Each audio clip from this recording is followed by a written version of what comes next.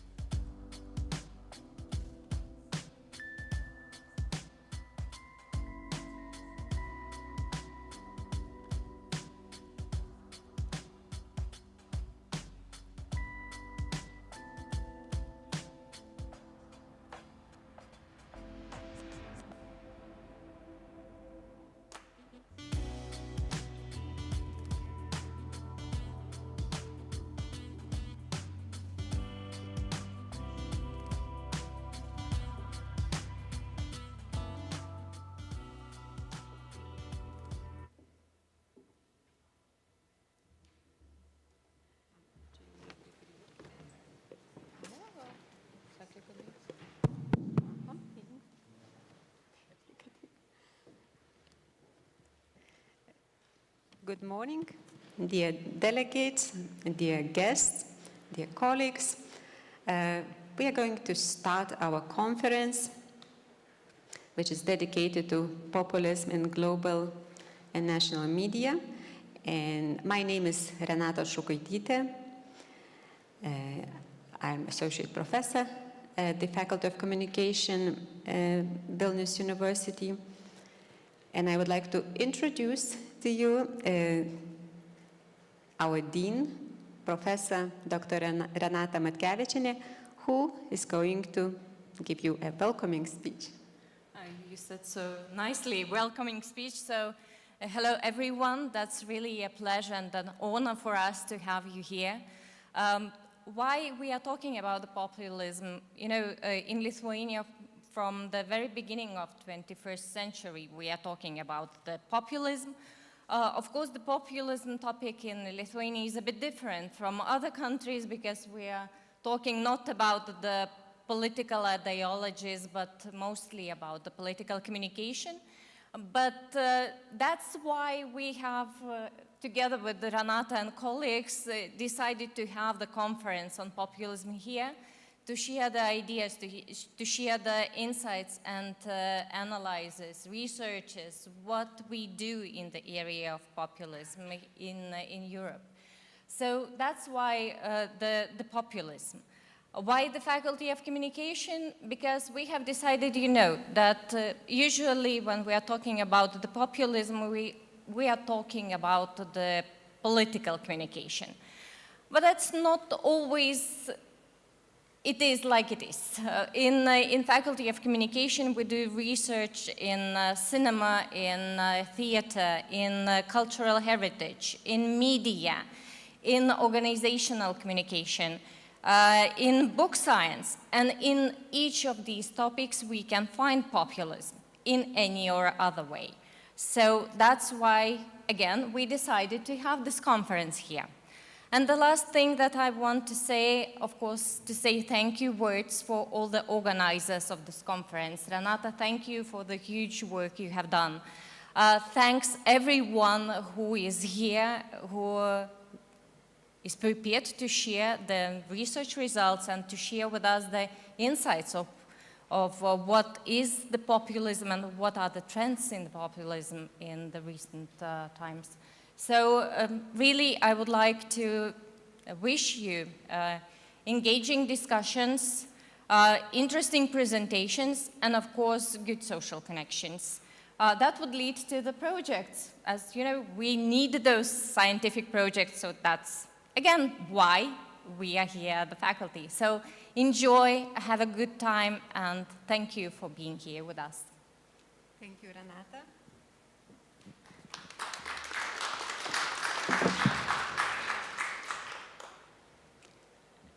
And I will just add to what Renata said, that we are very happy to receive so many insightful and wonderful proposals. And this conference is going to be illuminating, enriching all of us.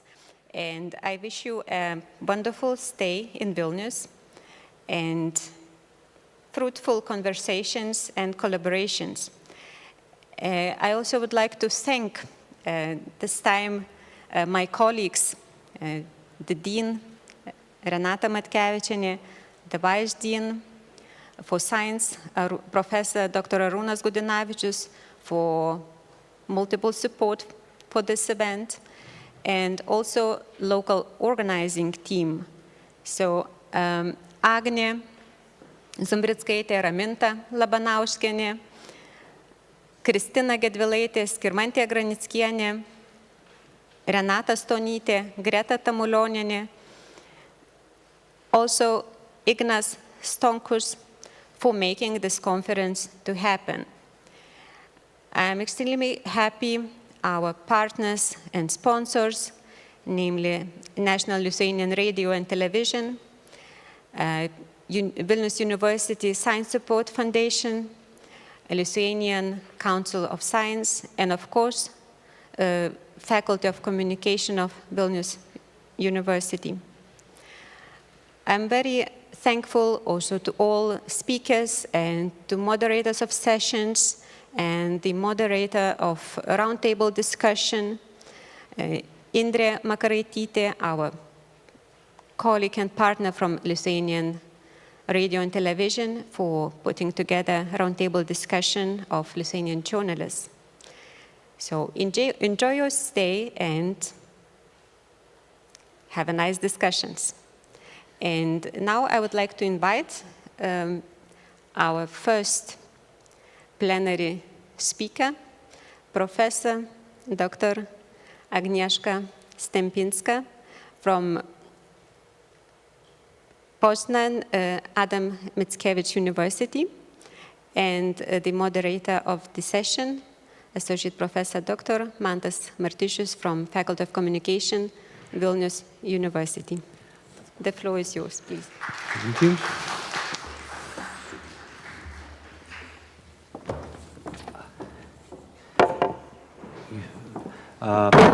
Sorry.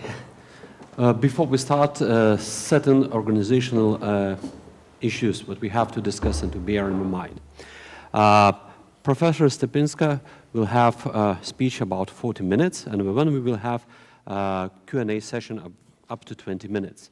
But we have to know that this conference is filmed and transmitted via internet, via Zoom. So those who would like to ask Professor the question, please approach the mics we have in the corners and introduce yourself and present. So let's start our first panel session, and Professor Agnieszka Stępińska will have a presentation, and which title is Populism by Thought and According to the Media. The floor is yours, please. Thank you very much. So first of all, I would like to thank for inviting me to this interesting and important event. I'm very honored and just happy, to be honest, to participate in this conference and have this opportunity to meet so many scholars coming from so many countries, especially from the Central and Eastern European countries, which is always important for me to know what's going on in the neighboring and close countries in the region. But of course, I know that there are also scholars coming from other regions of Europe and even the world, which makes this conference even more interesting for everyone. So once again, thank you very much for inviting me. So what I would like to share with you today, I hope it will. Oh, okay, perfect. So what I would like to share with you today is exactly what the Dean, Renata, mentioned at the very beginning. That's the perspective of political communication to the studies on populism. And I am just one of those scholars who are trying to combine the concepts and theories, but also the methods coming from political science and from the media studies, from the communication studies. So when I'm studying populism, I'm treating or defining populism as an expression of political communication content and communication style. And what I believe we can benefit from this kind of approach is the fact that we are not focusing only on political actors. And in fact, we don't have to define who is a populist and who is not in terms of the just ideology, even if we agree that that's a kind of thin ideology. But we may also consider other participants of the political communication, populist political communication, including the media, but also the citizens. So the perspective is quite broad. And in my studies, I focus mostly on the media component. But obviously, when we are studying the media coverage of the populism, but also if you are studying how the media actually participate in this process of communication, we are referring to both political actors and citizens. So everything is there, let's say. And what I would like to say a little bit more today is the so-called media populism, the term which was coined some decades ago, but it's still developing because we have more and more studies conducted on exactly the role of the media in the populist political communication, or let's say, in a more broad perspective, the relations between the media and populism. So in the literature, you can find different definitions and different concepts of so-called media populism. Mostly you can see at least two main dimensions or two different types of the media populism. First type or first dimension, let's say, is the populism through the media. That's the situation, that's the scenario when the media are providing some kind of forum for actors using populist communication in the content of the media. And because of this kind of, let's say, activity of the media, we may say that the media help disseminate these messages, and they also increase the visibility and legitimacy of these actors.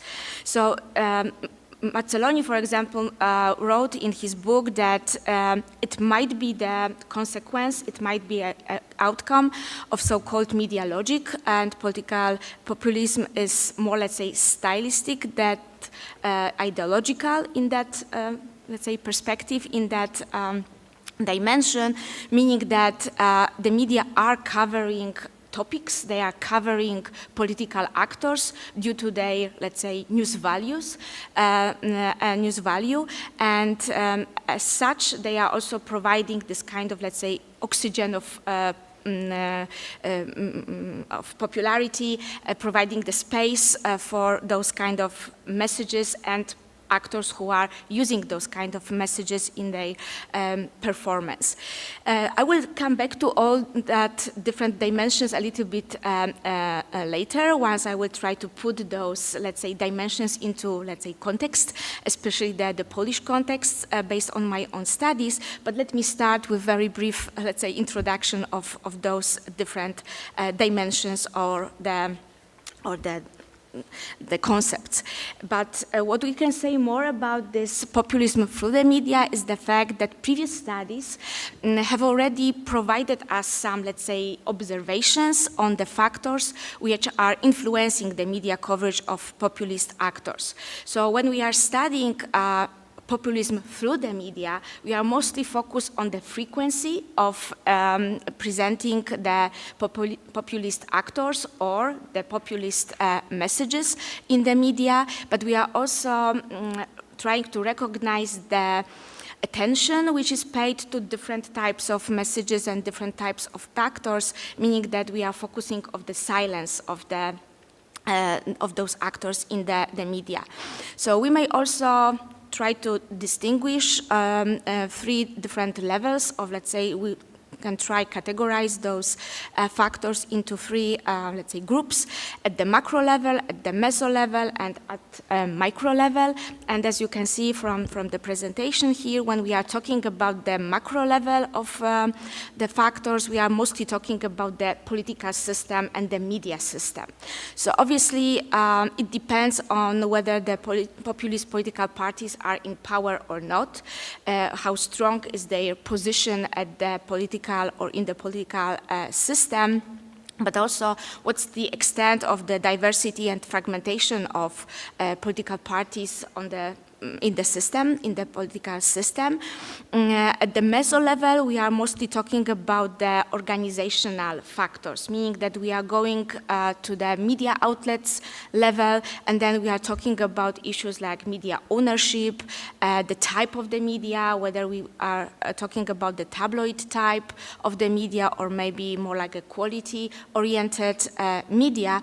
But also we can talk about political parallelism of the media system that you can really see at the media outlet or the media organizations level, meaning whether you've got media outlets which are very strongly, very explicitly, let's say, oriented towards some political orientations or maybe even political actors. So it's kind of like between the macro level and the meso level.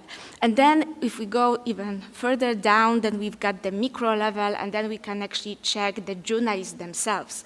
Because every time we are talking about the media, in fact, we are talking about the people who are working there, right? There are some people who are taking some responsibility for what's going on in those media, but there are also those who are just working on the coverage of particular events. So that would be also interesting to see how they operate and how they perform their roles, and that would be one of the topics I would like to discuss further during this presentation. So I'm not going to show you all the, let's say, outcomes or findings from so many different studies that have been conducted for years across Europe and across the world. I'm just collecting the main points just to emphasize some of them, and then I would like to develop a little bit more.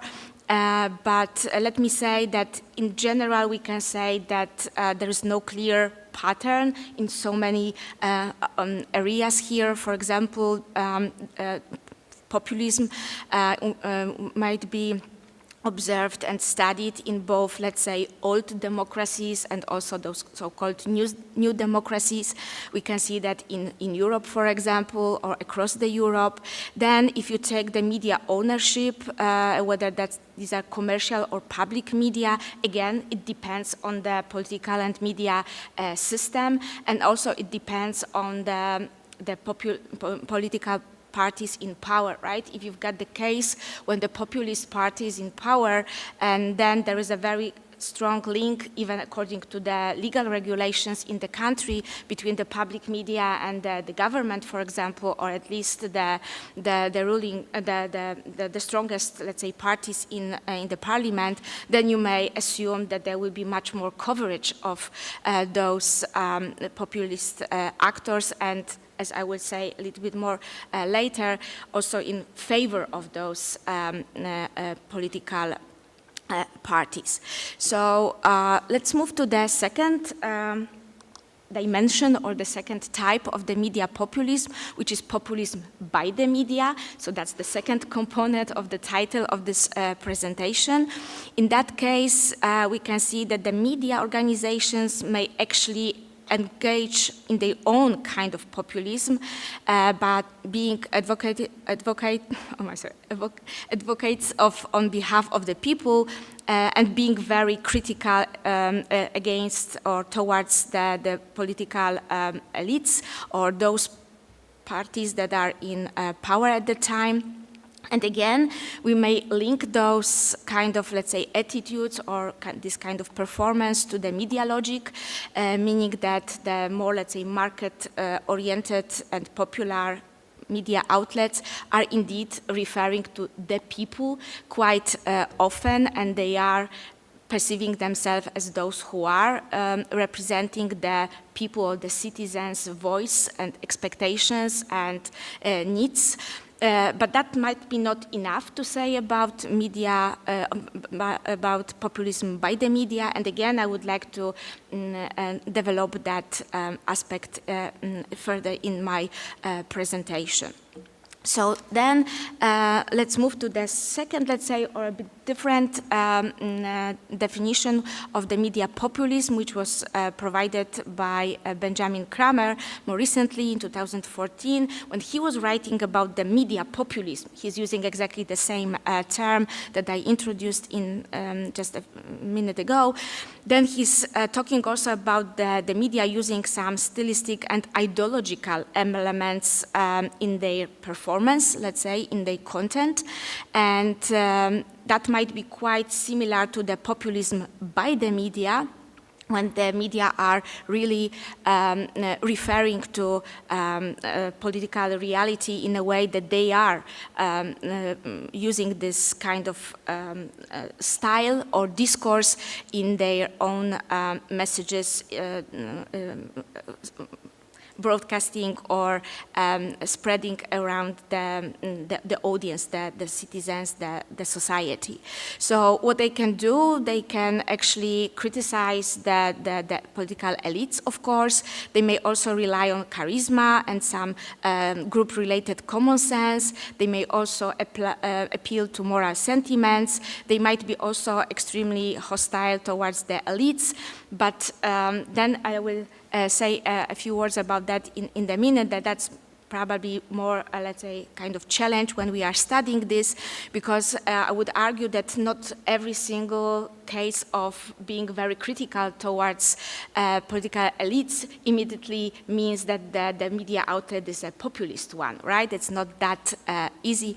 That would be one of my arguments I will share in a moment. So let me move to the already existing, let's say, concepts and presentations of the roles of the media and populist political communication that you can find in the literature. Again, here I'm referring to Martin Wettstein and his colleagues, the paper published in 2018. They are just naming the roles like gatekeepers, originators, and interpreters of populist actors or populist messages. And the third one, interpreters, is very close to what I called in my own study populism according to the media dimension or level. So again, as you can see, gatekeepers are exactly close to the populism through the media, when the media are actually deciding whether they are going to cover the event or the statement made by the political actor, which the statement might be somehow populist in the sense of the content or style. They might be also the originators of the populist messages, so then we've got the populism by the media I just described. And the third, let's say, role is the one which is referring to interpretations, opinions, comments, and evaluation of behavior of the political actors, including the populist actors or those who are using the populist style of political communication.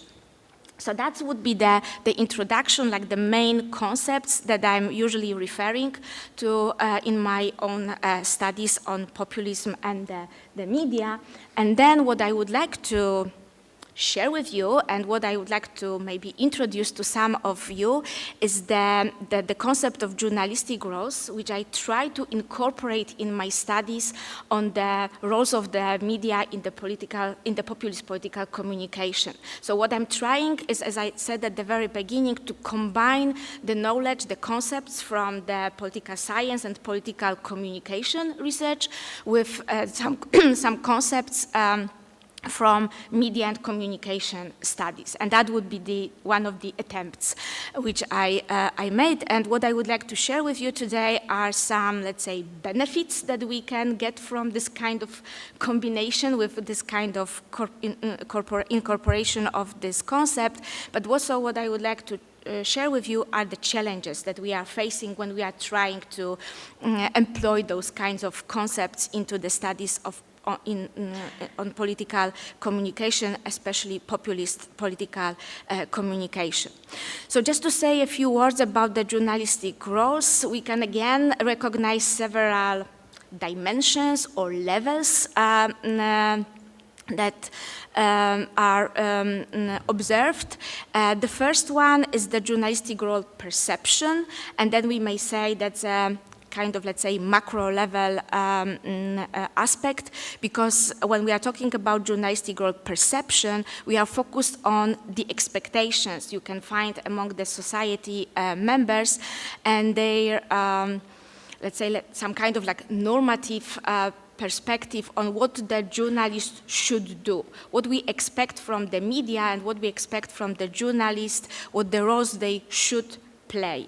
Then we can move to the meso level, and then we are studying and we are discussing the journalistic role performance, which might be defined as the collective outcome of some concrete newsroom decisions and the style of journalistic reporting. So that's exactly what the journalists are doing. So imagine that you would like to study journalistic role perception, then you should probably conduct a survey among the society, among the population in your country or in the cross-national studies, so then you can learn what people expect from the media. When you are studying journalistic role performance, then you definitely need to conduct some kind of content analysis to see what exactly is there in the media. But then there is also journalistic role conception kind of level, let's say, and that's the micro level. That's exactly what journalists say about their own, let's say, values and what they believe are the most important roles that they are playing or they believe they should play. So that's, again, some kind of study of a qualitative but also quantitative type. You may either conduct a survey among the journalists or conduct a series of in-depth interviews to really learn what they are thinking about the roles they are playing or they should play. So in my studies, I focus mostly on the journalistic role performance. I try to combine the analysis of the content of the media with my knowledge and understanding on the populist political communication. In those studies, I'm employing Claudia Mellado's concept of journalistic roles and her, let's say, models she introduced in 2015, but then she developed in many other papers as well. There are several of those, let's say, models or roles. One of them is interventionism. It's mostly about the so-called the presence of the journalistic voice. I will show you in a moment the slide with the structure of this concept. Then the watchdog and loyal facilitator, but also service and civic perspective. And also you can see there's the infotainment role, obviously, one of the roles of the media are playing. So we may try to, let's say, take a look at those indicators in detail. I hope it's not that easy to see, but let me tell you a little bit about those dimensions of journalistic role performance. And you can see there are several, let's say, domains, but there are also some roles, and each role is actually measured when we are studying whether the media are performing those roles, whether they are playing those roles. We are just measuring the presence of particular indicators. So for example, for the interventionism, you can see that it's all about taking sides, it's about providing interpretation, but also using adjectives, especially those which are providing the evaluation, but also using the first person. So we can really hear like a journalistic voice in the message. When we are talking about the watchdog, I think it's quite clear for everyone. It's mostly about questioning and criticizing the elite's performance. When we are talking about the loyal facilitator, it's mostly about supporting some institutional activities and promoting the positive image of political actors. But also when we talk about civic role, then these three are, let's say, or four are the most important in my own studies. Then we can see that the media are representing the citizens, meaning that they are covering citizens' perspective. They are also presenting citizens' demands, questions, and expectations. So they are talking on behalf of the society, of the citizens. So even if you are listening right now, you may actually see that we can really see the opportunity, let's say, and some very close concepts to the populism, because when we are talking about the role of the watchdog, it sounds like close to criticism towards the elites. So the question is it like the anti-elitist populism, really? What about the civic model, right? Is it like talking on behalf of the people? So it sounds like the empty populism according to one of the concepts that we are using in studying populism. But as I will argue in a moment, it's not that easy as it sounds. And we should be aware of this. Also, when we are talking about the interventionism, when you've got the journalists who are very much engaged in interpreting and commenting and providing the opinions and evaluations, again, it sounds like populism by the media, meaning that they are very much involved in this political discourse, including populist discourse, probably. So when I was conducting the studies on journalistic role performance, I thought, let's try to combine those perspectives. Let's see what happens. So let me tell you what happened. So then a little bit of the Polish context, which I would like to share with you. As I mentioned, I participated in the project on the journalistic role performance. There were two waves of this project, one in 2012, the second in 2020. So we've got kind of huge amount of data we can use, and based on the data, we may also draw some conclusions.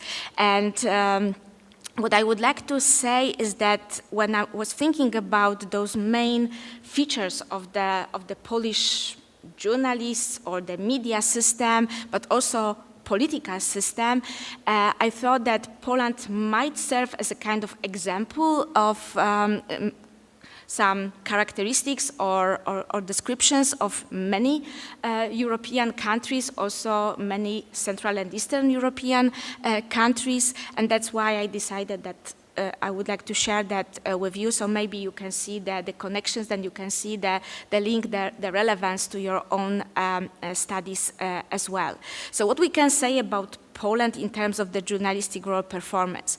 We may say that definitely there is a high level of interventionism.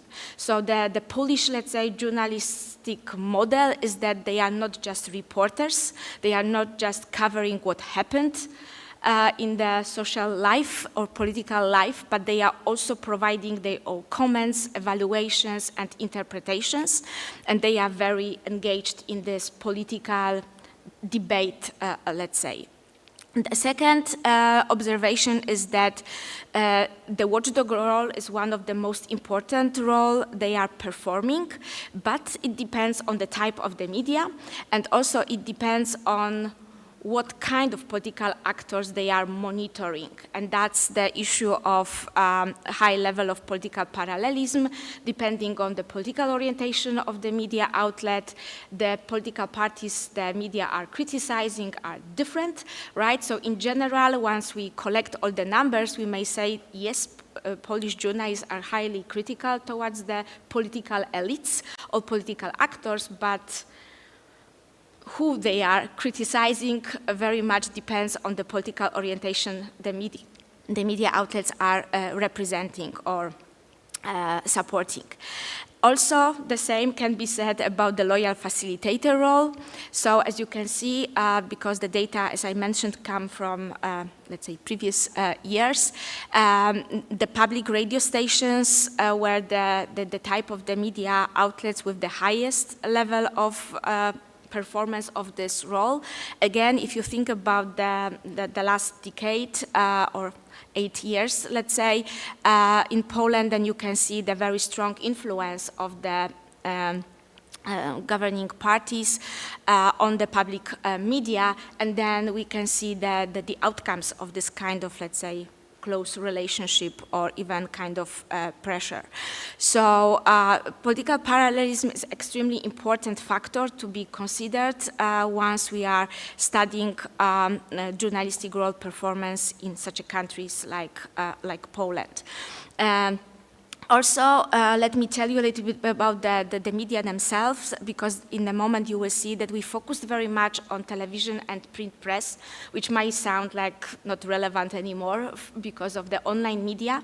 But again, if you check the numbers for Polish citizens, you will see that television is still the most important, the main, let's say, source of information about political issues in general. Obviously, there are very significant differences across the generations. The youngest generation, the younger generations are using mostly online media, but in total, television still plays a very important role.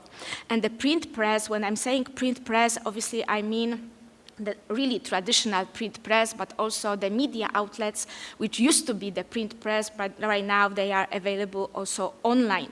And what is important to say is that they are still important, let's say, brands. They are still important sources of information, even if, you know, no one actually, or not that many, maybe I should say, really read the printed version of the newspaper, but if you check the number of subscribers of the online, of the digital version of the print press, the numbers are still quite high for many of those media outlets. So that's why I believe it's still worth studying those types of media.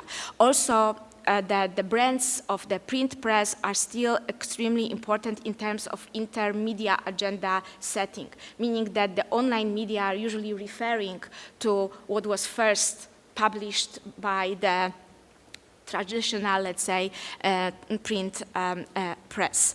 So let me go now to the different types of the media populism again, but this time with a little bit more of the context and some, as I said, connections or interrelations between studying different aspects or types of media populism and journalistic role performance. So let's come back to the populism through the media. And as I mentioned, in practice, populism through the media is actually displayed or is performed by mostly the coverage, so the frequency, the attention paid to the political actors that might be regarded as populist actors, then the media coverage of populist statements made by different political actors, and that's the political communication approach I mentioned at the very beginning, meaning that you can not decide who is the populist actor, who is not, but you may study to what extent each political actor are actually is actually using the populist style of communication. But also we may focus on the media coverage of issues which are, let's say, owned by populist political actors. These are the topics, these are the problems, these are the issues that populist political actors usually refer to, like migration, like the deteriorating economic conditions, unemployment, corruption. In some countries also the EU, which is perceived as the elite. If in the country you've got the populist actors who are very much against further integration or current integration to the EU, then you may also find it as a topic owned by populist political actors.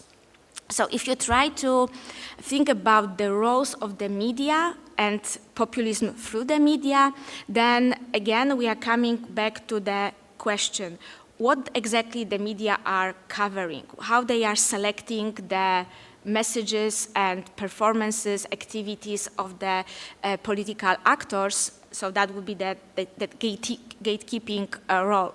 So again, I would say that it very much depends on the political orientation of the media outlets and who exactly they are selecting to cover, and then whether it's more like a critical coverage, meaning that they are mostly emphasizing the wrongdoings, or maybe they are covering the events which actually provide the opportunity to create a positive image of a particular political party.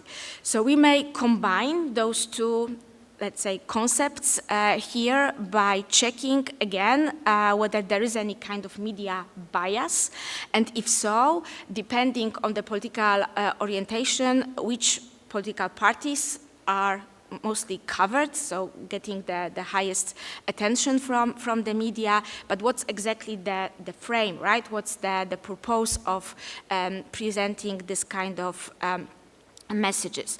But as you can see, even from now, it seems like studying just the populism through the media might not be enough, right? Because even if you notice that there is a very high percentage of the presence, so the frequency of the presence of some political actor is extremely high in some kind of media, it doesn't necessarily mean that it's always positive for the political actor, but definitely what the media are doing is what we mentioned before. They are somehow fostering or at least providing the opportunity to spread the message, right? Even if it's completed with the critical note, it's still there. It's already presented, right? It's already shared with the audience.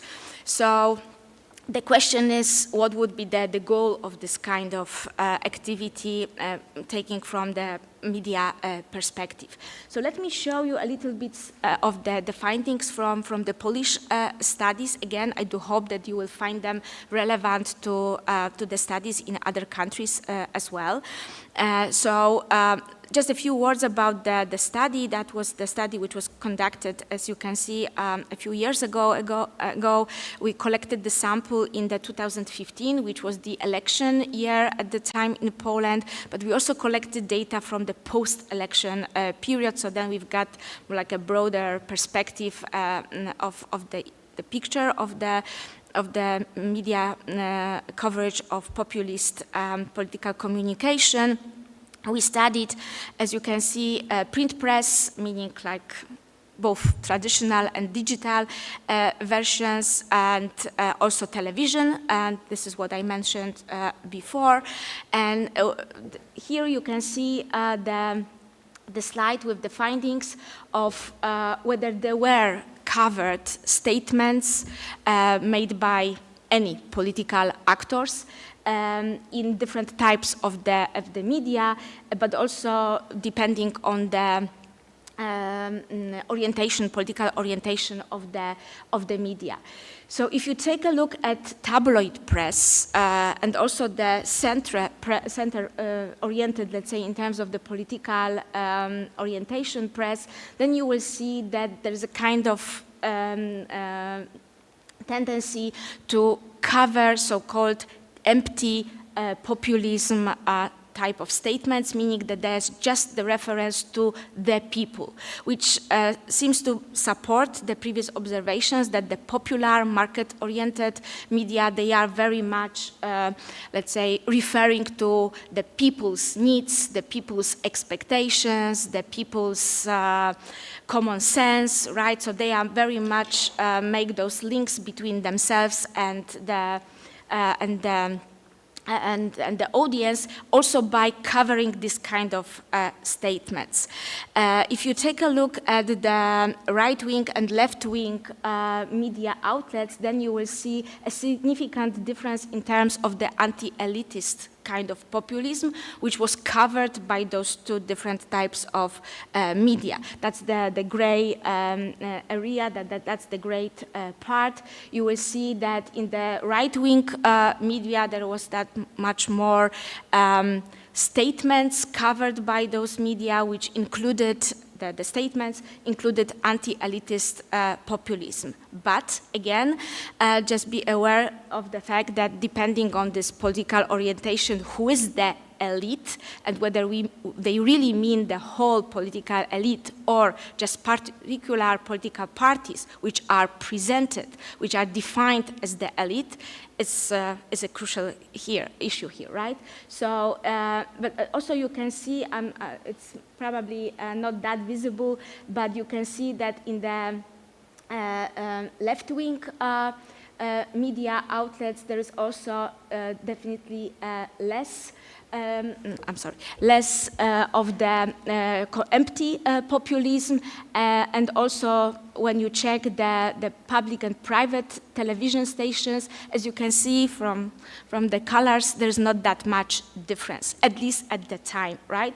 The biggest part is the none, right? So they are really not covering that much of the populist statements at that period of time. So as you can see, we may learn something from studying populism through the media, but the picture is not that interesting, let's say, in terms of the findings. We have this sense, we've got this feeling that we definitely need to go deeper into the analysis, right, than just studying how often the media are covering these kinds of statements. So then we can move to the populism by the media.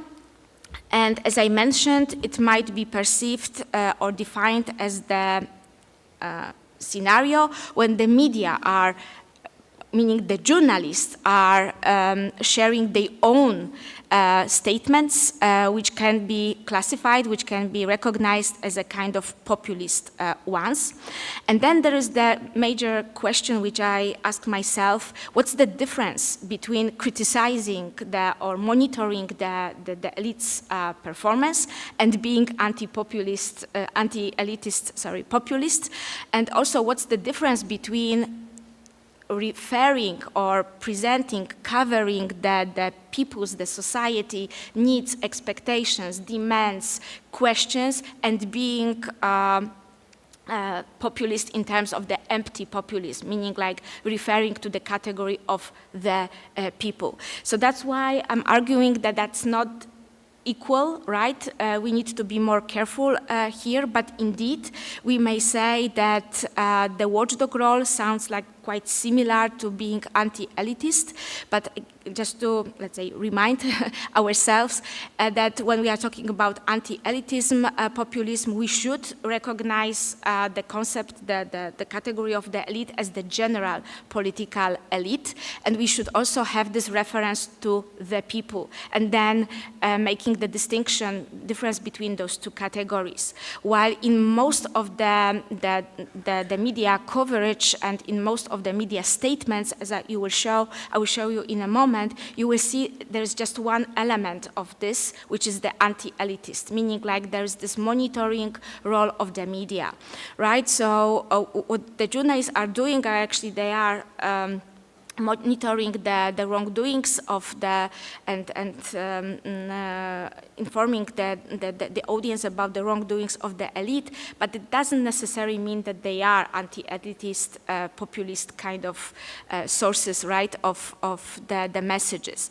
And again, when they are talking about the citizens and their own expectation, in that case, I would say, yes, maybe it's quite close to the empty populism, meaning that there is this reference to the people. But again, if you've got the media system with a high level of political parallelism, then you should always check who they really mean by the people. Is it really the general population, the general group of the citizens or the society, or maybe when they are using this term, they are actually thinking about some particular group of the people that they are representing, right? So it might be not equal again. What is important to mention, and this is what I said earlier, is the presence of the interventionist role. So if you've got the media systems with the very high level of the interventionist role, meaning that the journalists are very much engaged into the political discourse, then you may assume that they will also be somehow engaged in this populism by the media, because that's the part of the model of the journalists that you can find there. And then briefly some numbers. I will just emphasize some of them. I emphasize the journalists. Here you can see the percentage of let's say news items that we studied, which included statements made by the journalists, right, that could be considered as populist somehow. But what's important is the second table, where you can see that we distinguished between types of the populism and just criticism of the elite. And then you can see that the number is extremely high. 63% of the items we analyzed included criticism toward the elite, while 26 of the items included both elements, meaning the reference to the people and the anti-elitism attitude that could be classified, that could be categorized as the anti-elitist. So there's not that much anti-elitism, anti-elitist populism in the media as actual watchdog kind of monitoring role of the media. And the same could be said about the exclusion of the outgroups. As you can see, there's a higher number of just presenting some negative attitudes towards any others, while or in comparison to really excluding type of the populism, right? So, as I said, we need to be careful with stating that journalists are indeed populist or the sources of the populist statements in the media. But in fact, we can see that indeed they are using those types of, let's say, messages, the messages that include at least one element of this populist discourse or populist style. And then what I also wanted to emphasize is that if you check again different types of the media, then you will see that while in, I'm sorry, in the print media, there is much more this kind of, let's say, engagement, involvement, right? In the, let's say, television, there is less, but that's also because of the format, that's also because of the material we collected. These are news items, so on television there is less time and space to be used by the journalist to present his or herself kind of statements, while in the print press, Polish journalists are definitely sharing their own comments, present their interpretations and evaluations. So let me move to the final aspect, the last one, which is populism according to journalists. So this is what it was mentioned before as media as interpreters of the populism. When I was studying populism according to journalists, included a little bit more aspects of this, let's say, dimension. I asked the question, who is actually introducing the term populism in the text? So who is using this term in the text, whether there's a kind of source that the journalists are just quoting, or maybe the person who they are interviewing, or maybe this is them, right, who are introducing this term. And then once the term is introduced, what are the frames used while describing populism, and what's the evaluation, whether it's presented as something that might be a threat towards for or to democracy, for example, or whether there's something that it's quite easy to understand, and there's a kind of description in a more, let's say, neutral way. And again, we may move to some findings. And what I found extremely interesting was the fact that in the items I studied, as you can see, again, from this period 2015, 2017, but this time I collected and selected only those news items which were using or including the term populism, so then I can get the more precise picture. And then I found that across all those years, those 3 years, journalists were the group who actually introduced the topic or the issue, the term, into the text. As I said, either when they were commenting on some populist political actors, or whether they were commenting on some statements made by political actors, or when they were interviewing some experts or politicians, so then actually use that term. So in the next stage, in the next step, I checked what are the main frames used by journalists when they are using this term, and then I found that the frames really depend on two factors. The first one is, again, political orientation of the media outlet. So again, high level of political parallelism got some consequences here. So then you can see that across those 3 years, the only, the only frame which was quite similar across different types of the media orientation was the one when the journalists were talking about populism as an electoral or political strategy. So and that was the main frame used by many of the journalists. If you combine that numbers with the items presenting populism as a communication style, then you will see that the journalists have a very similar approach to populism as political communication scholars have, right? That's the style, that's the strategy. There's not that much about the ideology behind that. It's mostly about how political actors communicate some of their messages. But also, right, there are other frames used by the journalists, and then you can see differences across different political orientations of the media outlets.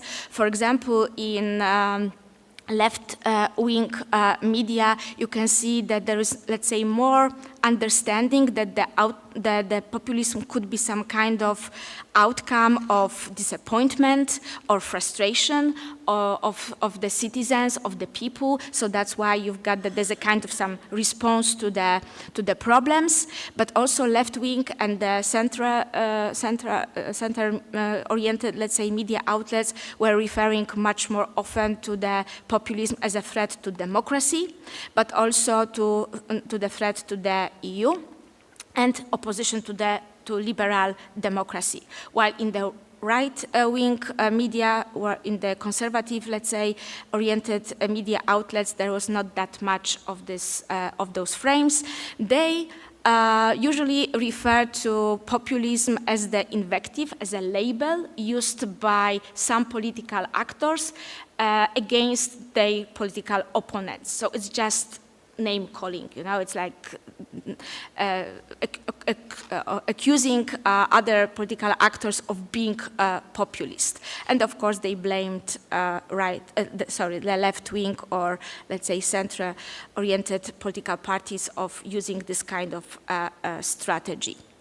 And then I also checked whether the context matters, and indeed, 2015, just to remind you, that's the election period, so then you will see that the communication style and the electoral political strategy is the highest in terms of the frames used in the media coverage of the populism and the way the journalists actually defined this term, let's say.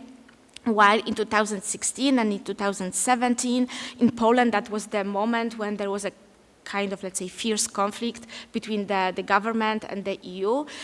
So then you could also see the reflection of this in the way journalists introduced and defined and framed populism as a threat to the EU, or also the opposition to liberal democracy and threat to democracy. So the context really matters. So just to summarize, I'm checking the time, it's almost 20 to 11. So just to summarize what I would like to conclude or share with you, and then maybe open some kind of discussion about that, is that indeed it's worth employing journalistic role performance approach to the studies on media populism, because we can see those connections, we can see those links between the particular roles and types of media populism, but at the same time we need to be careful about that, right? Because when we are talking about populism through the media, sometimes you can see that the lines between just reporting and commenting, interpreting, evaluating is blurred, or are blurred, those lines, right? So in the media systems, when the journalists are very much involved in this public debate, in the political debate, you should probably always take into consideration not only the fact that they are covering those kinds of political actors or statements, but also what's the attitude towards those political actors. When you are studying populism by the media, the challenge is not to combine, let's say, into one category all the statements made by the media which are just critical towards the elites, or just presenting the citizens' attitudes with the particular type of media populism, right? That let's say we require more from the populist statements than just one single indicator. And then when we are talking about populism according to the media, again, it's always worth checking both the political orientation of the media, but also the context, because across those political leanings and across the context matters, the way the journalists are interpreting, commenting, and evaluating populism may differ. But what's the final sentence is that if you've got, as I mentioned, journalists who are very much representing this interventionist model, then you can expect indeed quite many, let's say, cases of those populism according to the media and also populism by the media. So it's definitely like an indicator of this kind of types of the media and the other way around, right?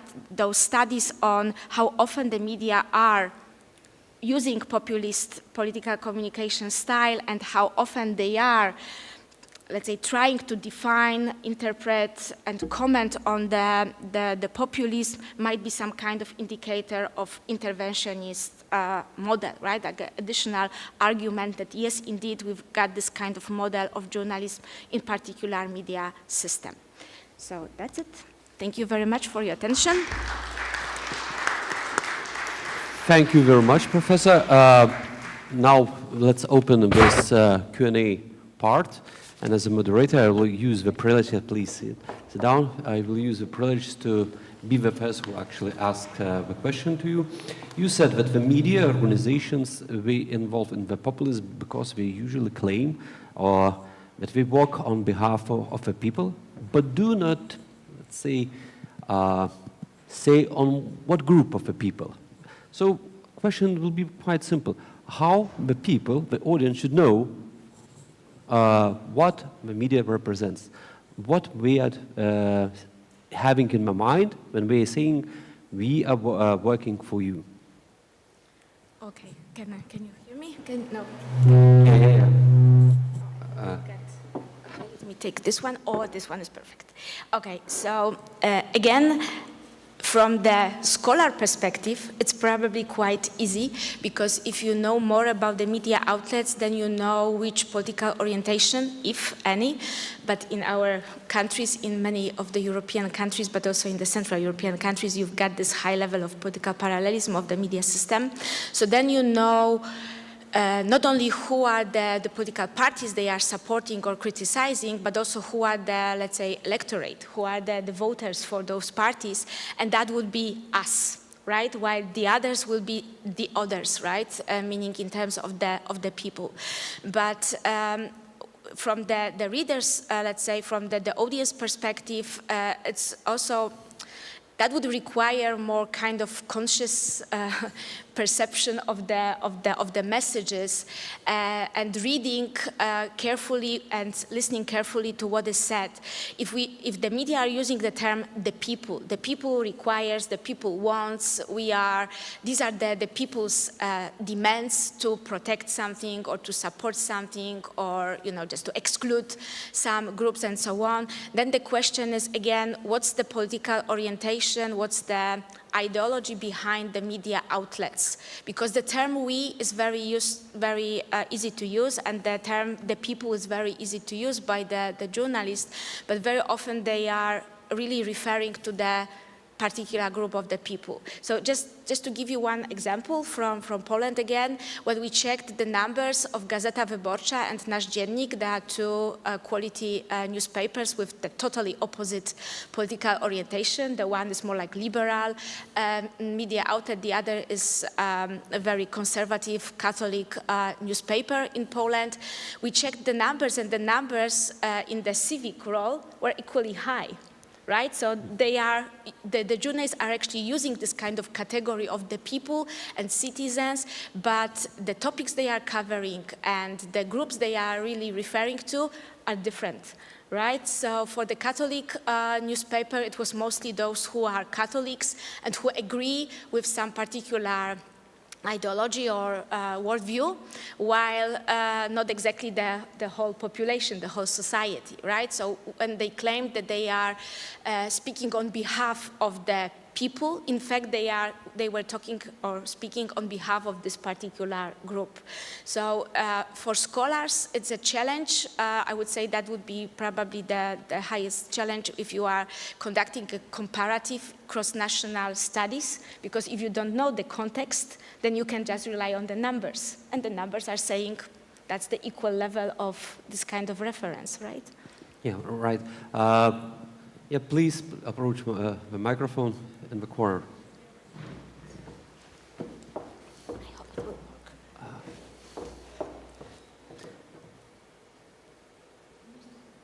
work. No.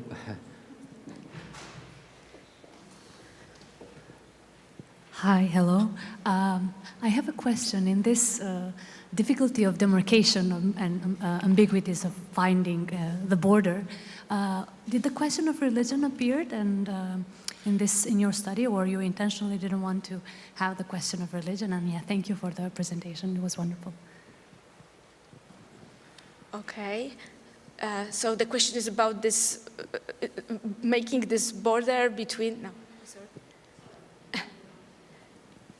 Sorry if it wasn't clear. So I understood the difficulties of the demarcation of by who is coming the question of populism.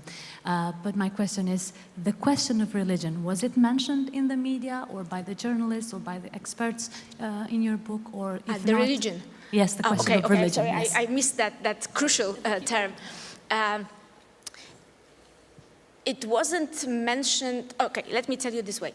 When we were studying the content of the statements made by politicians that were covered by the media, then you can see that the category of the people among the right-wing oriented, let's say, political parties is based on the, let's say, religion that is shared by the people, right? And in the Catholic newspaper I mentioned, the right-wing oriented media outlets, they are actually covering those kind of statements because it's in line for both, for the political parties, but also in the line of the media outlets. So you are right that it's not only about the political orientation, but it could be also this closeness, this kind of connection between the political actors and the media outlets might be based on, let's say, more general cultural, let's say, background. And the journalists are probably indeed selecting those kind of statements made by different sources, different political actors, which are referring to the issues that they are very much interested in. So I was not actually referring to those kind of data here, but once we were studying the actual content of the messages which were covered by the media, indeed in this Nasz Dziennik, that's the name of the newspaper, you could see many of those statements by different politicians which were referring to the fact that the Poles are those who are Catholic. That would be this kind of statement covered. Thank you. Do you have? Hello. Thank you so much for this very interesting keynote. So my question is related to the first question about the role of media. As far as I understood from the study that has been taken in Poland, this is more related to traditional media. Since we live in a world where it's very much digitalized and the role of social media is like very important, I would like to know what's the distinction between the role of social media or traditional media being present in digital media. Like, for example, back in my country, in Kosovo, we have all media platforms that are on digital and social media as well. And people nowadays, they usually get to the information through social media rather than through traditional media. And what's the readership or the estimation of the daily newspapers in Poland, I would like to know from, for example, from Gazeta Wyborcza as the liberal one. And is there any like a real a big difference between the populism that is being spread through a digital world, if I may say this way, and the traditional media? Thank you. Thank you very much. That's a very interesting and important question. So I would start with the fact that indeed all of the media outlets I was referring to in the presentation, they are obviously present both in the digital version but also on the social media. But if you think about them as the brands, as the media outlets, what is different is the channel, right? They are getting the access to the audience through different channels, but the content, the message, the style, the preferences, the enemies, the friends, right, are more or less the same across all the channels of spreading the messages. So I wouldn't say that there will be much difference here, but imagine that the journalists themselves are using Facebook or any other social media just to, again, reach some kind of audience through their own media, from their own social media profiles. I haven't studied that, but I can assume, based on the studies on, let's say, general model of the Polish journalists, that I might perform even more populism by the media on those channels, because that's exactly the place where the journalistic voice is even more heard, right? They are talking behalf of themselves, but obviously everyone knows the names, and they know that it's not like a regular citizen or individual, but that's the journalist who is sharing some of his or her comments through the social media. But that would be a very interesting area of study to compare what they are doing when they are officially presenting those kind of items in under the media outlet, let's say, brand, and when they are actually presenting some information or comments via their own social media, right? So that would be the first part of my answer. The second part is that you mentioned that indeed the traditional media are somehow losing the audience, and more people are using the digital or online versions of those media. Indeed, for example, you ask about Gazeta Wyborcza. Here I know the actual number because I've checked that for some other study. And right now, the number of online version subscribers is somewhere between 260 to 290,000 people, you know, like paying for the access to the online version of Gazeta Wyborcza. So indeed, not that many people are reading the paper version of the newspaper, but they are getting, I would say, quite a significant amount of readers via online. But they are also extremely active on social media, so you are right. So that would be the second part of this. But the other thing is that, which is also related to the issues you mentioned, is that not only the journalists, but also many other, let's say, sources of information and opinions are present on the social media. So once the society is getting those kind of information, they are collecting via social media information from different sources, right? And the general picture and the general message they are receiving is coming from many different sources. The question is, to what extent the media sources are still important in this media diet? Exactly. So thank you very much, because that's a very good idea for the study. Thank you very much. Let's see. It's the end of a session. Those who would like to ask a question, you can approach and ask them personally. We say a huge thank you for Agnieszka Stępińska from Poznań Adam Mickiewicz University. Applause to you. Thank you. And to the rest, I would like to say now we will have a break up to 11:15. We have a second panel. And see you soon. Thank you very much.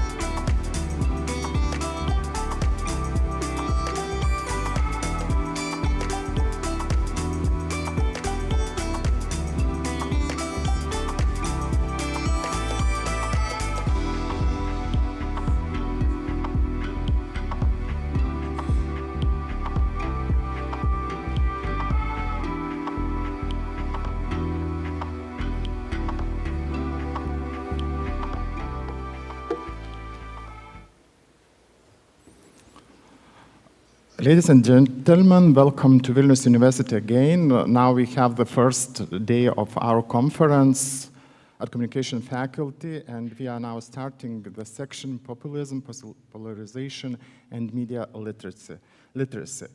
I'm so happy that I can to be with you, and my name is Andrius Gudauskas, and in this section we have 4 presentations. And all presentators sit in the first line, and I will invite each other.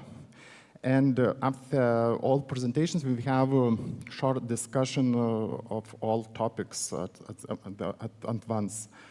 And let me invite our guest, Ignas Kalpokas, to open our morning section. Ignas Kalpokas is Associate Professor and Head of Master Program Future Media and Journalism at the Department of Public Communication, Vytautas Magnus University. The title of colleagues' presentation is How to be Less Nostalgic Than Populists Are, Going Beyond Binary Thinking in Communication Research. Welcome.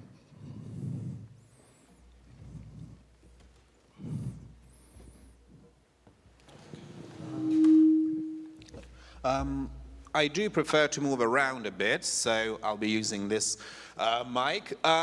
So thank you for the introduction, and it's an honor for me to start this panel.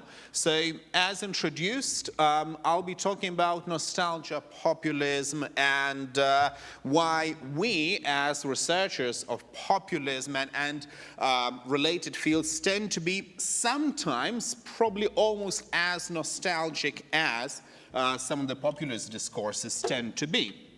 So we all know the drill, right? We know the situation as it is typically presented, that we're living through this time of fake news, of disinformation, of post-truth, and I'm not to argue with that.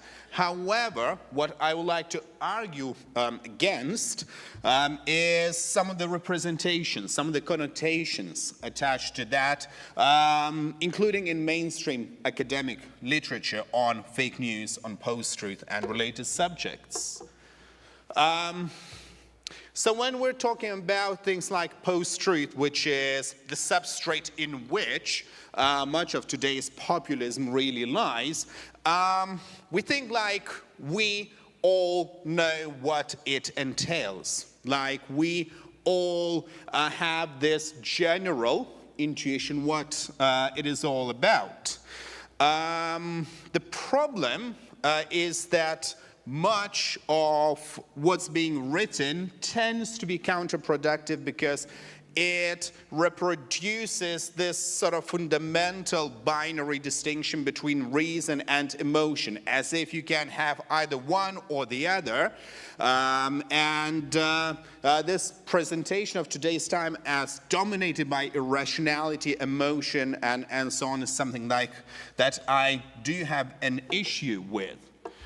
And I think much of that discourse is summarized quite well in this cartoon, that somehow, it's like, we have idealized truth, of course, represented here by René Descartes, and on the other side, we have just an ordinary bloke on Facebook saying, no, I believe something, therefore it must be true. And as if we have somehow degraded from all being like Descartes to all being like this bloke on Facebook. Unfortunately for this narrative, it's both ahistorical and, as I said, counterproductive in understanding how to deal with populism today. So part of what I've been doing recently is working on trying to classify, trying to establish some of the sort of common tropes that researchers are using when discussing post-truth and post-truth populism as well. So first of all, the emphasis is on this idea of deluge of disinformation, right? So we're all about to get swamped, or actually sometimes have become swamped by this wave of irrationality and incapacity to reasonably carefully select from what's being offered to us. Another broad theme is that of polarization, and that we have all become prone to opinion congruence. Essentially, confirmation junkies, right? So we all seek just emotional gratification from finding information, receiving information that we're bound to agree with. The third broad theme that's evident in literature on post-truth is this kind of lamentation that we just don't care about the public good anymore. That we have become, once again, so addicted to confirmation, so addicted to emotional appeals from populist leaders that we have lost this broad picture of what our society is really all about. And then we come to this idea that I already mentioned, that somehow we live in a time of decay. So this is where the nostalgia bit really kicks in, right? Because most actually of what's being written about the subject has either an overt or at least a covert aspect of some kind of degradation that we don't really think adequately anymore, that we are all just, irrational beings. Sometimes cultural aspects are being blamed for that, including popular culture, including entertainment and so on. Sometimes philosophical schools, postmodernism tends to be bashed a lot in this respect, that it somehow corrupted our outlook towards truth, that the skepticism that postmodernism has induced in us is somehow almost the root cause of the era of post-truth as it is sometimes represented. Then, another point of lamentation is about the erosion of hierarchy. Traditional knowledge hierarchies, traditional power hierarchies, traditional authority structures. That the fact of us being unable to distinguish between truth and falsehood and giving in to emotions is the result of us no longer caring about traditional ways of accessing and verifying knowledge, traditional ways of getting socialized politically, culturally, and so on. And finally, of course, that's where populism comes to the fore, really. It's about political opportunism. That because of all of the aforementioned problems, we're just so easily seduced, that we're so prone to being led and misled by opportunistic leaders that we somehow don't question things anymore. So these tend to be the sort of common tropes when researchers, scientists are analyzing and writing about post-truth. And I think we all more or less recognize that general spirit from our intuitive associations with post-truth and post-truth populism. And certainly, when you add technology into the mix, particularly generative artificial intelligence, you have another field of this decay discourse. Again, it's rooted in many ways in actual problems, including the ease of polarization and the creation of filter bubbles in social media, all of that. But at the same time, it's very easy to give in to this demonization of technology. Again, our reason, our humanity is somehow being undermined by technologies, that technology, particularly digital technologies, are those lawless spaces in which disinformation, manipulation, abuse, and other things thrive.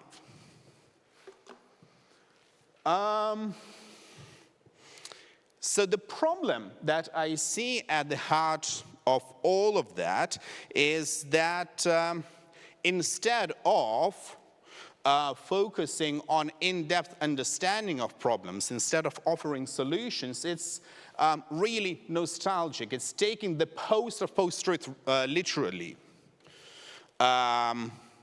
That's generally, I think, the problem with all of those discourses about great historical breaks, including this one. That's somewhere between 2015 and 2016. There's been a great historical break, and now we've entered an era of post-truth.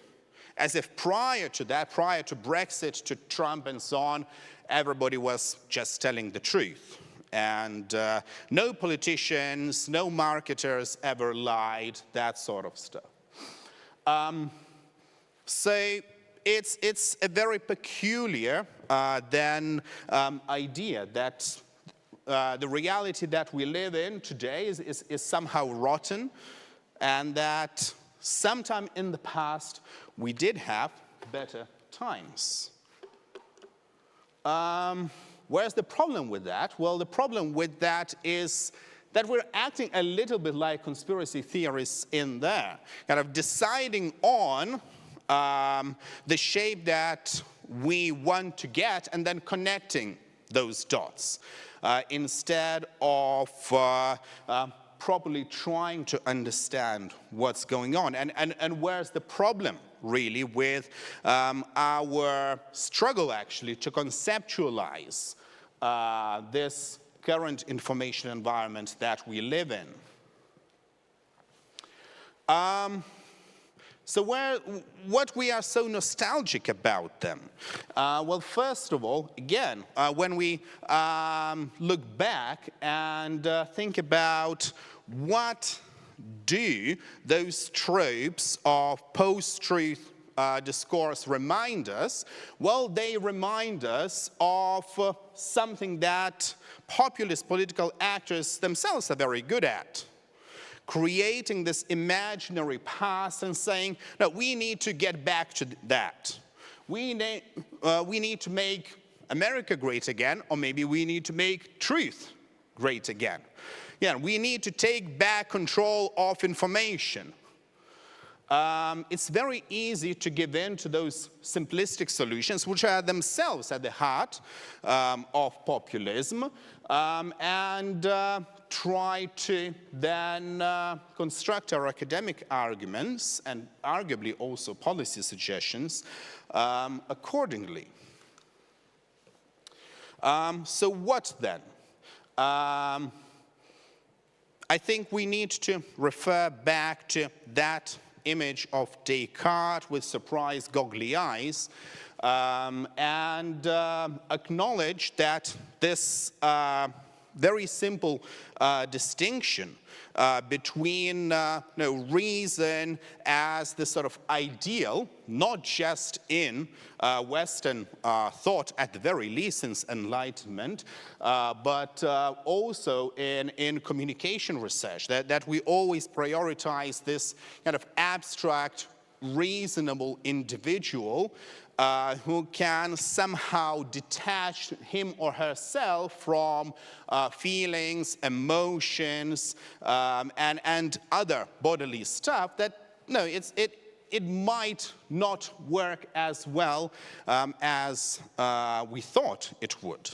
That, the binaries that we're used to, mind, body, reason, emotion, that sort of stuff, our reliance on them might actually be at the heart of our inability to explain current phenomena without resorting to that simplistic nostalgia for times allegedly past, when there was proper reason, when mind prevailed over emotion, over bodily stuff, and so on. So what does that leave us with? It leaves us with this illusion that if only we were able to maintain rationality all the time, that we could somehow arrive at a shared meaning.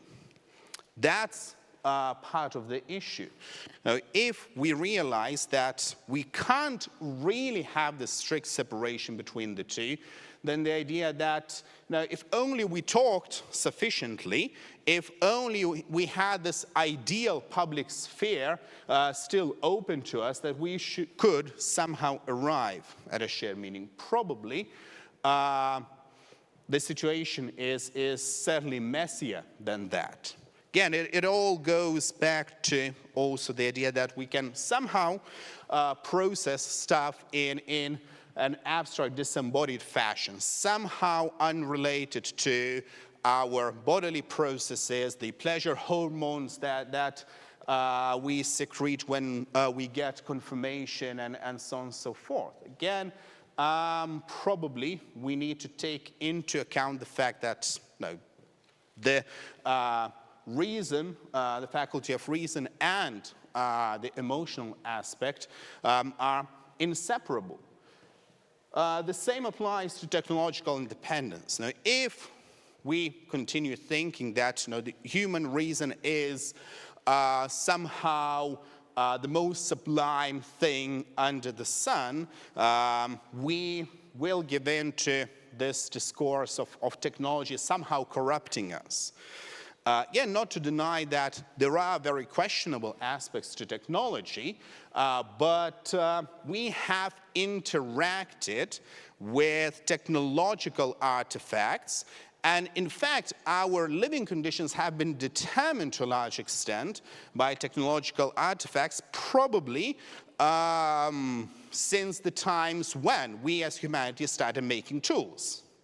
And with every new technological invention, this interaction between us inventing things and our inventions changing our living conditions has been constant. So again, trying to separate ourselves and algorithmic content governance, artificial intelligence, generative AI, and so on, probably it's a little bit futile. And also, while it's very easy to call this kind of Cartesian outlook anthropocentric, again, we need to think slightly more critically about it. Who is that human of human-centrism, the anthropos of anthropocentrism? And again, if we look at that more clearly, it's always been this sort of materially secure, relatively wealthy, relatively educated Western man in the gendered sense of the term, who could allow himself the luxury of just sitting somewhere and thinking and basically doing nothing else. So this understanding, even in that sense, has always been biased, and yet we somehow extrapolate that to the entirety of humanity today. So the final message that I want to convey in this presentation is that simplistic explanations, those that draw very sharp lines, between things are easy to follow, easy to convey, but if as scientists we give in to this tendency, well, what then separates us from populists themselves? Because at the heart of both of us then will be this propensity to rely on oversimplifications and on very primitive appeals to seemingly self-evident things that in fact aren't that self-evident. So thank you, and I give the floor to the next presenter.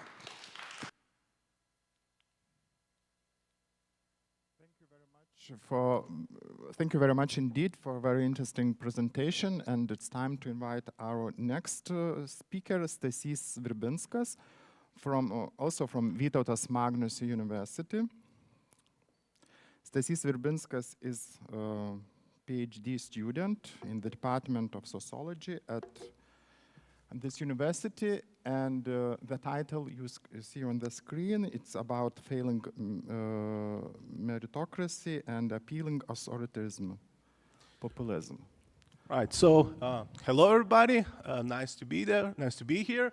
And yeah, today I will try to talk about the possible connection between the failings of meritocracy and the appeal of authoritarian populism.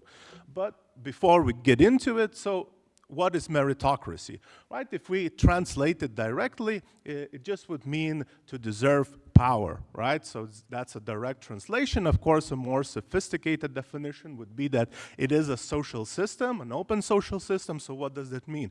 Well, it means that a person is free to experience both positive and negative social mobility, meaning that they can climb up the social ladder, can also fall down. And based on what? Well, based on their merit, which consists of what? Of two things: their talent and the propensity to work hard, right? And so it's also an anti-egalitarian system, right? Because it promotes social stratification. It basically says that whoever has the most merit should be on top, right? And of course, the ones who do not have merit or have very little merit should be on the bottom in the societal hierarchy, right? So a little bit of background. Even though we can say that this concept is literally 1,000 years old, actually the term meritocracy is pretty new. It only was used the first time in the middle of the 20th century in 1956 by British sociologist Alan Fox. And it's interesting to point out that this early meritocratic discourse, the meritocratic discourse of the 20th century, was really overwhelmingly negative. It was critical of this idea of meritocratic society. However, with the emergence of neoliberalism, neoliberal ideology, everything changed, right? It now is started to be seen as this desirable system that needs to be implemented, and it gained support from all sides of political spectrum, right? And it's now desired, and now in fact we can say that most societies are meritocratic, at least to some extent. Right, so now let's talk about promises of meritocracy. So why is the system attractive, or might be attractive? Well, the core promise was to solve the problem of social exclusion. Now, what does that mean? Well, it means that in theory, regardless if a person, let's say, is born in a poor family or a rich family, regardless of their gender, regardless of their race, regardless of their ethnicity, age, other social factors, the idea was to give everybody this equality of opportunity to realize their potential. And then, of course, the only thing to judge them, to determine their status in the society, their place in the societal hierarchy, should have been their merit, right? So that was the promise, and that's why it was seen as maybe attractive, at least to some people. So why did it fail? Well, I have to say that I'll only be talking about the United States because of lack of time, but it needs to be said that this analysis can also be applied and is applied to Great Britain with regards to Brexit, and it's also potentially can be applied to other countries as well. But today I'll be talking about the United States and the election of Donald Trump. So let's get back to the slide. So, okay, so how did it fail? Why did it fail? How do we know that it failed? Well, because as it says here, the most important determinant of where people end up economically is where they start in the first place in the United States. Meaning that it's not merit that decides their place. No, it's their family that they are born into, the circumstances that they born into, right? So it failed. It means that it was not implemented.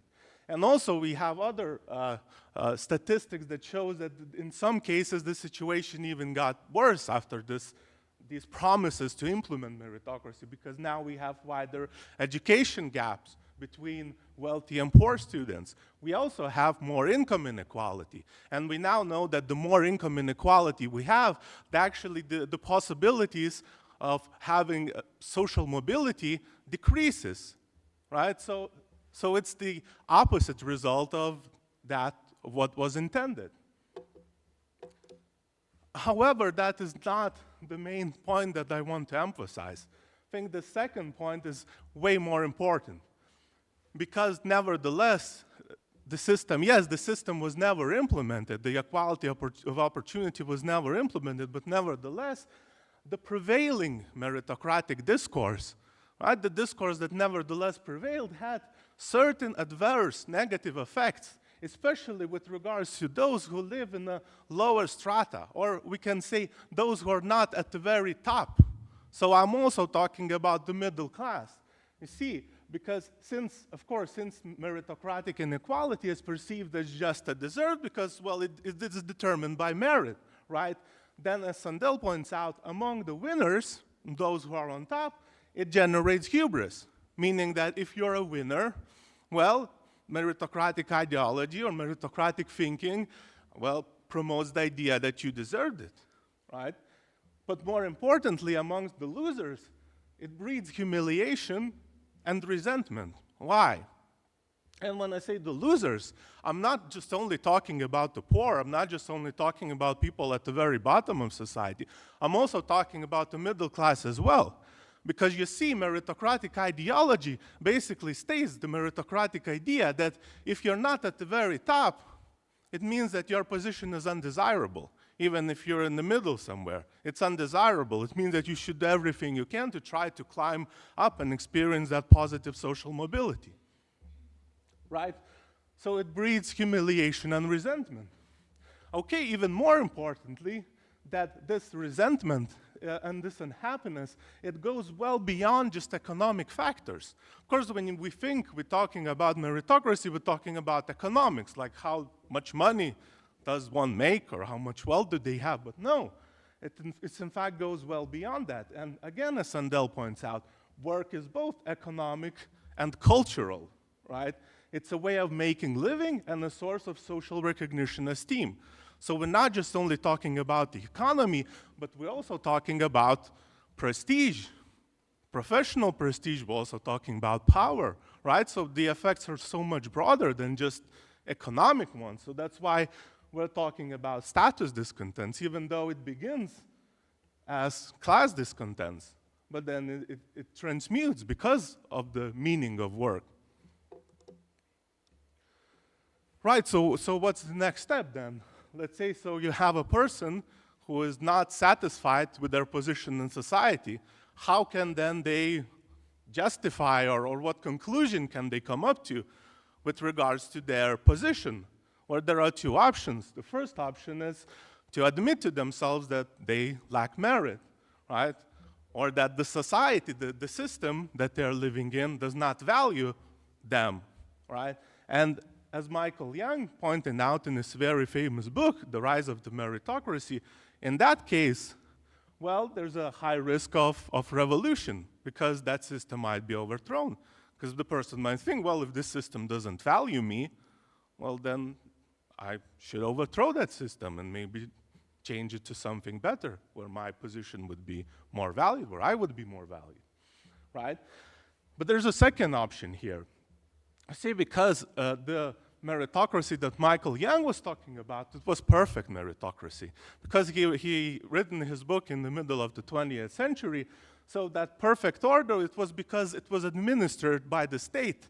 And it was also steeped in this belief about a positivistic way of looking at science, right? So they believe that we can tell everything by science, and then the state can administrate it, and therefore is perfect. Of course, today's meritocracy is administered by the market, right? And the market is not perfect. So it kind of helps actually to the system's sustainability and longevity. Why? Well, because the person can say, well, it's not my position is undesirable, not because the system views me as lacking merit. No, it's because the system is not perfect, right? The mechanisms are not perfect. The mechanisms do not recognize my merit. So therefore, we need more meritocracy, not less meritocracy.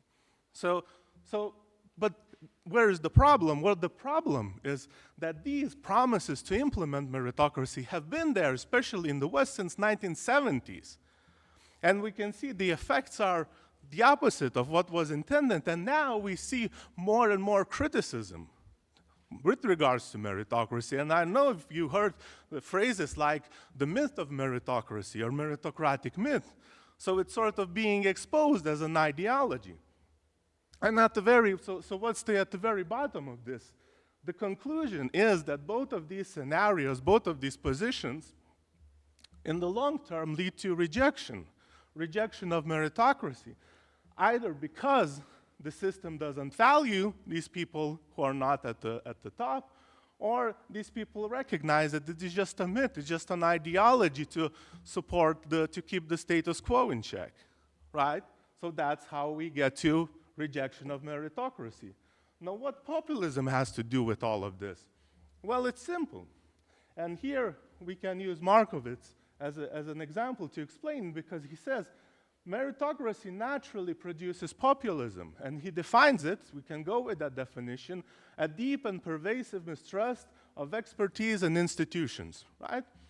And he continues, resistance against meritocratic inequality, or in this case we can phrase it that rejection of meritocracy requires rejecting the institutions and the expertise through which it operates, right? So think about it. So if you reject meritocracy, if you despise meritocracy, then of course you'll be at least skeptical towards the institutions through which it operates. And what are these institutions? Well, one good example is education, because meritocratic society is a society of educational credentials. They're very important. For example, especially higher education sort of gets to play the role of gatekeepers, right? So it decides whether a person can occupy professions that are considered to be prestigious or not, right?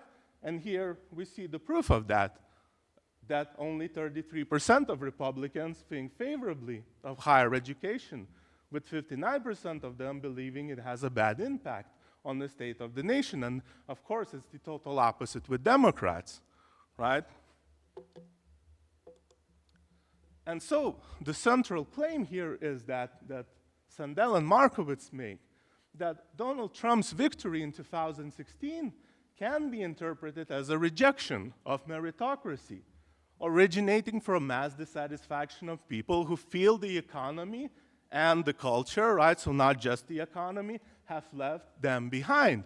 And again, if we look at the voter data, we see that the most accurate predictor of who's gonna get the vote was not economic criteria. No, it was in fact education.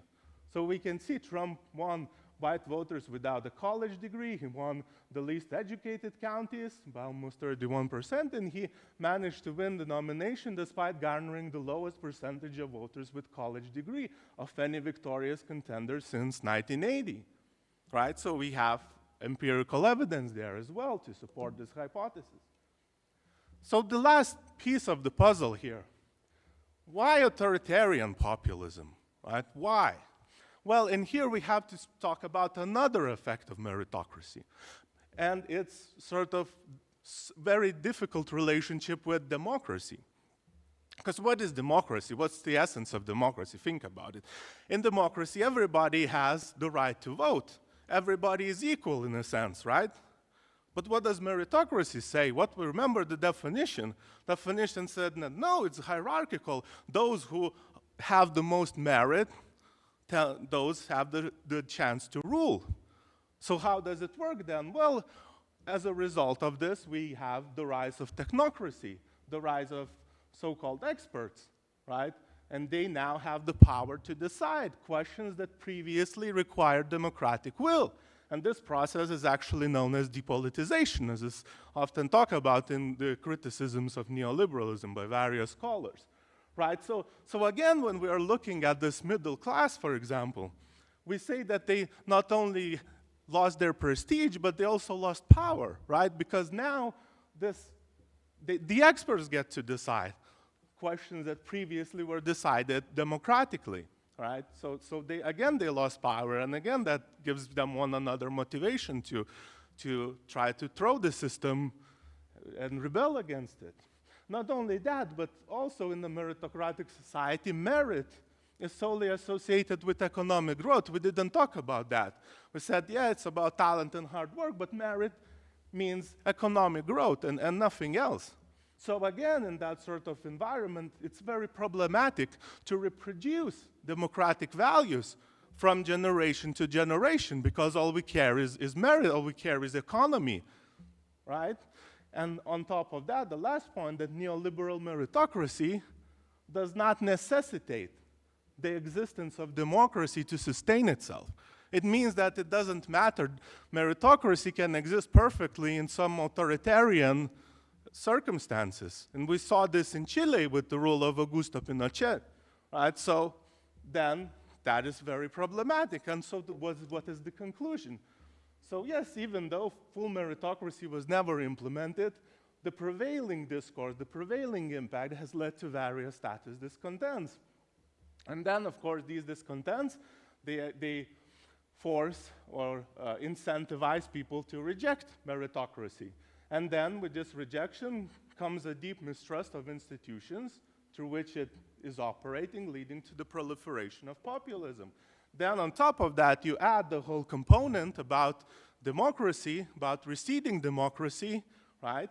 And what do you have? Well, you have not just factors that result in clear motivations to reject meritocracy, but you also have authoritarian populism emerging as an appealing and viable option to accomplish that, right? So that's the connection. Of course, it has to be said that we need more evidence, we need more empirical evidence. Specifically, we need more research to really prove this hypothesis, but I think that there are some, at least, empirical evidence already, and I talked about that. So that is it for me. Thank you very much.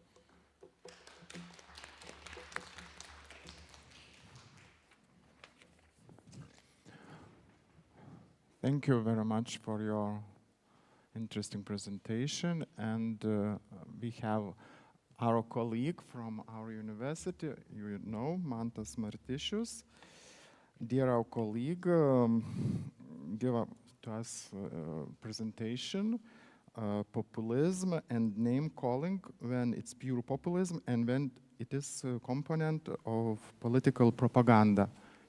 Welcome. Thank you very much. I will start differently. I will start from a conclusion. And the conclusion will be this: that traditional political parties in the West and in the world, they embraced neoliberalism. They embraced neoliberalism and they promised that this ideology will make us more prosperous, more wealthy, and we will be, let's say, that the tide will lift all the boats. But at the end of the day, it never happened.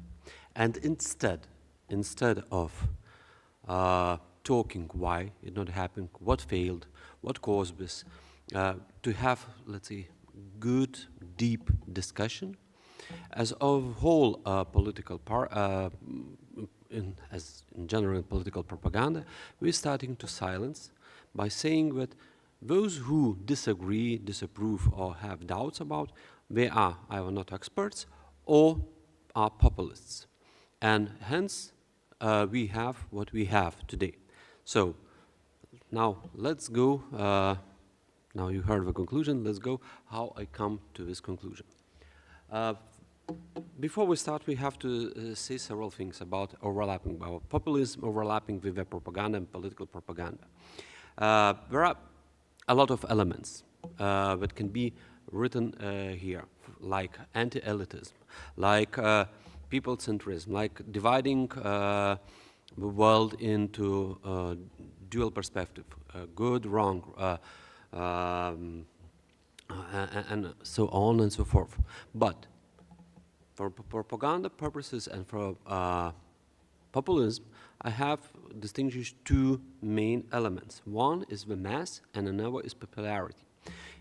If you are the populist, what you need to do, you need to win elections. If you want to win elections, you have to be popular. You have to attract constituents and, let's say, get into the power.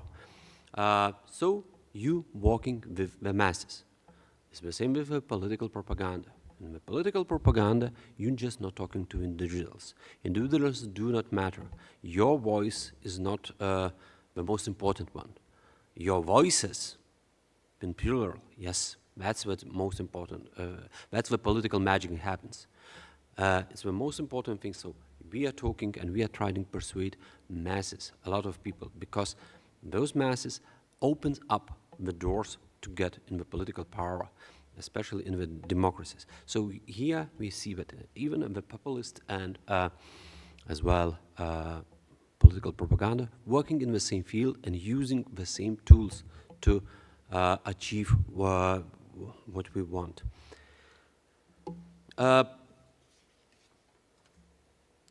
Now we have to answer, before moving on, three main questions. What is populism? What is propaganda? And what is name calling? By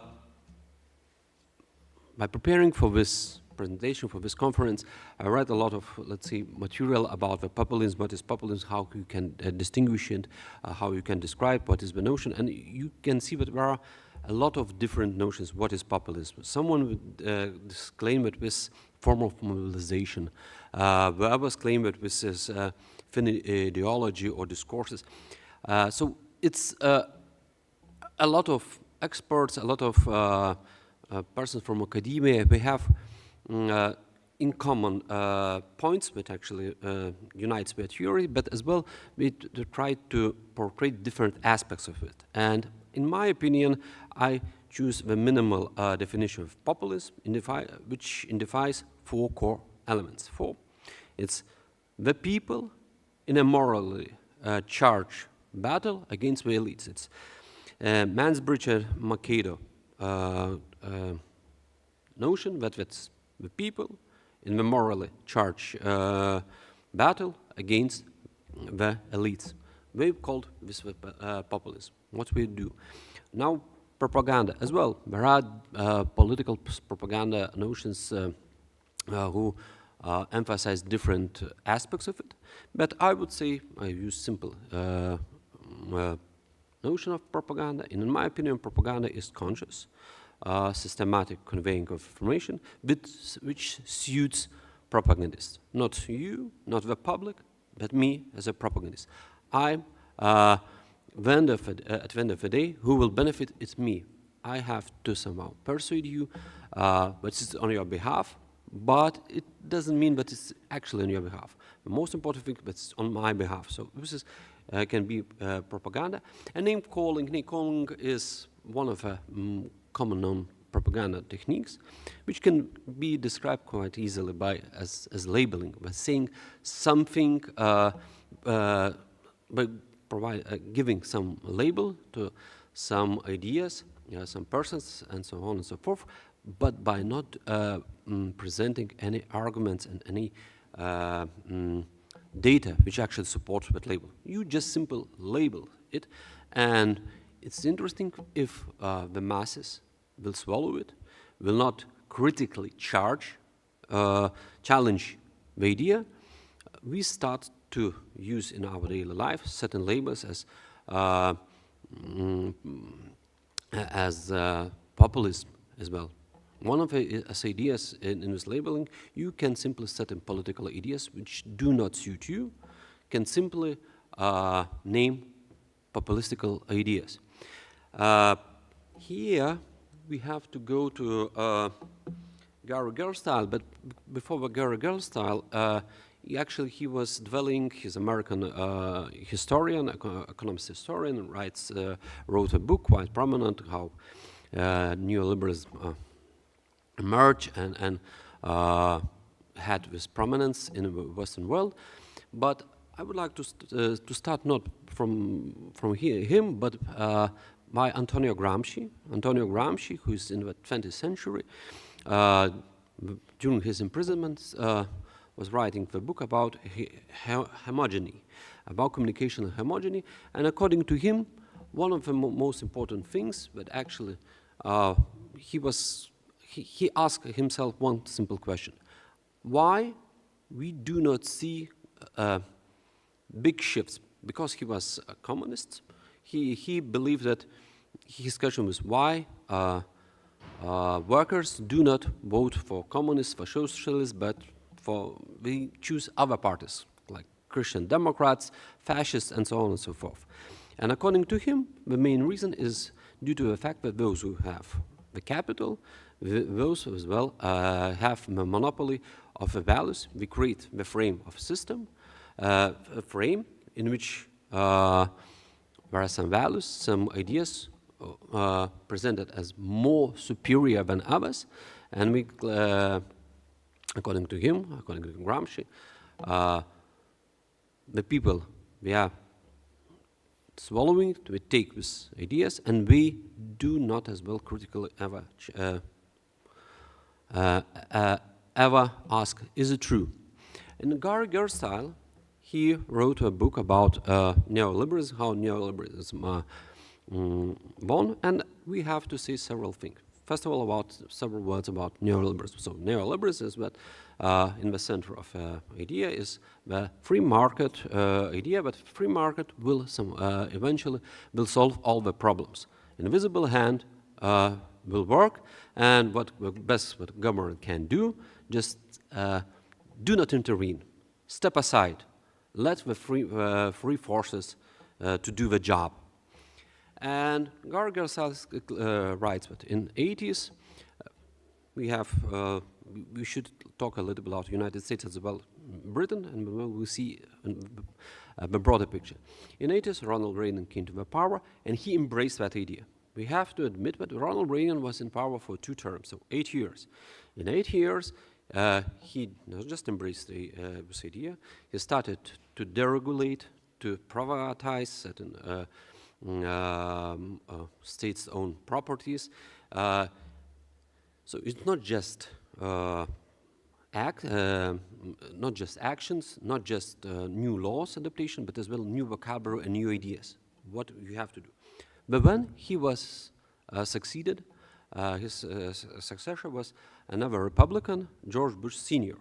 So we have 8 years of neoliberalism ideas, which starting to flourish. The then prolonged for more 4 years. And according to Gary Gerstle, the switch, if Antonio Gramsci talked about in communication about homogeny, Gary Gerstle he used a different term, but actually it's almost the same. He used political order. And the switch appears when opposite political party, in the United States it's Republicans and Democrats, when opposite political party, instead of challenging, or when getting into what's challenging, or reversing the tide, adopts and keep moving on. And George Bush Sr. was replaced by Democrat Bill Clinton, and Bill Clinton, according to Gerstle and according to data, he never challenged, but he eventually adopted and keep moving on with these neoliberal ideas. We can go back to Europe, in UK, Margaret Thatcher. She adopted neoliberalism ideas. She was succeeded by another conservative Prime Minister, John Major. And then came Tony Blair. But Tony Blair, he never challenged this idea. He as well as Clinton in United States, Blair in Europe, he adopted this neoliberal idea. And hence, according to Gudauskas, due to American, not just economical, not just military, but as well communication power, this new liberal idea marched through the world. Of course, there will be been some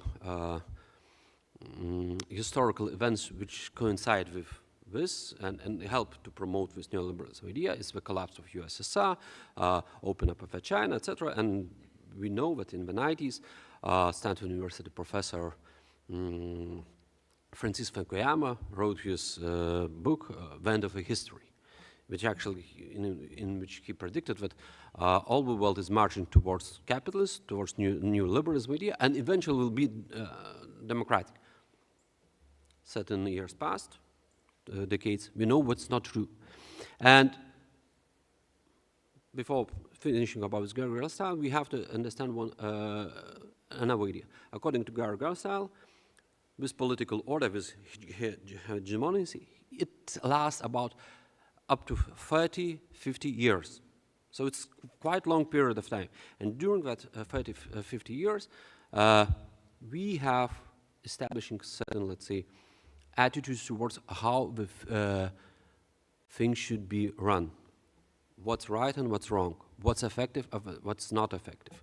And this is, in communication, we have a frame, and we can see, simply saying, that in this political realm, there is the frame, and what's in that frame, it's good, what's outside is bad, and what is outside should be challenged.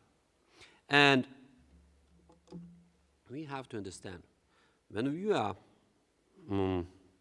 political party which actually runs the state, you promise that those ideas will benefit all, but years by years, nothing happens, or happens, but not everybody is happy. And ordinary people start to question this idea. Are we on the right path? Shouldn't we change something? Should we, let's say, reconsider this idea? And it challenged you, and instead, as I said, instead of have deep discussion and deep conversation, what you can do, you can usually just use name calling. Just say, listen, I graduate, I have degree, you do not. So this is anti-elitism.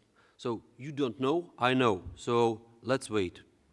Let's avoid discussion. By simple name calling that you are a populist, you just saying what people would like to hear, but this is impossible to do. You don't know because you don't have education, you don't have a degree, you don't have expertise, and so on and so forth. So I even not engage in any discussion with you because it's wasting of my time and time of others. You are populist. We do not have to discuss. Just so you don't need to explain what's happening. Avoid the discussion. And if media and others will not challenge, nobody will, to whom you will be accountable? To no one. And we have to understand about this homogeneous Gramsci idea and Gudauskas idea, that this dictionary, these ideas, they are not just adopted by politicians, but as well by experts, by academia, by others. It penetrates in all our aspects of our life. Before me, lecture, he talked about meritocracy. This is one of example which actually penetrated in our life. We usually now today talk effectiveness, as well from neoliberalism, ideas, etc. So there are a lot of aspects. It's unavoidable. You have to talk, but if no one's to challenge, because if you will challenge, you will be, you will step off the boundaries of a neoliberal frame. You can be marginalized. If you be marginalized, so if I am pro-neoliberalist, I can name you and shame you. But you have, and you can name you and shame you, and you're risking your career, you're risking your good name of yours. So a lot of not all people are brave. Not all persons are brave. A lot of them try to be not so loud, and they help me. And another thing is intimidate swing voters who do not know, by simply saying by creating that they're just populists, and majority, like Simon Ash, who talked about that, ordinary persons be really step and saying what we are thinking and confronting the idea. Usually we are conformists. And so I'm presenting this idea that majority of us and just populists and marginals supporting this idea and questioning this. And we do not have this conversation. I talked about 80s, last century, 80s. Now it's 2023. In 2008, we have a huge financial crisis. Now we see days after days that more and more populistical and other ideas appear on the stage, and more and more people starting to vote.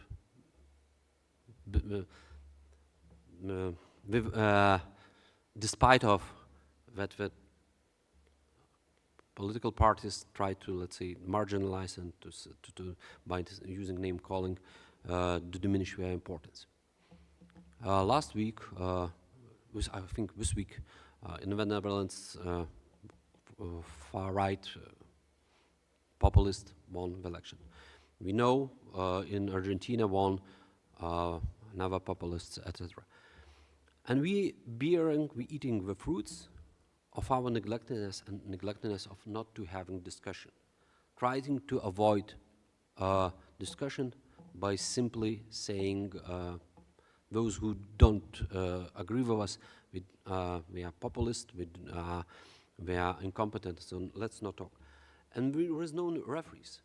The media, who usually should be, let's say, watchdog and signalize that we are marching in, let's say, direction, and in front of us the wall, and if driving with such speed we will bump into that wall. The media is no longer, let's say, this referee. In all the world, Lithuania is not the exception, trust to the media diminishing, people using social media and be saying, you have your facts, I have my facts, and we do not have building the walls instead of building the bridges. And this huge problem. And hence, my conclusion, last conclusion is that when you call someone populist, provide the evidence, not just use name-calling tactics. Thank you.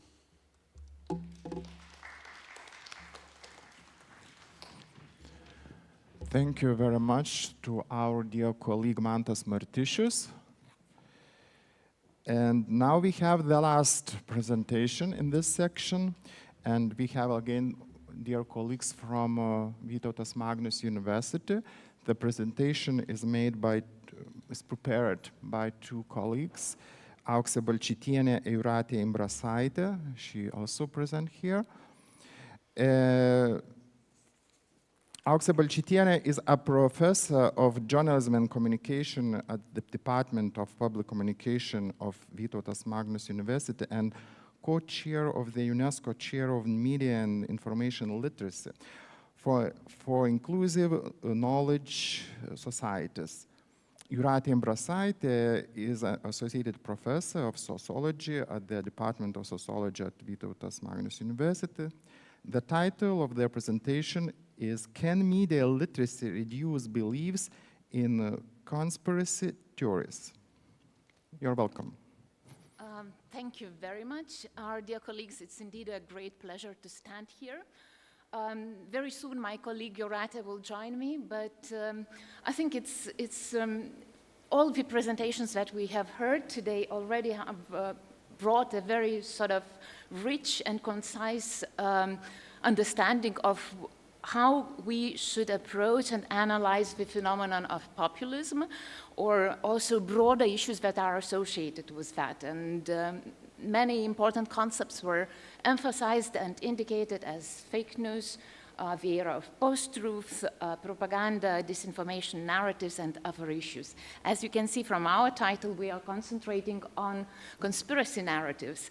So we are taking a little bit different twist. We are offering a human-centered perspective to the phenomenon of populism, and we are raising a question. So who are those people who can be talked into believing, or simply choose by their own, let's say, will to believe in conspiracy narratives or populism? And you see there is a promise of comparative aspects. We will compare data from Lithuania and Finland, 2 countries.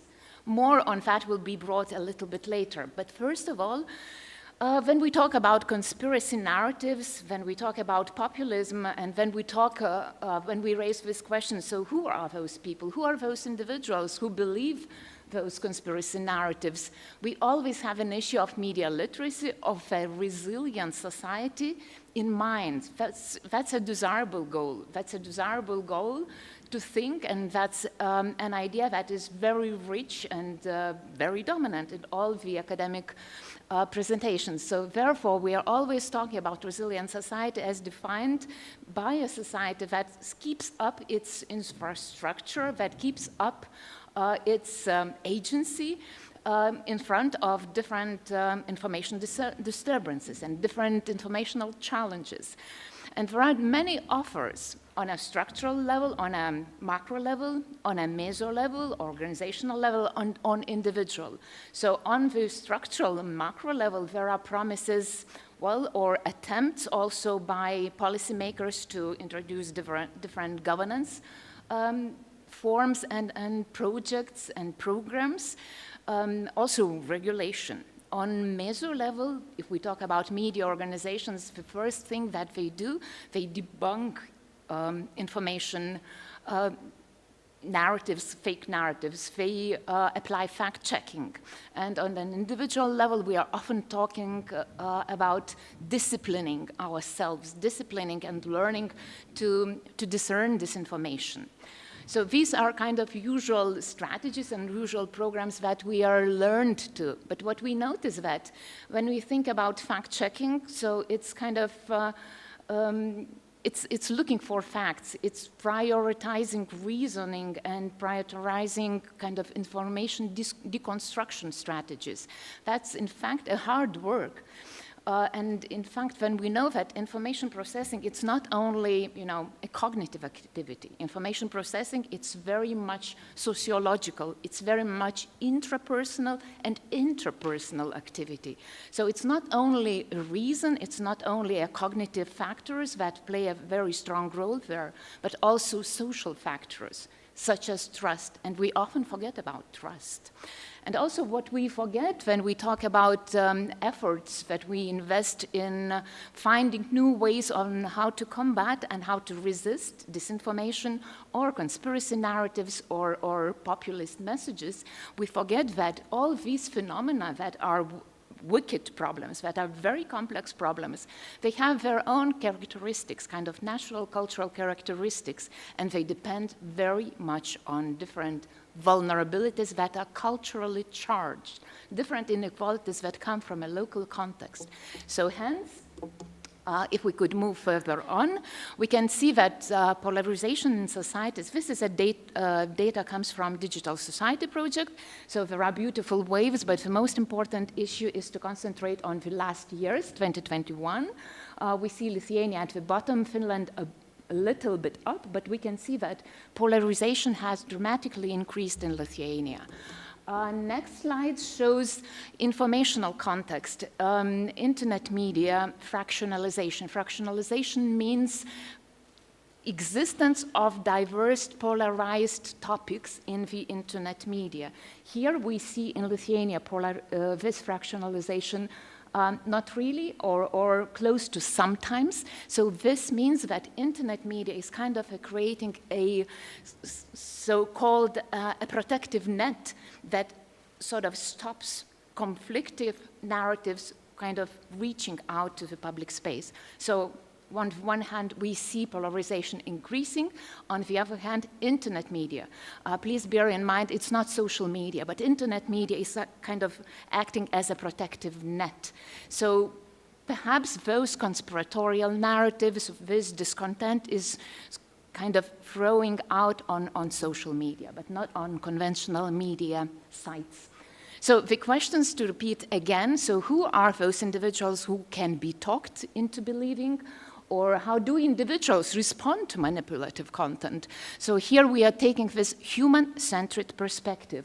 And we are looking, again, I'll stress this same idea that we need to understand that information processing, it's not only cognitive, but also a sociological or social process. And when we talk about development of resilience, democratic resilience, capacities, we need to understand that it's in addition to cognitive and motivational process, it's a social process. Hence, we need to look into an agency roles and as one's capacities to combat disinformation. And this is a conceptual model that we are applying in our study. And on the above top line, there you see socio-demographic characteristics of an individual that we are taking into account. Renata will talk more about all these aspects. I'm only introducing here a conceptual model. So in the section on socio-demographic characteristics, these are classical ones: age, education, place of living, etc. Perception of self and media awareness. This category takes into account individual understanding and assessment of one's self-efficacy, one's ability and capabilities of taking part in political process. Also on assessments of the media role and of media use and also digital skills. So it's a process that takes place inside, so intrapersonal process that is related to information processing. And the last one, it's values and perceptions of surrounding reality. So values, generally, what kind of values do we have, well, in each and every cultural context. So in combination, socio-demographic characteristics and agency features that combine not only cognitive, but very much perceptual aspects, and take into account that these are kind of a structure, a system that drives incentives to move and to play an active role in social media. So in the end, democratic capacities or a kind of democratic capacities could evolve that could bring us to a point of resilience. That is a desirable kind of goal. So why should we compare Finland and Lithuania? That's an intrigue. Both two countries are sort of on the eastern part of the European Union.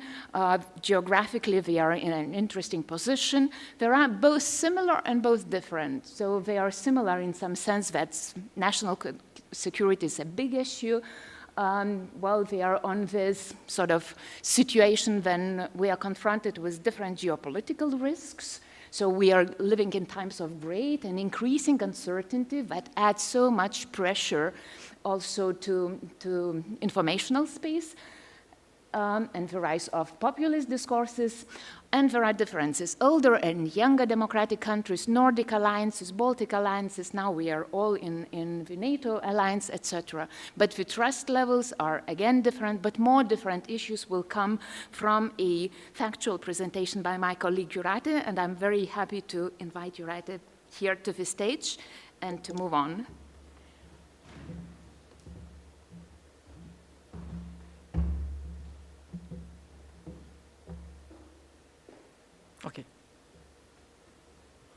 Okay, so thank you very much for possibility to be here, and I'm going to talk about the statistical data and a little bit introduce how the measurement and the main variables.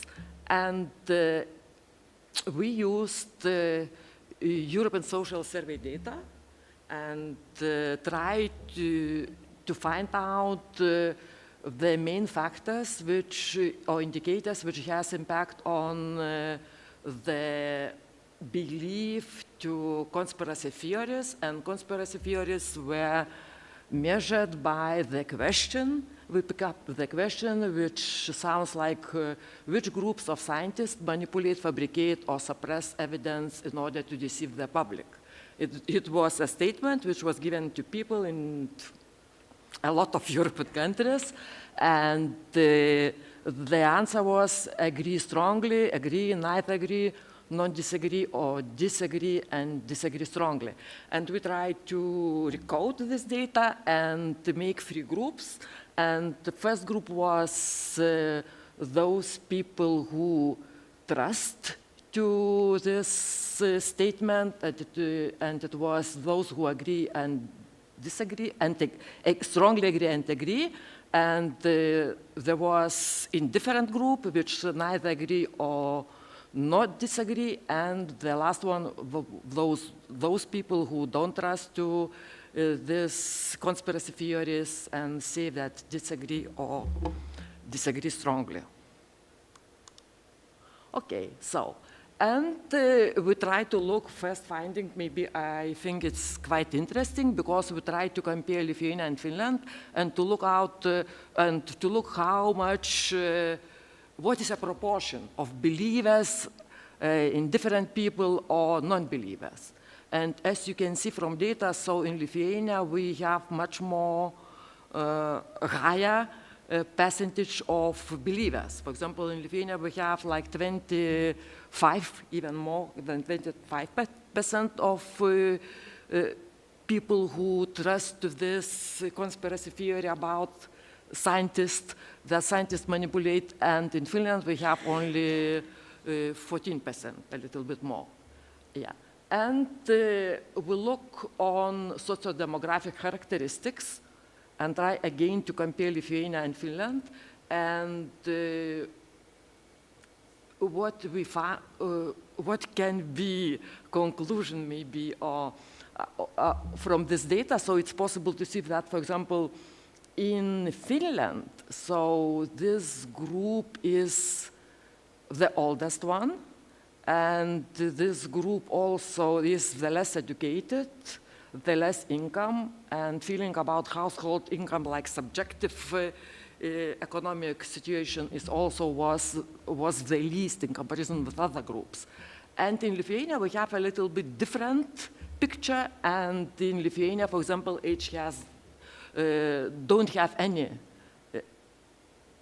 impact. In Lithuania we have all groups are different, how to say, all age groups are included in all different in believers group, undecided groups, or non-believers. And it was no correlation with age. And when we look on education and income, so it's non-believers group is the most educated, the highest income, and this to indifferent or undecided and believers, those groups are quite similar. Just a little bit, this undecided group is a little bit more older. In this case, they have a little bit more health problems. There was such data, and a little bit higher educated, but this difference is not very big one. Okay, perception of self and media awareness. So again, first of all, for example, when we look on this person's perception of his ability to participate in politics, in political groups, or has impact on political system. So even if we compare between Finland and Lithuania in general, so we can see that the highest, all groups in Finland, they evaluate their active role to influence political system is higher in comparison with Lithuania. And in Lithuania, what is the different from Finland, that this believers group feels a little bit more able to have influence on political system. But so they feel more confident that they have ability to participate in politics in comparison with this in different groups. And this is a little bit different from Finland, because in Finland this believers has the least values. Digital capabilities, again, if you look on all groups in Finland, this digital capability skills are much more high in comparison with Lithuania. And again, it was another very interesting, in my opinion, variable. So trust to the media of countries. So the formulation of question was, in country the media are free to criticize the government, and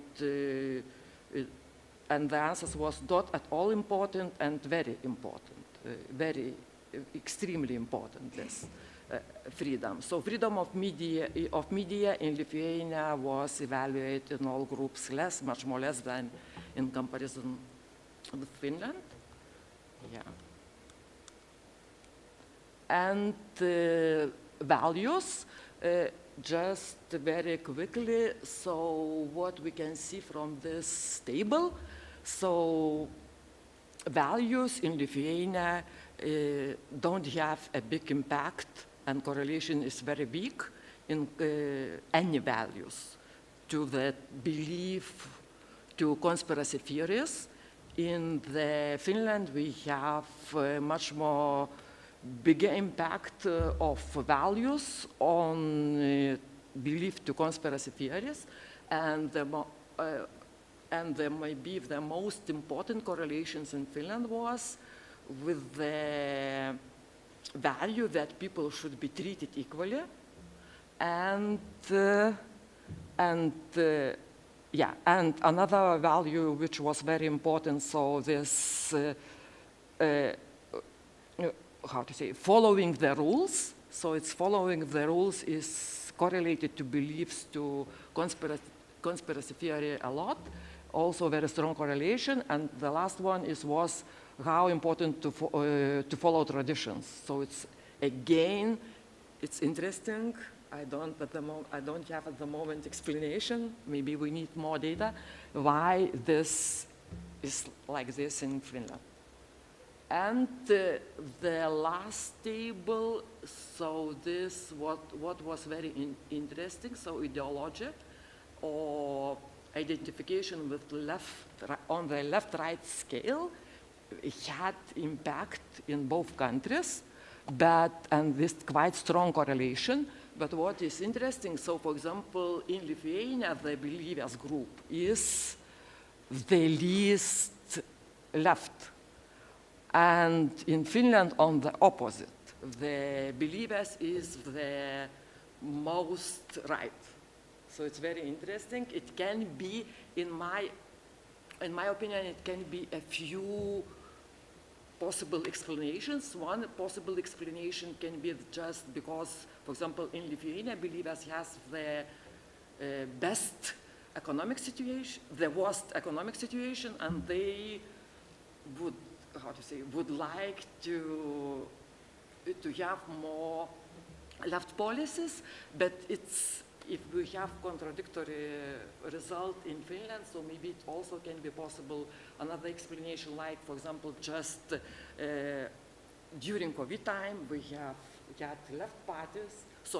right parties on the government, and it was just people,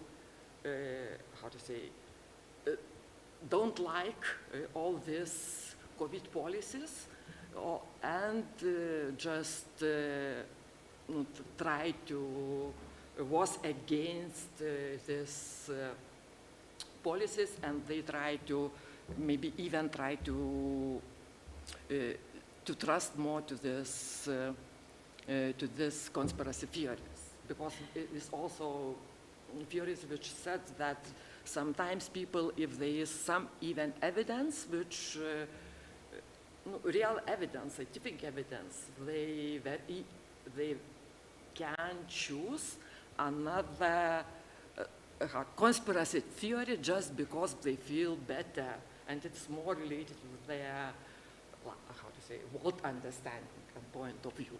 Yeah, and for example, it was very important correlations with the question, do you agree or disagree, government should reduce differences in income. And this was strong correlation, and those groups which have less status, less income, and typically they more trust to conspiracy theories, they support this, agreed with this statement as well. But it's the same in Lithuania and Finland. And maybe the last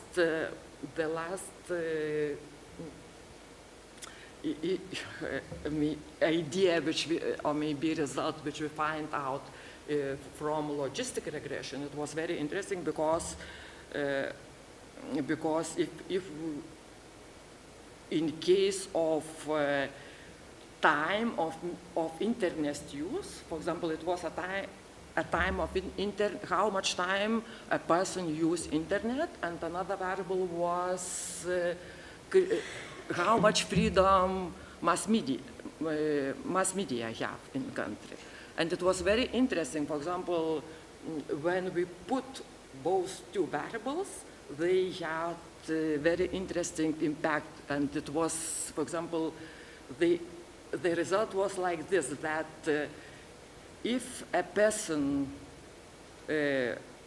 don't trust to mass media, that mass media has freedom, and they use social media longer, so this typically increases their critical attitude and trust to conspiracy beliefs. And on the opposite, if, for example, person don't think like that, are not so critical to the mass media, and they use internet for a long time, it has no result or no impact to trust to conspiracy theories. Okay, and implications. So maybe what can be some sort of implications and ideas or recommendations for the next research. So first of all, what was interesting, so that values don't have impact in Lithuania in comparison with Finland, and it means that people in Lithuania are more, can be, how to say, get impact from other, their surrounding, for example, talks, their social networks and also mass media, and as their values don't have impact, so they are very much more dependent on the surrounding conditions. And another thing is this related with the use of media, with the use of social media time and period, and at the same time critical attitude to freedom of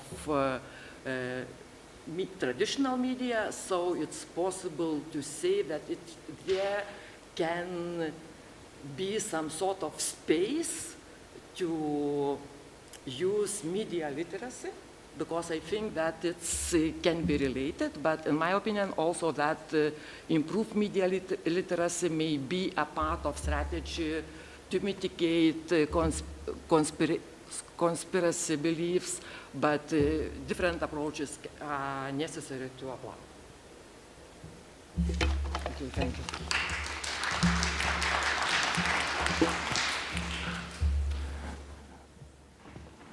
Thank you very much for all our guests and colleagues for very interesting, fruitful presentations. And right now we have time for discussion and for questions. I kindly invite our guests to take seats on the stage. And it were very good presentations, and I hope that audience have questions for our presenters. Please take the chance and ask them directly. What would you like to know more, or more in deep way? And we have also microphones around.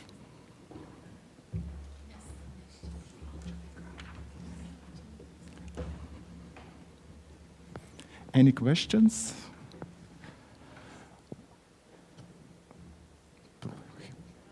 You're welcome.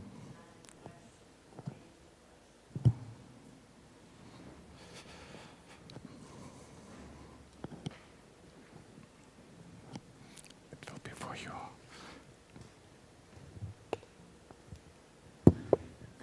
I don't think that we have so much time as I see for the schedule, but I will be interested to know if there is any solution on really like trying to fight populism through media literacy, because I think that this whole session was in this regard, and I'll be very interested if I know that we don't have the magical bullet for that, but I just want to get your impression of how can we I really liked the very first presentation and the last one, and I do think that these both very much combine to each other, and how can we really find a solution in this regard. Thank you. Thanks. Thank you very much. The silver and magic bullet was very, very nice metaphor. I think, media literacy, it's in some ways we can say that we often use this word as a kind of a dominant keyword, and we put so much pressure and energy into thinking and investing into educational programs. But I think in many ways we go with this critical thinking metaphor, and we only think about critical thinking. But what we try to show that critical thinking is not enough, that we need to know more and better about the groups that we want to address, and we need to know more about vulnerabilities of those groups. We have different vulnerabilities. These can be socioeconomic, socio-educational, etc. And from Stasys' presentation on meritocracy, we've heard also about different disappointments and different flaws in that respect. So I think we need to reframe the idea of media literacy. We need to reframe and look more deeper into the different vulnerabilities that are in many ways very context and geography focused. So we should talk a lot about dominant inequalities in each and every context, and shaping then media literacy, and not talking about cognitive abilities to look and search for arguments and verified information, but also to understand, to have an ability to listen to opposing opinions, to opposing arguments, to develop new strategies of dialogue and dialogic communication. And for that, we need different sort of changes in different layers. On a macro level, media has to change, media has to be more sort of open to different perspectives. So I don't have a very quick and very kind of satisfactory answer, but I think we need to reframe media literacy as a strategy. So of course media information literacy is very important, but once again, we shouldn't give in to this tendency to look for universal magic solutions. And certainly media information literacy is one part of the toolkit. Again, if it's implemented correctly, if it's not from this kind of ivory tower of somebody saying, you're all stupid and now we're going to enlighten you, because that only causes rejection. But there are also much broader issues at stake. And of course, societal issues are very important. Economic issues are very important because if there are real pain points in the society, regardless how discerning we are, regardless of how media savvy and literate we are, if something really hurts and there's a politician or somebody else trying to exploit that, it's very likely that I'm going to fall for it. So there has to be a set of solutions, and probably it's so complex that we won't get an ultimate solution or an ultimate combination of solutions anyway. But we should still try. Renata? Okay, one second. And I also think that, for example, in Lithuania we have approximately believers to conspiracy theories something like 26. In Finland, we have 14%, yes? So, okay, so I guess maybe we are not able to solve this problem 100%, but just we can, for example, to decrease this number in Lithuania and just to have less, to manage this conspiracy theories.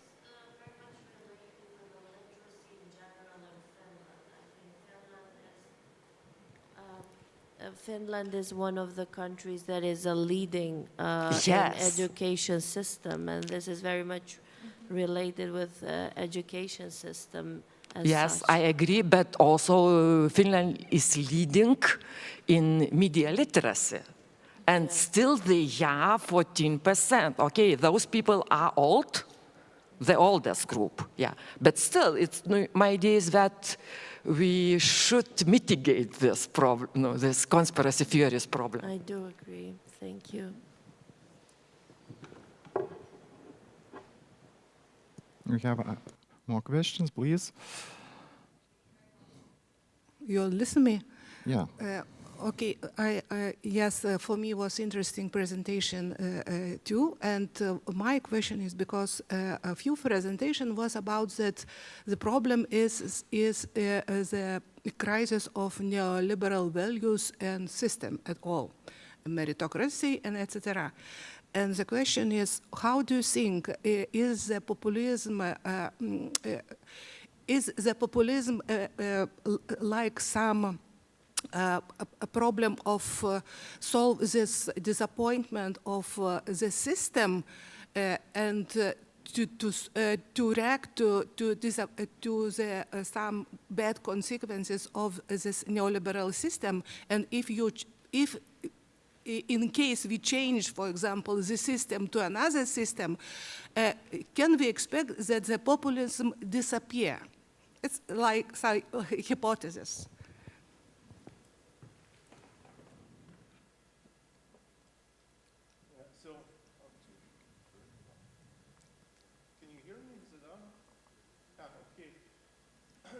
That's a very interesting question, but I think to me, maybe a more interesting question would be how to do that.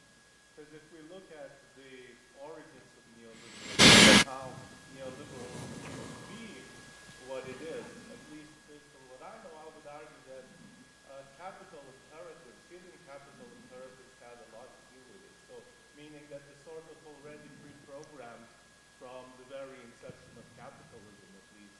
Because we had all these crises in the 1970s in the West. It was known as stagflation, right, where the economic growth was no longer maintained, and the world needed sort of another system to satisfy the capitalist imperatives. And so neoliberalism came along. So for me, how do we move from that? I don't know. Maybe we need a different value. Maybe we need to understand that economy is not all that's important, but, and so to your question, what would be afterwards, I don't know. We can, now we see that the threat, I would argue very clearly, the threat of fascism, the threat of authoritarianism. So this new system can actually be much worse than what we have now. Yes, but for me it's interesting is populism some like program inside this neoliberal system is programmed, like program is inside the system.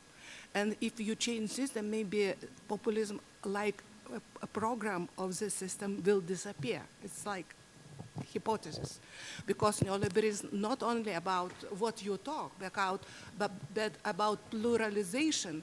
And for example, for me was very interesting Ignas' comment that now we are talking in political communication about leadership, but not about authority.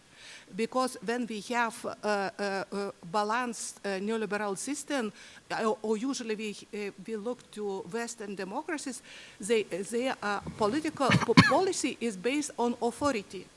And now we talk more about leadership. Trump is leader and others are leaders, and where is authority in this case? And maybe this kind of reaction for this kind of changes. Maybe refer to my colleague. Thank you very much. You know, when you have a frame that actually suits you, it's very tempting to call everybody who disagree with you populists or ignorance. Referring to your question, if those populists will get into the power and will reverse will the populists disappear? No, it will not. It will appear other populists will actually claim, but still, not everything is quite good as we expected, so let's have certain changes. So one thing, and another thing that actually I think what we are seeing, this decline of neoliberalism idea, but it's beyond the scope of this conference. The idea is that today, Stasys, he said that we coming in the quite turbulent times. We have a war in Ukraine. We have a war in Palestine, in Israel. There is no, who can 100% say that will not be the war in Taiwan Strait, and so on and so forth. So we are living in quite turbulent times, and during those turbulent times, even United States, due to security issues, we were thinking about this neoliberalism. We tried to get back certain manufacturing back home, and so on, so diverse. So what I wanted to say, neoliberal order can, let's say, be dismantled not by the populist, but as well by other factors as the threats from external threats. Yeah. Any questions anymore? Okay, it's time to conclude, to finish our section. Thank you very much for everyone who took part in this great event. And right now I invite you all to take time for lunch, and during lunch you can continue with your discussions and you can ask more questions and enjoy your meal. Thank you. Andrius is paying. Okay.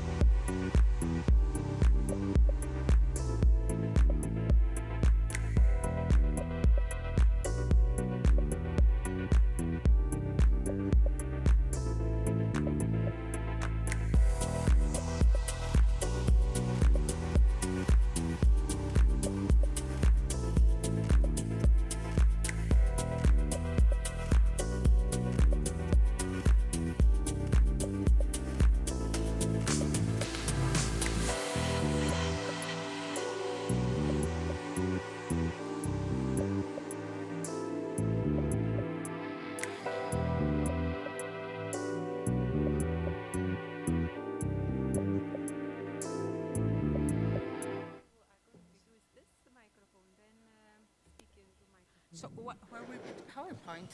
You know, you will need to operate with this. So, and just look there, yeah? Yeah. Like that? Okay. Yeah. And back? Okay, this is back, this is forward. So red is back, yes? Mm-hmm. Okay. Okay.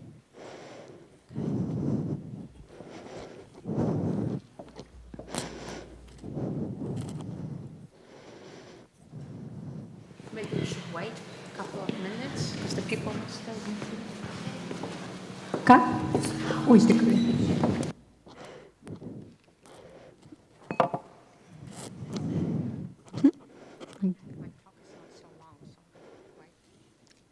I think we will.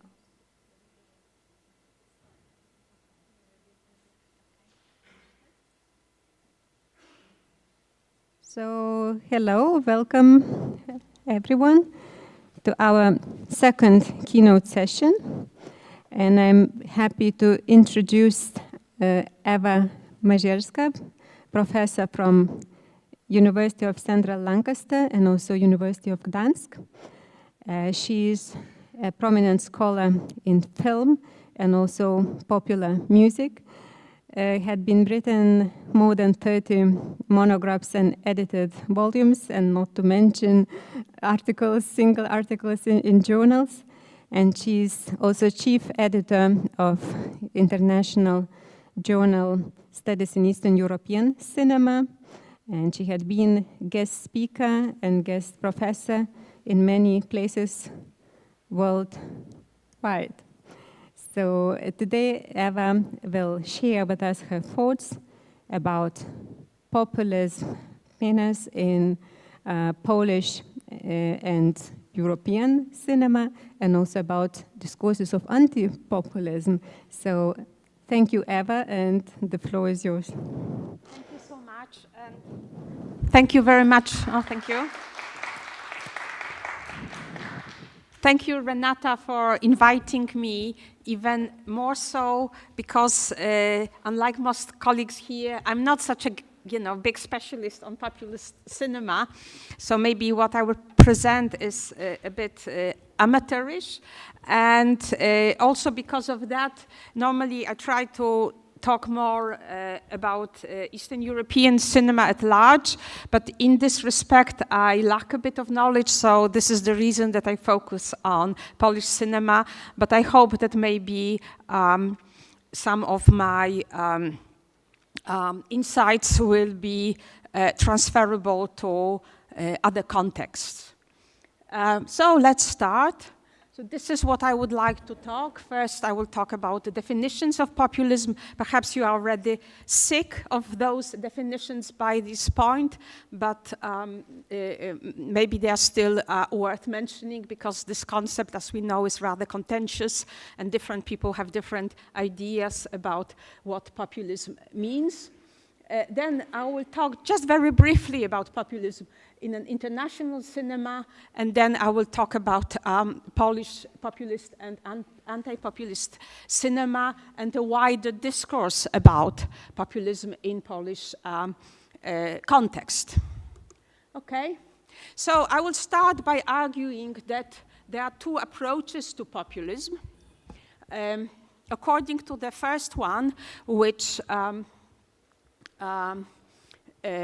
also mentioned earlier by some speakers, populism is a distinct political position that contrasts the people with the elite, presenting the former as a morally good force and the latter as selfish and corrupt. And the definition of the people, and to some extent of the elite, differentiates the right wing from the left wing populism. For right-wing populists, the people are made up of the native population, those with the roots in the country where they live. And I think this type of populism, as I see, is at the center of the current discussion. I'm kind of more interested in the second type of populism, left-wing populism. And for the left-wing populists, the people are made of workers, principally those who don't own the means of production. Hence, populism of the first type is linked to nationalism, while the second type is to socialism. And maybe here's worth making a side note about the second type of populism, which I think is less discussed here at the conference, and more generally, we can argue that from this perspective, Marx was one of the most prominent, populists, because he pitted the working class against the capitalist owners of production and also authorities and so on. But maybe what is worth mentioning is that in this context, we can also mention Marx as being perhaps the first so distinct anti-populist. Because at the same time as introducing this, this contrast, this distinction between the working class and the capitalist class, he also was a very scathing critic of the uneducated masses. He also wrote about, lumpen proletariat, and he's writing about this sort of mob who follows the capitalist rulers is very distinct. And also Marx introduced the division between the working class and the proletariat. The proletariat is made, according to Marx, of these people who are aware of their class interests, unlike the working class as a whole, which might lack this self-awareness. So this is the first definition. The second definition, or maybe approach, is, kind of emotive, I would say. So according to the second approach or definition, populism is the mindset of simpletons.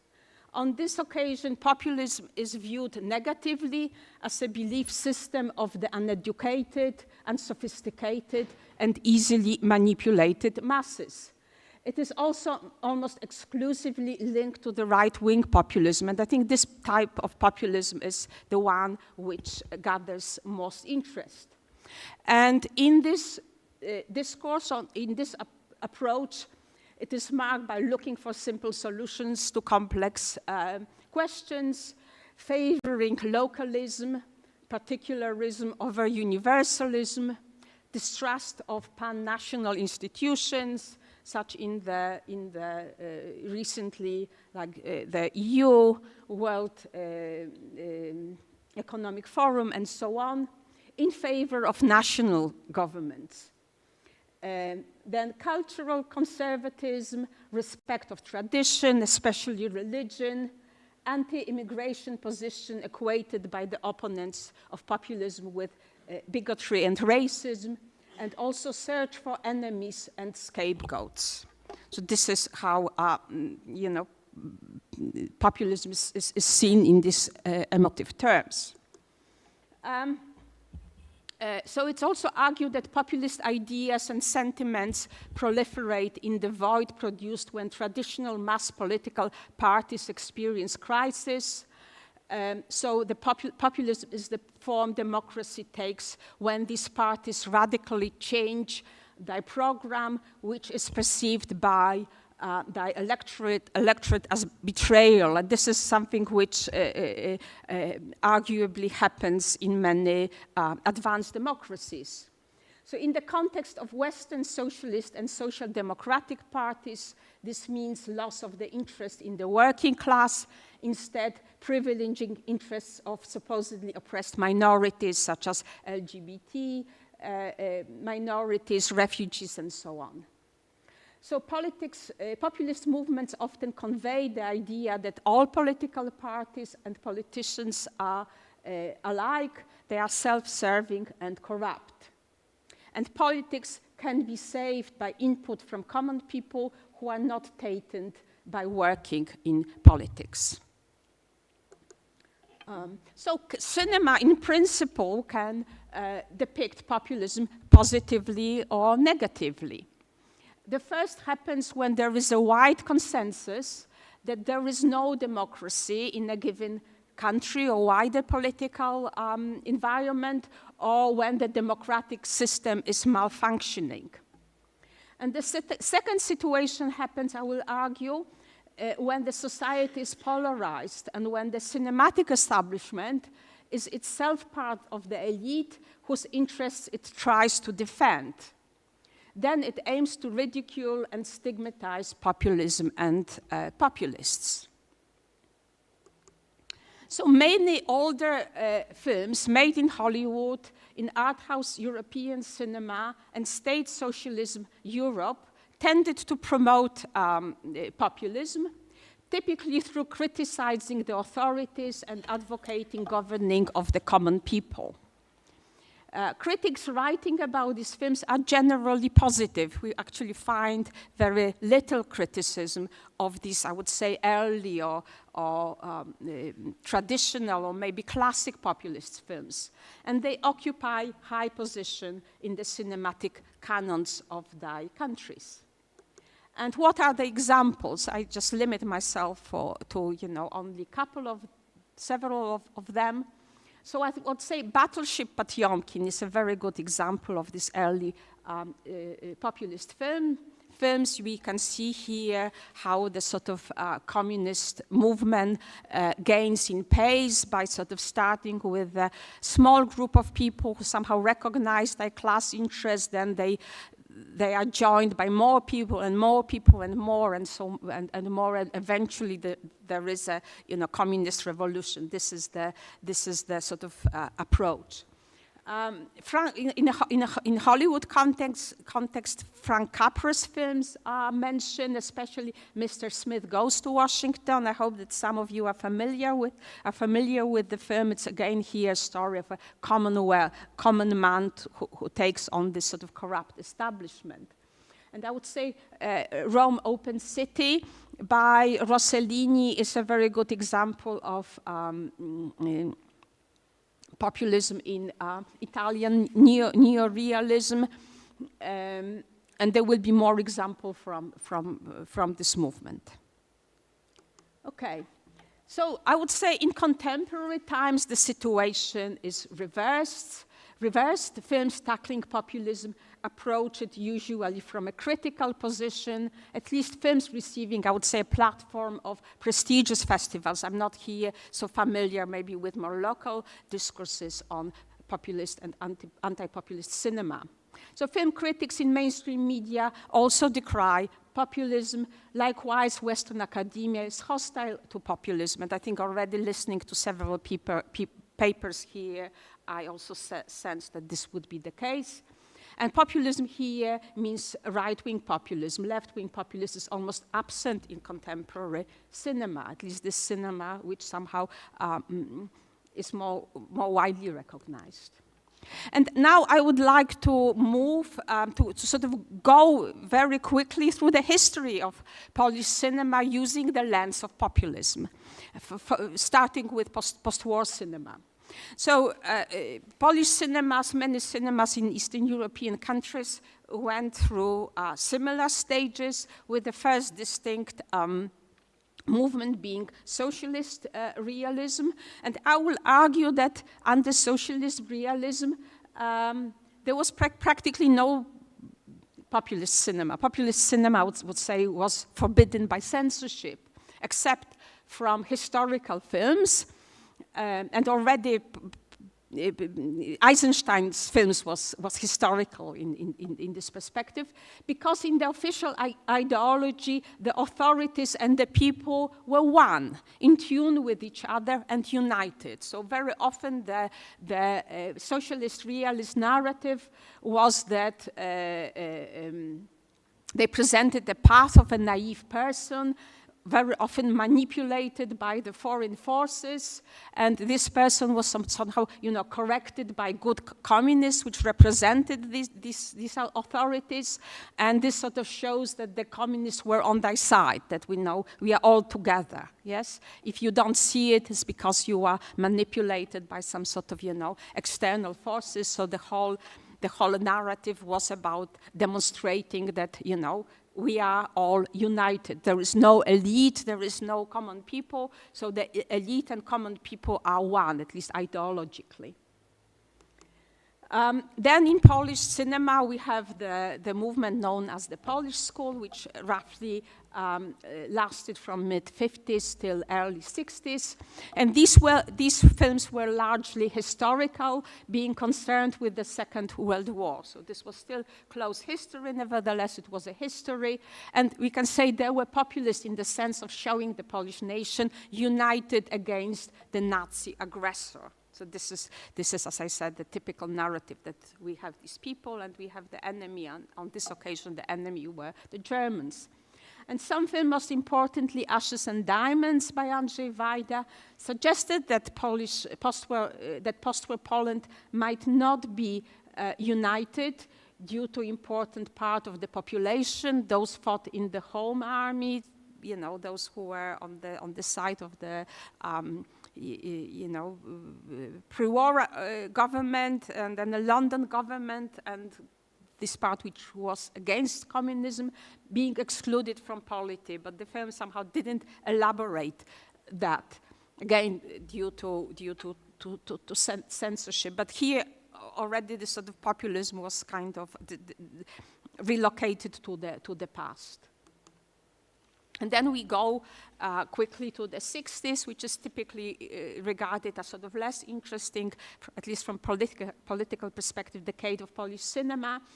And generally, Polish cinema of this period, or post-Polish school cinema, avoided political themes, and the tacit assumption was that the society is not maybe as united as the authorities wanted people to believe. So this was a different cinema than cinema of socialist realism, but ultimately the society functioned reasonably well, so it didn't matter too much. So generally this sort of antagonism between the people and the elites was avoided in this cinema.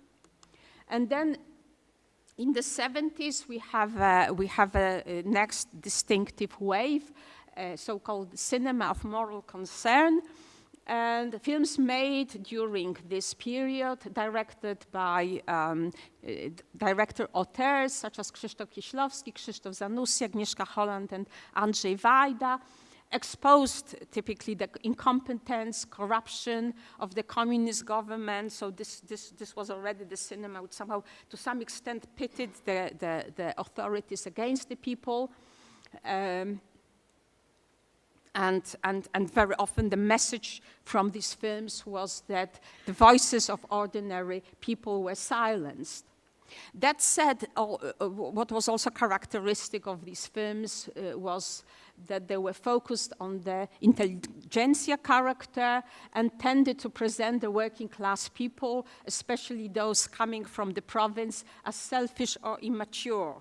So there was some kind of, already antagonism there, which I will argue will be later played in much later films. So I would say that this cinema somehow foretold cracks appearing later in the Polish society and also Polish cinema.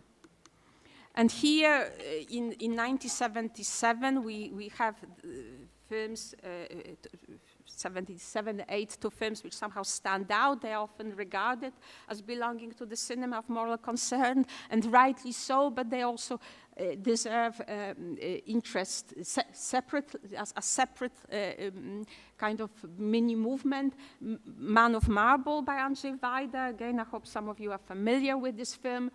And I will argue that this film stands out from the rest of the cinema of moral concern as it tries to show the building of a union between the intelligentsia and the working class people, kind of like Hart and Negri's multitude against the government, and tries to assist in this task. So this is kind of, again, this film can be framed as sort of trying to be populist, and in this sense, it's somehow different from the other productions of cinema of moral concern. Okay, so this is one of the characters of the film, the manual worker Mateusz Birkut, and there is a journalist, educated journalist, who tries to unearth his past, and somehow this sort of union starts to happen in the film.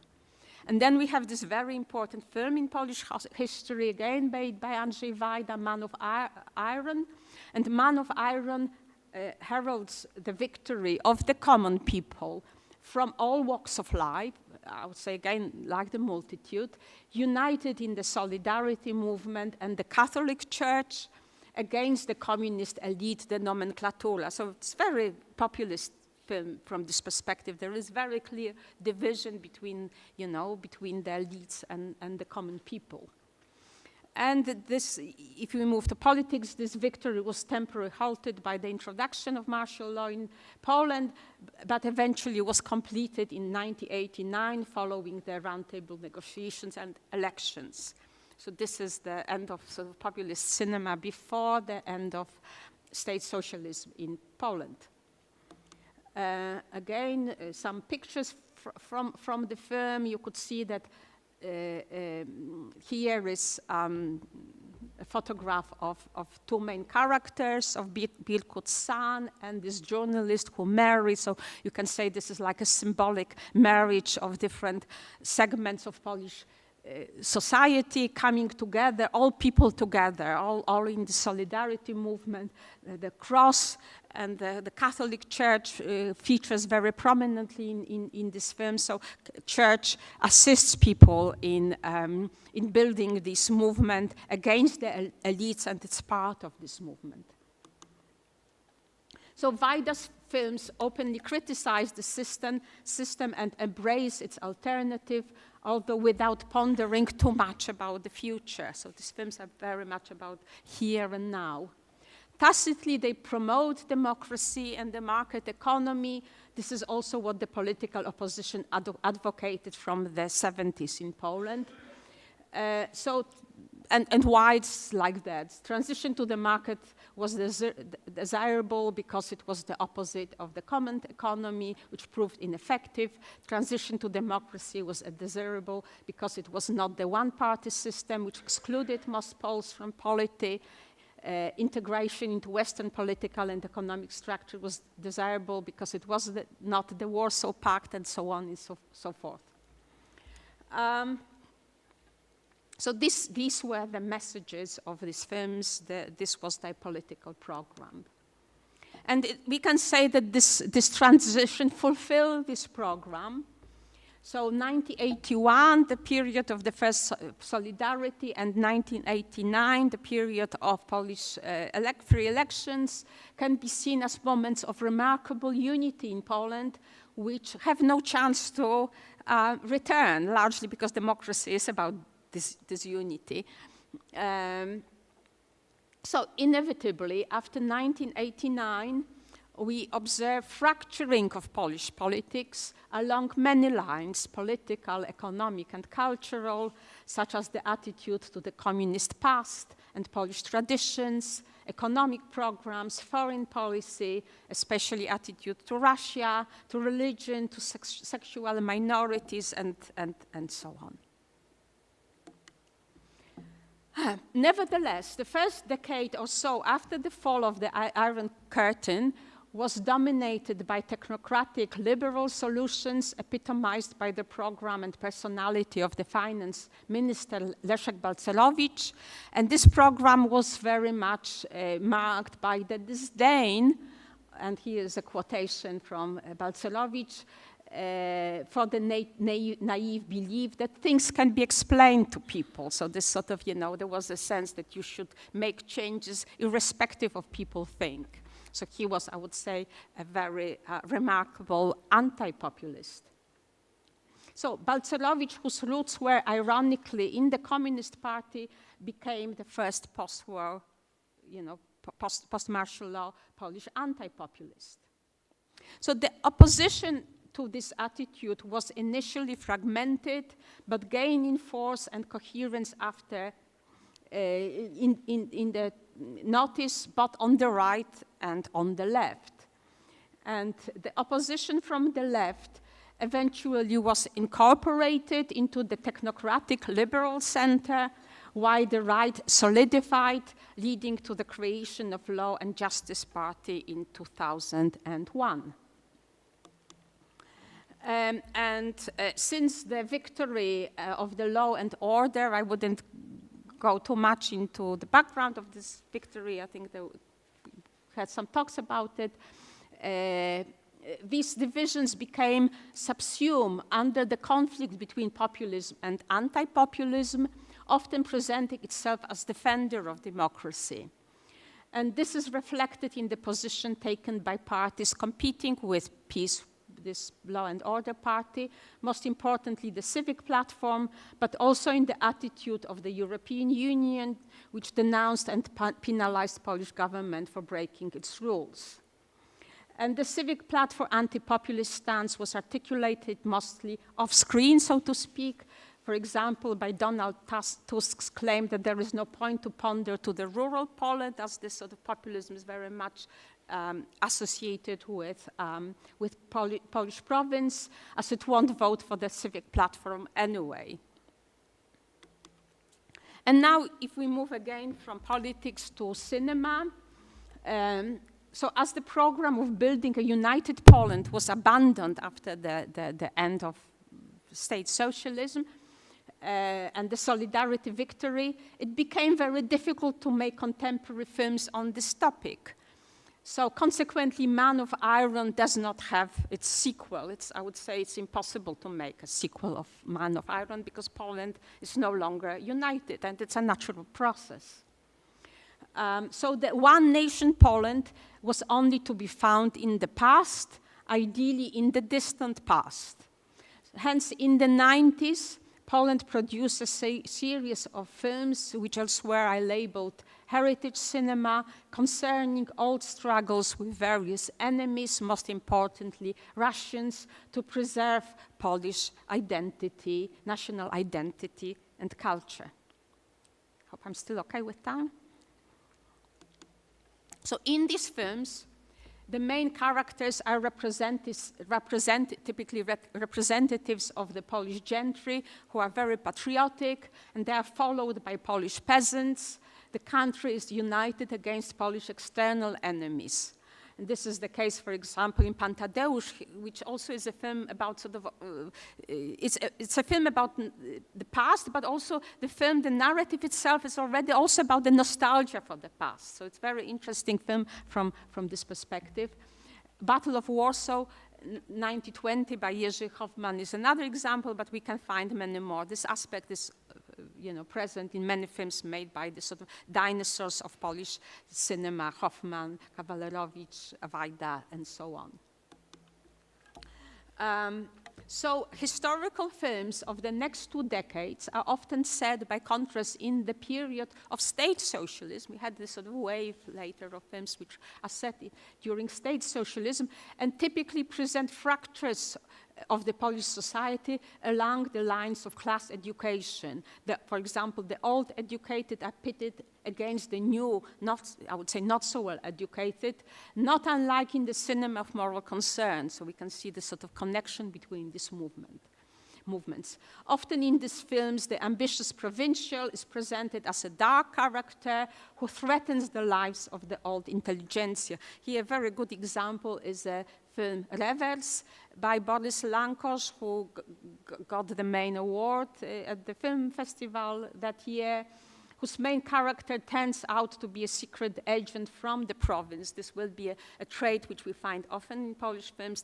There is this sort of provincial who, takes advantage of the opportunities given by the socialist state, and he is really a traitor. He is an agent, charming the young woman from the old intelligentsia family. And sometimes we find this sort of antagonism between the old and the new.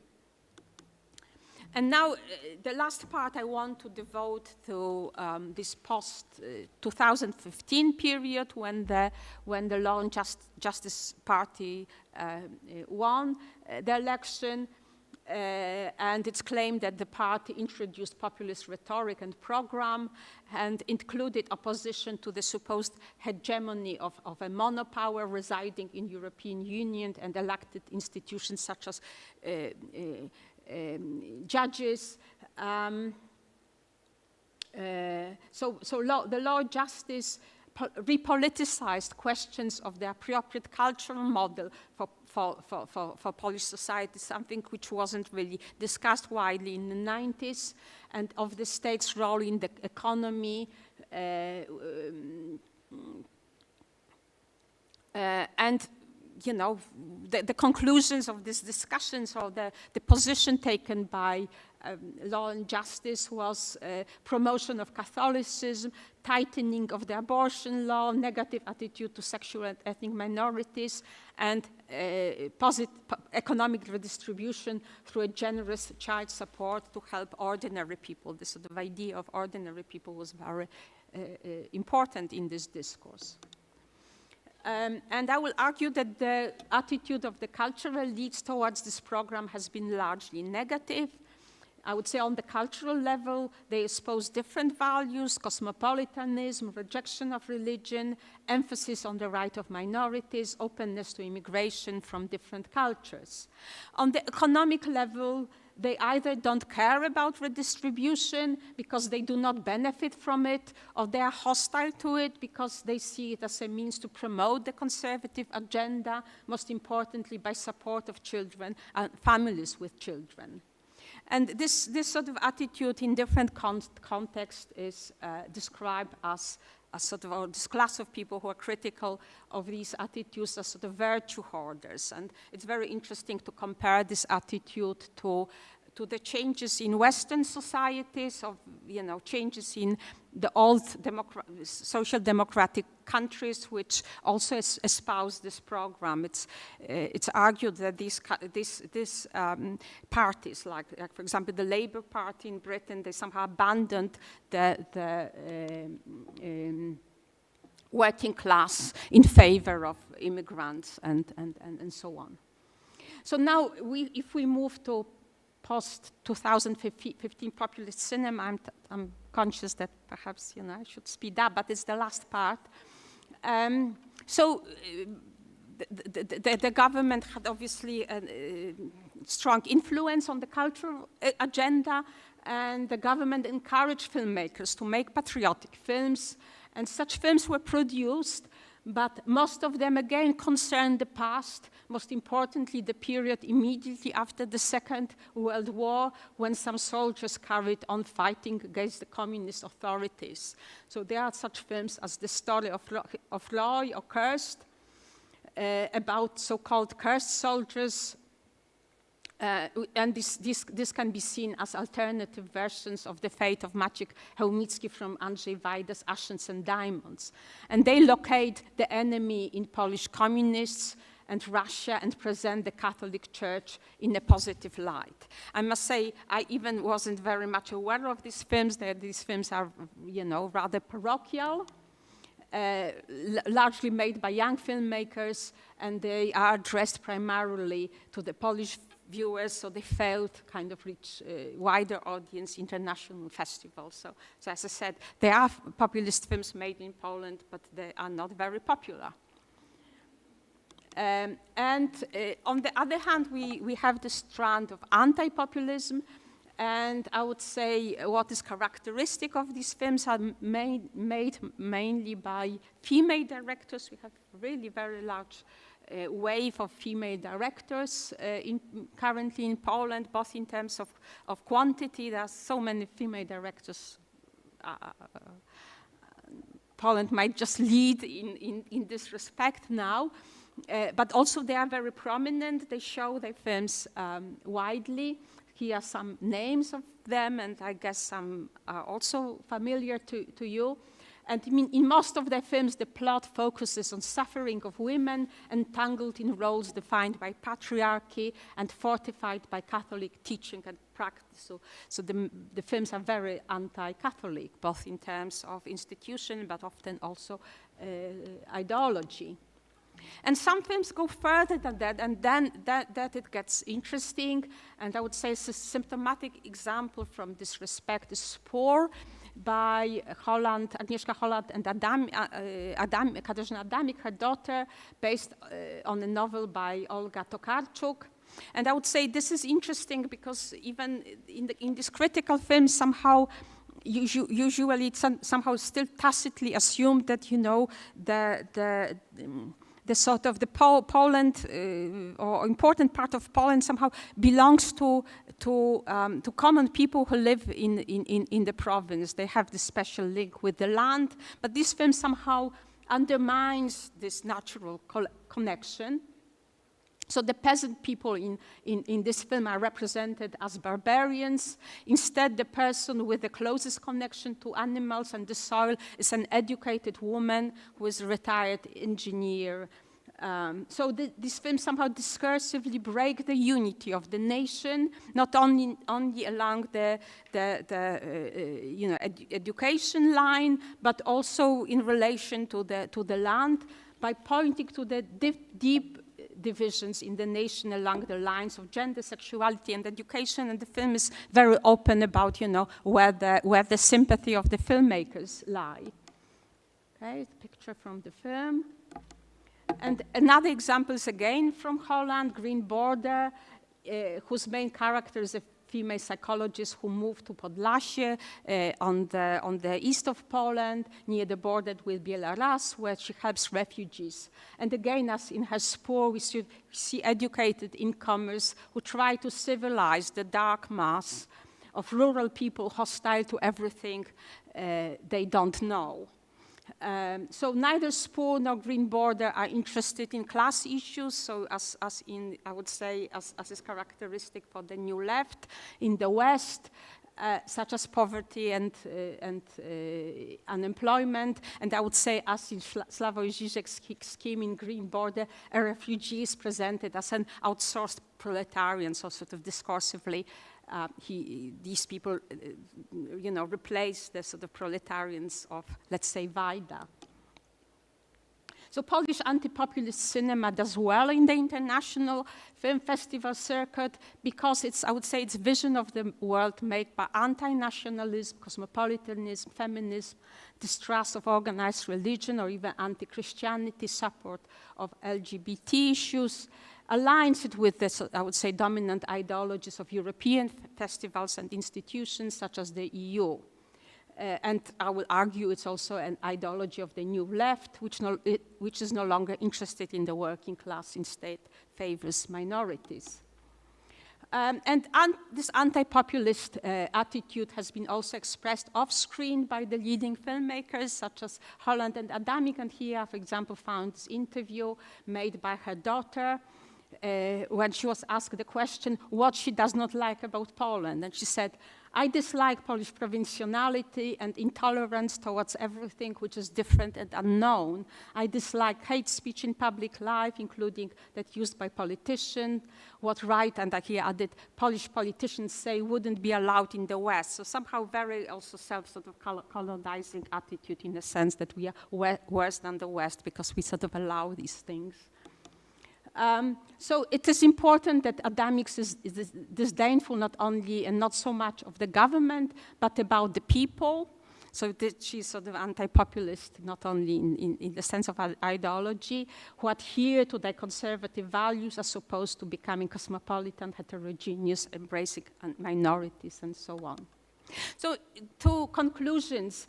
Populists are often accused of stalking a hate towards an imaginary enemy. This enemy, as far as cinema is concerned, is Russia and communism. It will be true about many films. However, Polish anti-populist filmmakers also thrive, contemporary Polish anti-populist filmmakers also thrive of inventing an enemy or identifying an enemy. So in their films, the enemies are the Catholic Church and simple people, I will argue, people who live in the province, on the land, often peasants, who are bigoted, pre-modern, and prone to manipulation. Okay, thank you very much. Thank you. So please come sit down. And now we will start a discussion with our keynote speaker. I will also use the occasion to ask the question first. So thank you for your wonderful talk and also for giving us some tips on how to recognize left and right populist discourses in films, and also how we could also think about anti-populist approach, dependable on certain cultural, political milieu in which those films function and are produced. So indeed, context, the historical context, economical, political, cultural, indeed should be taken into account. And I was actually curious about this anti-people or anti-provincial people approach, like quite, as I understand, dominant, especially in art house contemporary Polish films. But is this approach to people or how they are depicted in films is different in popular genre films? Well, I don't know Polish cinema so well, contemporary Polish cinema so well to be, talk about it with great authority, so to speak. I think that this hostility towards, I would say, the province, yes, I would say this is something which I started to observe in the cinema of the 70s, and this will be very much preserved of art house cinema. So probably we also find it in more popular films, but at least it will be much less of an issue. Yes, it will be more, maybe it's there, but it will be somehow less, openly ideological. I would say in these films by Holland, it's very much at the center of the discourse. Yes, so you can say maybe these films also make fun of simple people, but it will be a bit, unconscious. I would say in films like Spore, it's very, premeditated. And indeed, your point was really well made about how we look into classical films, especially by great auteurs, and you gave examples from Italian New Realism, from classical Hollywood films, and from classical Polish films. And indeed, we are more willing or more, let's say, express criticism towards populist discourse or populist stance of filmmakers who make now films. But when it comes to those canon makers, filmmakers, we just admire those films, and our critics and scholars, film scholars, they remain quite uncritical, I would say. What do you think about rethinking our film canon, our national film heritage? I also noticed that some prominent Lithuanian filmmakers from the Soviet period, our auteurs, in some of their films, I really noticed those populist tropes, but no one speaks about it, actually. Yes, I would say it will be very interesting to use this concept to look back, and this is something which I try to do in different contexts, and how it changed. So we, for example, can look at some Hollywood films and say, oh, this is a film about somebody like Trump in the past, this man who comes from sort of outside and stirs the political order. And it will be, interesting why it wasn't criticized then, and now it's so, these attitudes change. I'm very kind of sensitive to issues around class, and we can look at it through the class lenses and see how class became somehow marginalized within these, discourses. I think this is one root of that. Thank you. Do we have questions from the audience? Can you listen to me? No, I cannot hear you. So if you microphone is that? Okay.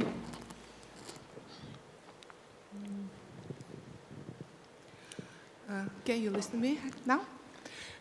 Professor, thank you very much for interesting presentation. For me, it was very interesting idea that popular discourse can be unpopular. Yes. It's a very interesting idea. My question is, you mentioned, for example, some film directors at the beginning as populists, for example, as Einstein. for me, as Einstein, I understand like propagandist, and some Polish directors too, like propagandists. Can we, for sure, make some division between populism and propagandism? Well, I would say for me this division is somehow very subtle and ideological, you know, already ideological, because I would say all films are, you know, informed by some kind of ideology. Just some do it in a more subtle way, while others do it in more overt way. And also this division is usually reflects bias. So if I agree with certain standpoint, I don't like to call it propaganda, yes? And typically propaganda is for me what I disagree with. Yes, so for me, films like Battleship Potemkin or Man of Marble or Man of Iron, all of them can be framed as being, you know, propagandist. But I would say, so what's wrong with that? It's fine by me. Everything is propagandist in some way or another. Yes. And the next question. Because we have similar discussion in the first section, in the morning section, and the question is maybe populism is the feature of the situation in society where there are different poles in society. When in society is not homogenic and there are some different poles, yes, in that cases we always have one or other form of populism. Yes, this was my point, that populism appears when society is divided, when it's polarized, you know, when, at least on the level of ideology, there are no divisions, you know, there is no need for populism. And so I said the very good example of socialist realism, yes. Socialist realism presented society as united, so there was no space for populists in socialist realism. If there were any populists then, they will be, you know, banned. They will have no chance to make films. So again, we can look at this short history, which I try to present of Polish cinema, also through the lens of censorship. And we can say that these films of the 70s, which kind of, you know, show these divisions, were only made because censorship then in Poland was very mild. So the filmmakers were able to kind of, you know, point to these divisions within the society. It's like answer to my question in the first part of the discussion, because my question is, can we say that populism is inherent feature of liberal democracy? It's like kind of answer. Well, certainly I would say, you know, populism can only happen within the context of democracy, yes, and lack or reasonably mild censorship, yes. Then you can only make films or any cultural product which criticize, because basically populism is take political position which criticize elites. Yes, so you have to have elites which actually allow for this criticism. Yes, if the elites don't allow you to criticize elites, yes, you cannot make such films. So I think probably in contemporary Chinese cinema, you know, there will be no populist films or very, very mild, because, you know, Chinese governments wouldn't allow for production of such films. So I don't know, you know, just democracy is a necessary condition for such a discourse to be, you know, developed. Well, I would say what is always good, yes, it's freedom of speech, yes. So you know, it's excellent when we have a situation when, you know, filmmakers can make very different films. So I think Polish cinema represents that. But at the same, I wanted to somehow maybe you know, contradict this claim that somehow because we had this populist government, these films which were anti-populist were somehow suppressed, or it was impossible to make them. I would say Polish situation rather presents the opposite. So many anti-Catholic films were produced in the last 10 years. I read an article on this topic and I was really, astonished, yes? So there were probably more anti-Catholic films made in Poland in 8 years than during the whole period of state socialism, where Catholicism was supposedly, suppressed. So in this sense, this somehow testifies to rather large, rather mild censorship or, openness of the cultural sphere, at least. The fact that there are so many films and they were, sent to these festivals and so on. Why these populist films, they somehow, very often never reached cinemas. I have to really ask my colleagues specializing in Polish cinema, so which films had this ideology? Can you help me to find out? Because I never heard them. So this also points to, this paradox. I don't know if you can hear me. Oh, yes, you can hear me. Okay. I was wondering, where would you put into these constructs of populist, anti-populist films, genre cinema? Genre films? Absolutely, because it seems to me that it also provides actually a very useful trajectory. If you consider, for example, think about Reverse by Lankosz. It is a genre cinema. It is basically neo-noir thriller, which in fact is actually very elitist. If you consider the fact that you have the women from the intelligentsia family getting rid of the security policeman and then throwing his body into acidic bath.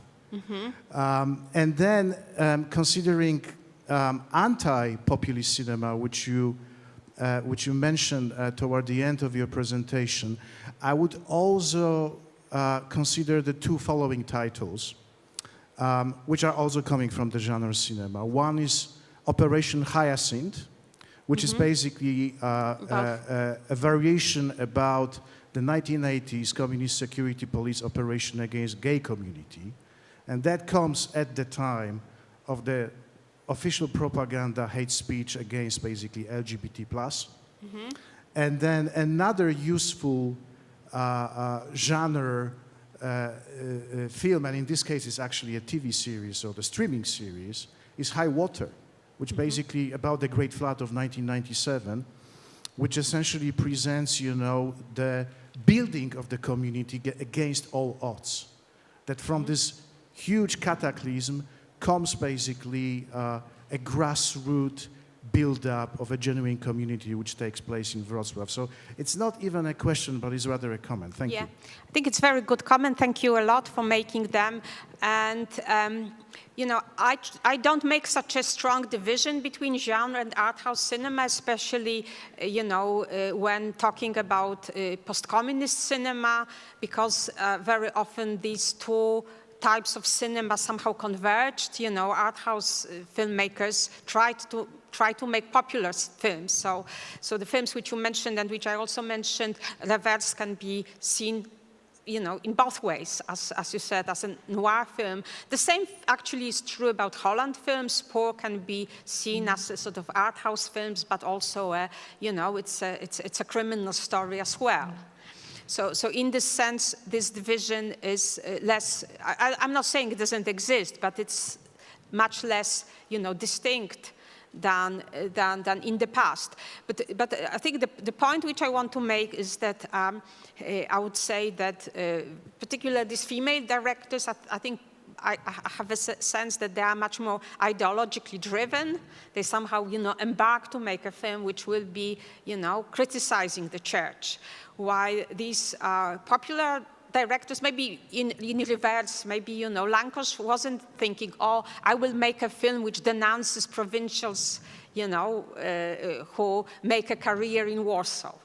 I somehow doubt it was his, ideological goal. So I would say this is perhaps the decision.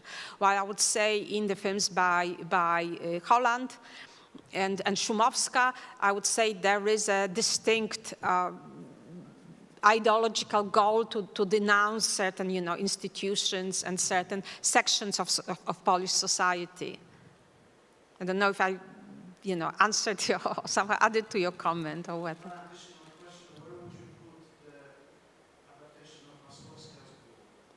Sorry? Where would you put the adaptation of Moscowska's the Polish-Russian... Yes, war, Polish-Russian yes? war? Wojna polsko-ruska. Wojna tak? polsko-ruska by Żuławski. Well, I probably have to watch this film again because I watched it some time ago and didn't think in such terms.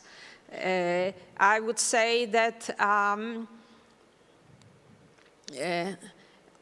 obviously this film is sort of made very much from this perspective, which is somehow mocking the simple people. But I wouldn't say it's so hostile to them as the other films which I mentioned. But I would say I would probably need to watch this film again to have a more informed opinion about them from the perspective of populism.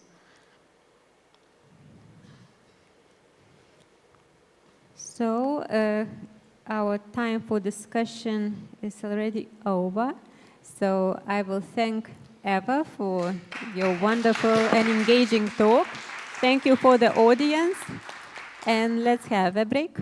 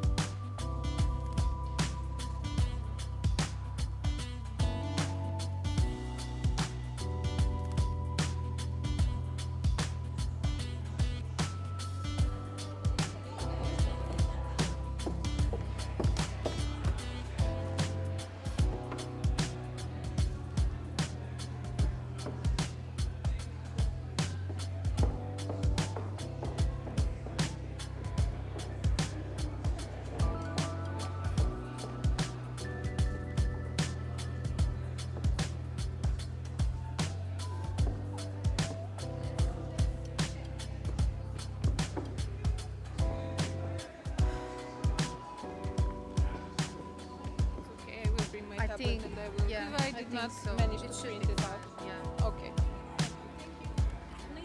Jau dabar, ne?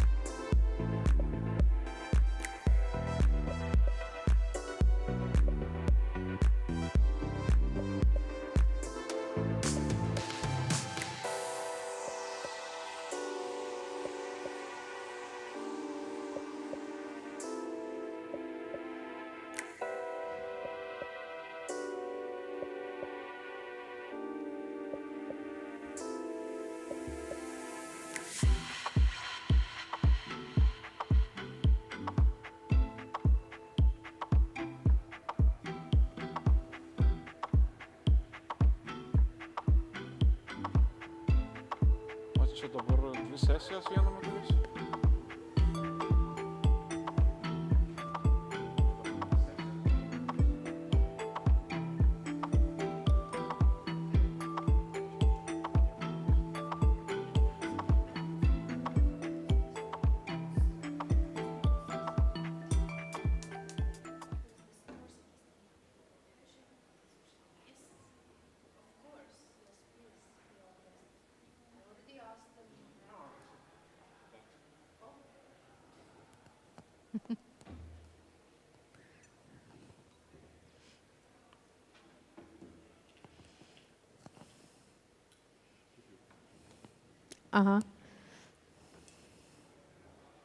Dear colleagues, we are waiting for all of you in the hall.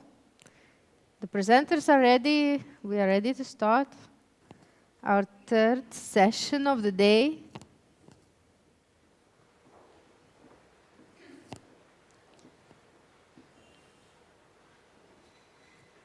Yes, very welcome, everyone. So, third panel session of the day. My name is Gina Donauskaitė. I'm from Vilnius University, and I'm honored to be chairing a session on the topic Populist Discourse in Eastern European Audiovisual and Social Media. And today I'm joined by two presenters, Tomas Vaitelė, who is my colleague from Vilnius University, and Ana Țăranu, who is a scholar from university in Romania. So we sadly are not joined today by one presenter. She was not able to make it to Vilnius today, but I'm sure that we will have plenty of time to discuss the other two presentations. So Tomai, could you please take the floor? And Tomas will be presenting on the particularity of populism in the Soviet Lithuanian television content, enemies, heroes, and interpretations of the past. Good afternoon, everyone. Yeah, I will talk about a quite unusual topic in this context of this conference about the Soviet past and some of the particular moments of which I call the populism on the Soviet television. And television programs in the Soviet Lithuania was on the never-ending battle. In 1905, Lenin had made a quote which was relevant until the fall of the Soviet Union. Quote starts, "In capitalism, usage of freedom of the press means freedom of the rich to bribe press, freedom to use their wealth to shape and fabricate so-called public opinion," end quote. Arguably, we could consider this quote as a certain example of populist narrative towards media, which might be heard in present times as well. Socialist heroes, especially enemies, were the spiritus moments of the Soviet television. Internal battle between poor people and the corrupt elites who had tried to destroy Soviet society, as said in those movies. Most of the scenarios consist of the basic populist narratives about the battle between us and them, which is the key topic in the populist rhetorics. Us in the structures were the Soviet Union, its role figures, and the builders of the communists, heroic images of the communist population. People party is also the key term, and that people party is always targeting the corrupt elites, agents from abroad who tries to defraud Soviet society. Lithuanian television started in 1957 under the communist rule, and along with literature, cinema, and everything else, had mission to change people's minds, to retell history, and to remake political narratives, where elites from the past or so-called hostile states from the West, always targeting socialist society. There is a struggle talking about particularity of the populism in the Soviet TV programs, as the populism by its definition exists in the democratic societies, and it comes mostly from the opposition. But many of the Lithuanians at that time were blamed as agents of the old bourgeois elites who had ties with the Western world. Soviets, even even we keep in mind that it was monolithical political structure, had its own enemies and essential us versus them narrative, mostly anywhere in the public discourse. First group, of course, is us, usually the people or the pure people. In that context, that was a communist hard workers, communist people, loyal communists, loyal socialists, and so on. Other figures in this structure are them, at some point the corrupt ones, who are trying to trick the Soviets. Before analysis of the Soviet-Lithuanian TV production, I need to make it clear that there is only some kind of particularity in those programs. Some of them also are still relevant today, as scripts consist the national myth, heroes, and the enemies. If we try to look into populism on the Soviet-Lithuanian television, populist narratives at first, we could see a few types of the enemies. First one is the old school bourgeois, who might be them, the corrupt ones who oppose a socialist regime in this structure. The second group would be the religious groups, or the still strong Christian religion followers, who in the Soviet propaganda are also depicted as them. They are also in the pyramid of those who oppose a socialist regime. And the third group was the Cold War conflict, us, the pure people, the communists versus the corrupt elites, usually from the West. And I will analyze few Lithuanian TV movies from the Khrushchev, Brezhnev, and the Gorbachev era television, where the conflict is the basis of the plot. So the first movie, I will take first two movies, but only left the illustrations of the one movie, the Tadas Blinda. Populist purposes and topics were visible in the made-for-television feature movies Visa teisybė apie Columbą, or All the Truth About the Columbus, and Tadas Blinda, which is name and the surname. Both made in the early 70s, depicts different times in this plot. Columbus were about the small revolutionary group in the unnamed city of Latin America, and could be seen as a metaphor of Lenin because the leader of the revolution dies when the revolution only started. Another story of Blinda reflects the 19th century and are based on the national myth about robber who gives to the poor, in other words, local Robin Hood story with socialist narrative. Both those heroes are the fighters against the elites and bear similarities to the leaders of the populist 21st century movements. The leaders of the movements are showed as the populists of their times with slogans against the elite structures, fighting for inequality, trying to change world towards better and socialist future.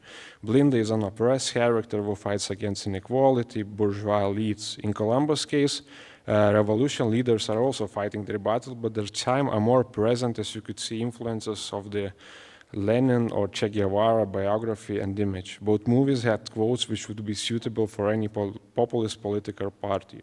More interestingly, Blinda's figure is still relevant in the modern day politics, as some of the populist leaders are using these images as the way for opposition leaders.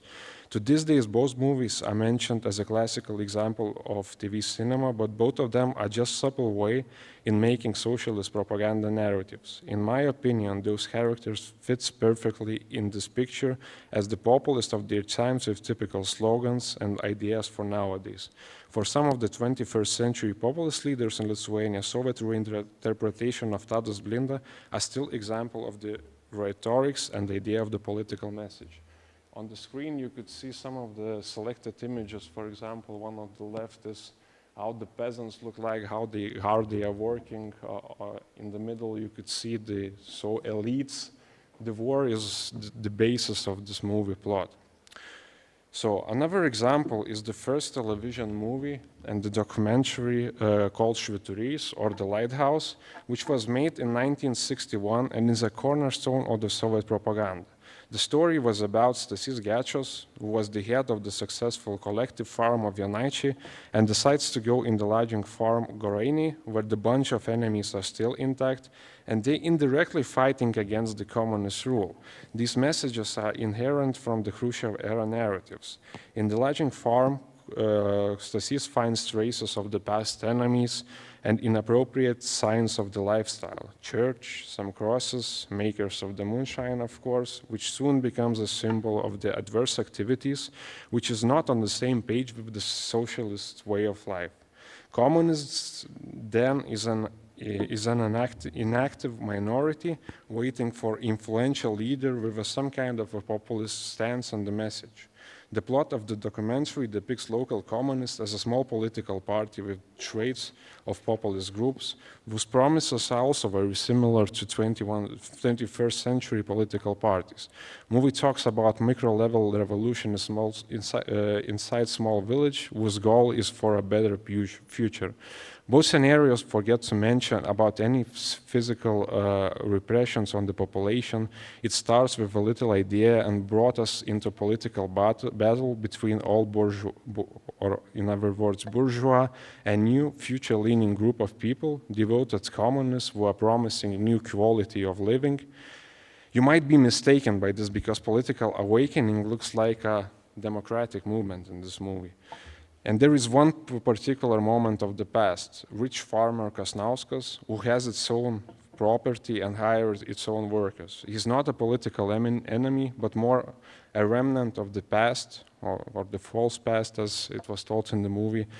Bunch of faith-founding communists in the village soon becomes a huge party organization with mostly all of the village people joining Gečo's idea, making backward farm into a powerful tool, little mirror of the Soviet Union and its revolution.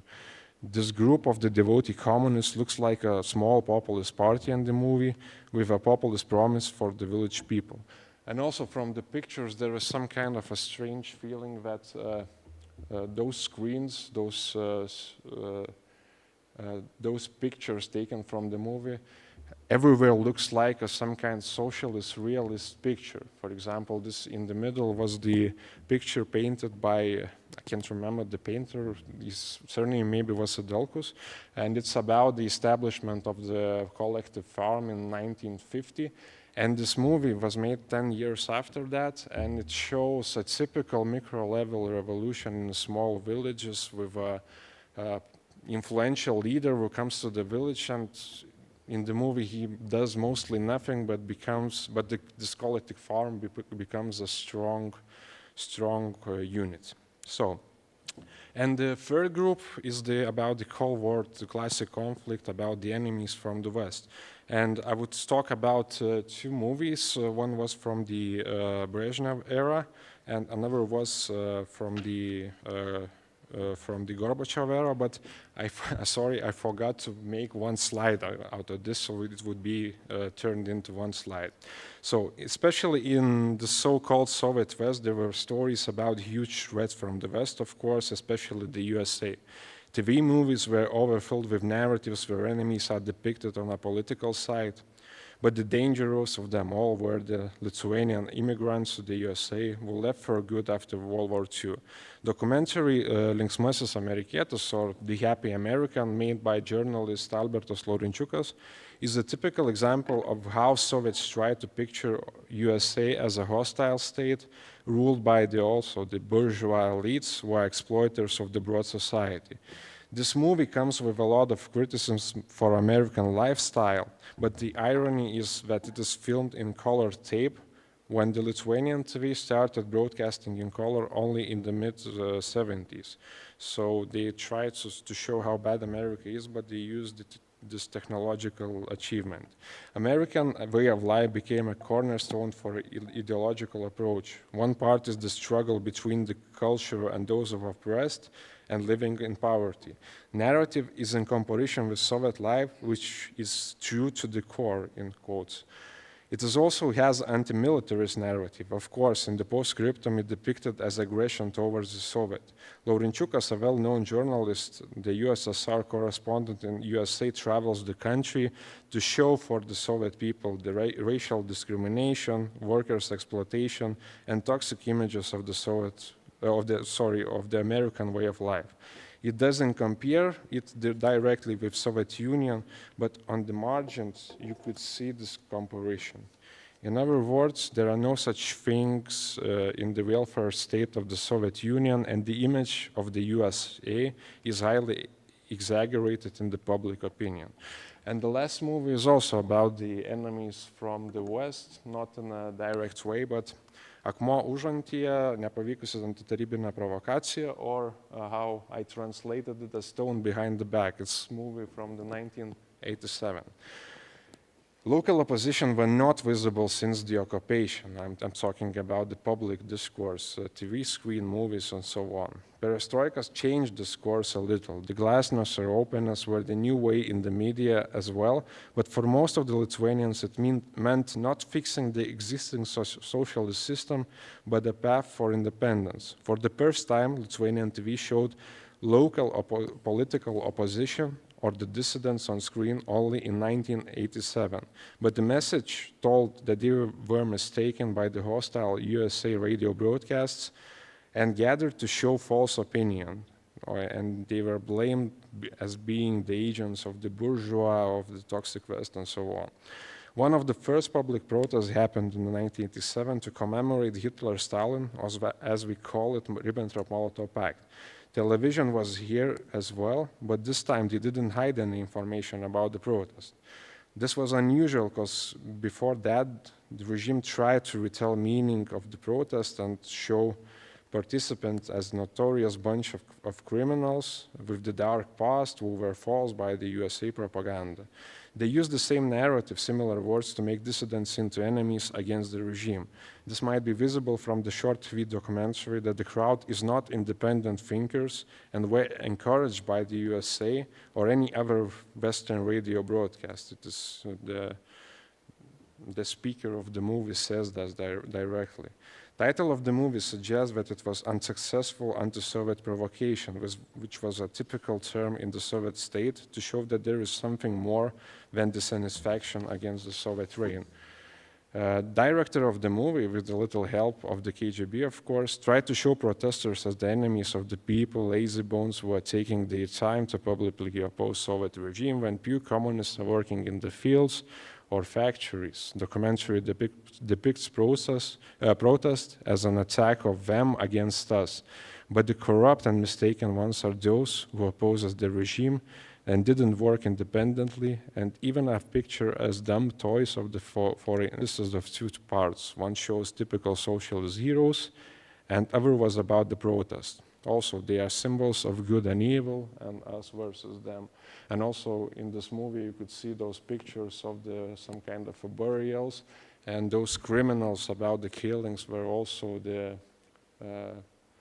thing that those protesters did back in the time, and also the callings of the fascism and so on, and so on. But the main message is that the secret enemy of the USA are working there, and the people who gathered for the protests are not independent at all, and they are some kind of agents of the USA. So here I come to the conclusion. Present versus past, here and abroad, us versus them, were usual topics on the Soviet television. In other words, never-ending battle between good and evil, promise of the party versus false promises of the enemies. Even that TV wallpaper showed this battle where old castle of Gediminas are shown in untypical way, directed towards new city, symbol of the Soviet modernization versus oppressed society. I see this wallpaper as also as a particular populist vision, because if you see any postcard today, you could see that the vision is, okay, Gediminas castle, but it was directed towards the old town. At this picture, I read this as some kind of a symbol of medieval past, which is pictured with towards socialist future, with a new block of flats building and so on. Of course, this could be my opinion, but I see some traces of this populist narrative in the Soviet media as well. There is a question if this direction is populist at all, but if we compare populist rhetorics of the present day to what was on the TV, we would see the similarities in it, similar terms and enemies. Populism in the Soviet state were in different direction. Not that the opposition used it, but the regime itself used populist rhetorics against so-called enemies of the state. Enemies were named as the Western agents, religious groups, or old bourgeois who were still opposing the regime. They also needed to show that the Red regime was better than the interwar period, for example, or any other state system. Was those narratives a populist one? At some point, I would say yes. So thank you for listening. Thank you, Tommy, for this thought-provoking presentations. We will have opportunity to ask questions, but maybe after one more presentation from Anna Tsaranu, and she'll be presenting on the topic of aesthetic populism, the resurgence of cultural nativism across East Central Europe. The floor is yours, Anna. Thank you very much. So my central argument today is that the nomenclature of populism as political ideology and descriptor of certain political actors is too mild of a term to discuss the political tendencies of contemporary Central Eastern European societies. I argue that reliance on the terminology of populism discourages one from properly conceiving the phenomena one aims to name, since it often entails, as a colleague argued this morning, the political weaponization of the term. We might dismantle this mechanism of weaponization by seeing the underlying core ideologies of regional populisms for what they actually are, most often forms of nativism or nonviolent extremism. I subscribe to Kasmude's definition of nativism, which frames it as the essentialist narrative which underlies anti-immigrant illiberal nationalism, according to which all non-native people and ideology pose a threat upon the members of any native group. To illustrate the presence of nativism within Central Eastern European context, I will broadly describe what is regarded as the prime example of Romanian populism, the Our Party. I aim to showcase two things. First of all, how the weak ideology of populism encapsulates the far more sinister and ideologically robust narratives of ethnic exceptionalism and exclusion, and secondly, how effectively it engages the cultural inheritance of a community in its advancement of these narratives. But before I get to that point, a couple of notes on why I think that the nomenclature of populism, as I called it, is unreliable. And for a cautious approach to this concept, one need not look further than the Kasmude widely circulated 2017 article, which is, or the title of which is right now on the screen. Here he comments on how populism had been declared word of the year in 2017 and explains why precisely nativism would have been a far wiser choice. His reasoning is straightforward. The concept of populism is an inadequate descriptor for the perceived global decline of liberal democracy across the 2010s. Echoing this point, David Art stresses how the myth of global populism, pushed in both by the academic literature and by the media, may very well misrepresent and often obscure the very phenomena it aims to describe and delegitimize. Thus, as conceived by Mude and Art, the main deficiency of populism resides precisely in its conceptual instability and susceptibility to semantic overextension. Although this point is widely acknowledged across recent scholarship, its consequences often remain unacknowledged. How, for example, being labeled as populist can lend electoral legitimacy and support to reactionary movements, while conversely functioning as a derogatory label for political initiatives launched outside and often against the actors of traditional politics. So why is it so? According to Mude, and to a certain degree to Ernesto Laclau, another big name in the theory of populism, populist thought divides political space into antagonistic camps, a morally pure people fighting the hegemony of a corrupt elite. When narrowed down to this Manichaean logic which drives it, populism can be legitimately regarded as devoid of any ideological content. In Mude's established formulation, it is a thin-centered ideology upheld by and upholding an ideologically stronger host, wherever on the political spectrum this host might land. That is why the populist label seemingly operates under the logic of family resemblances, subsuming political formations of baffling empirical diversity, from the Romanian Aur to the Spanish Podemos. The elasticity of this descriptor entails its weakened analytical functionality and contradictory meanings, in turn allowing for its political weaponization. Hence, the robust tendency to either invoke populism, alarmingly, as a derogatory signifier of unrefined reactionary politics, or to fully conflate it with responsive politics as the shifting shadow of a lively democracy. to paraphrase Margaret Convent.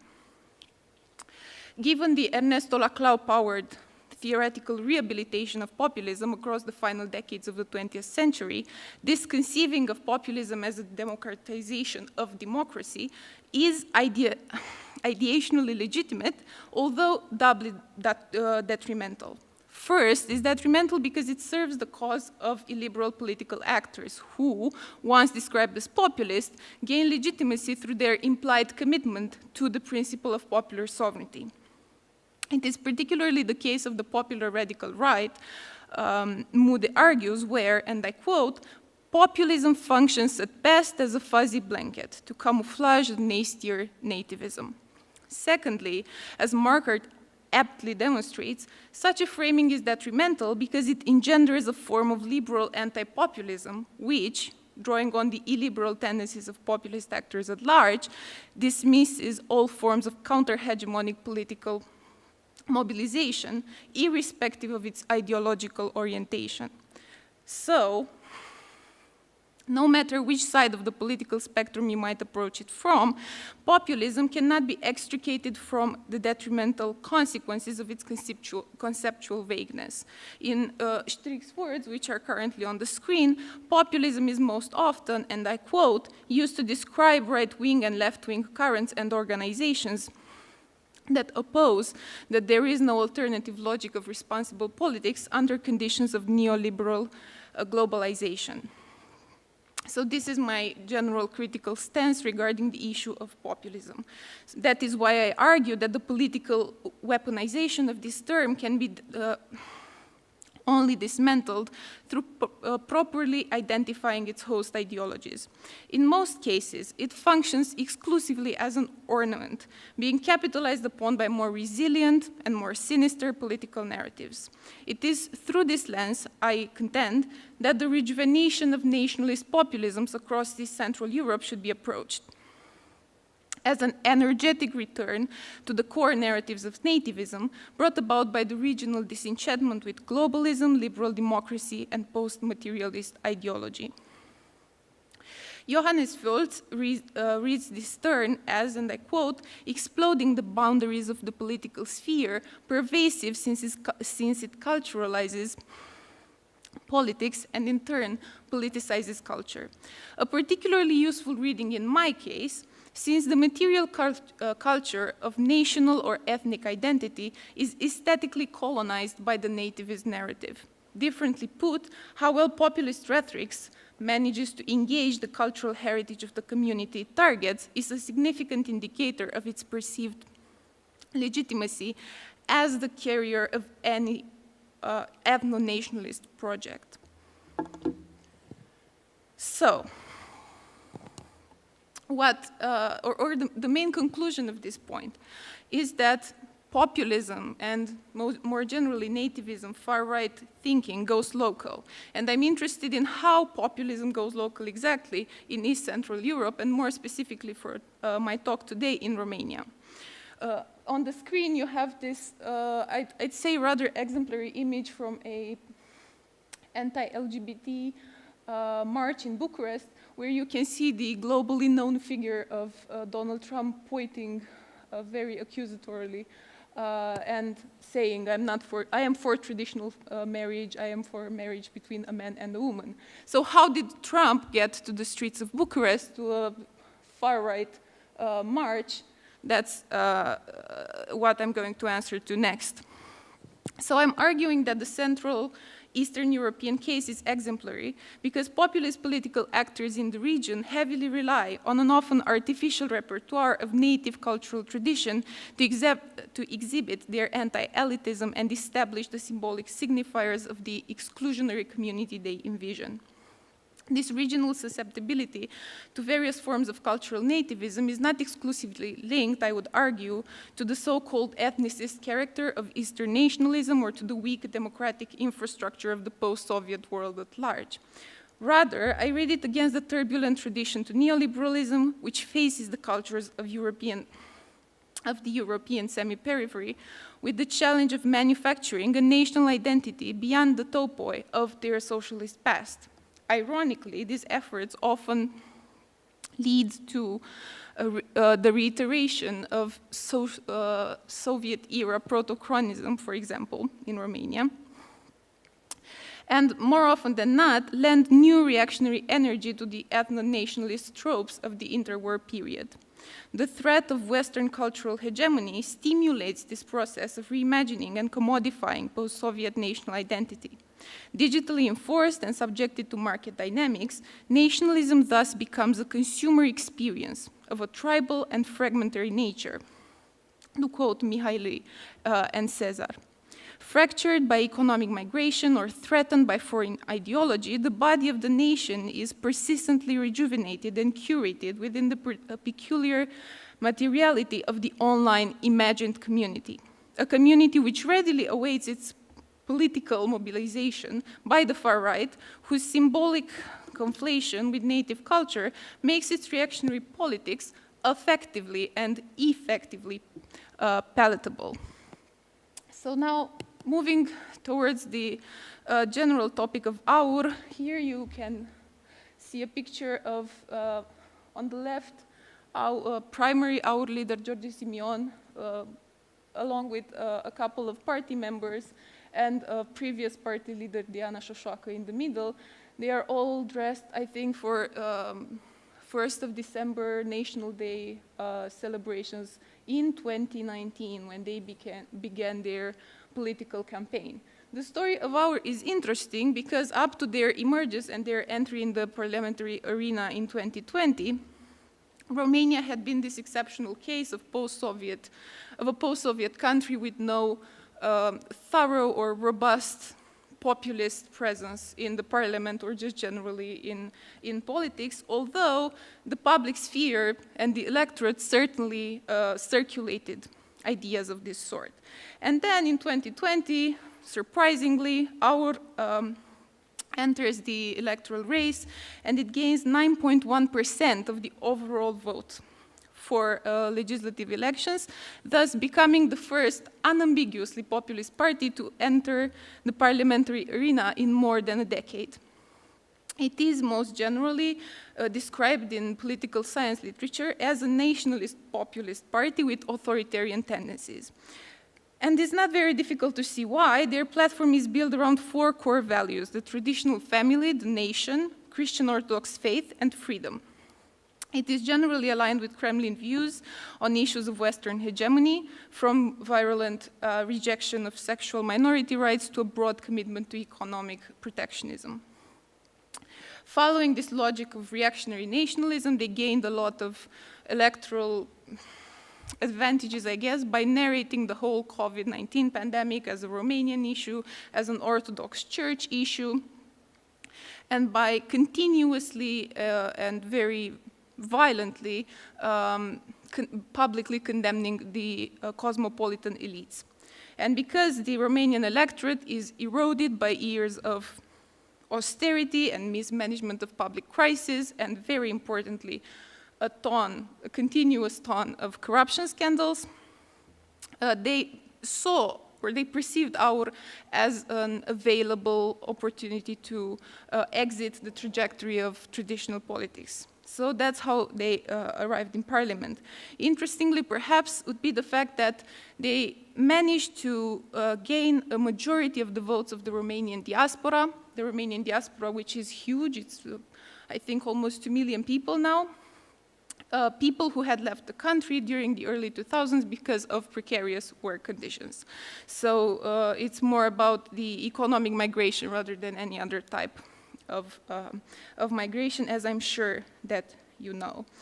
So I think that the declared focus of the party on rebuilding the economic autonomy of the country and the political dignity of its polity, which had been unfairly victimized in the trenches of the transition, came through as a hopeful compensation for this economic displacement of these people.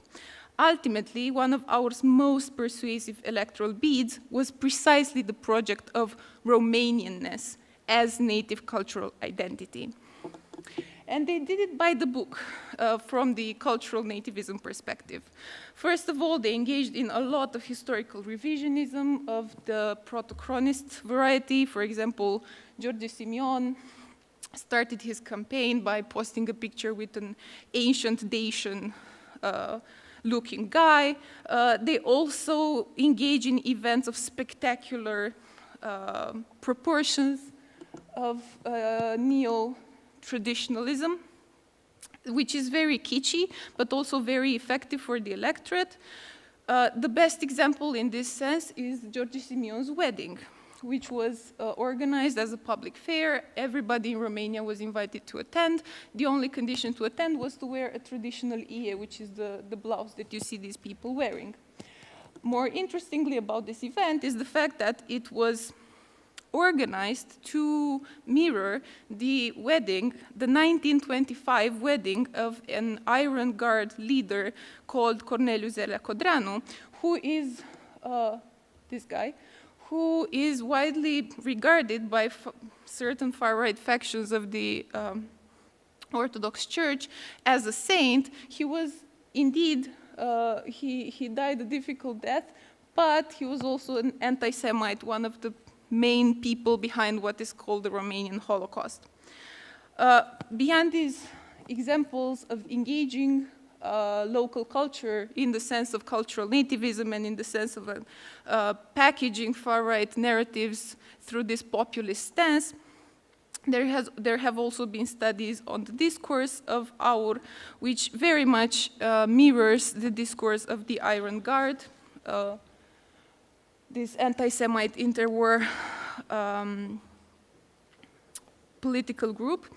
And it is in light of these exclusionary narratives that one might think of Aur as an actor of nonviolent extremism.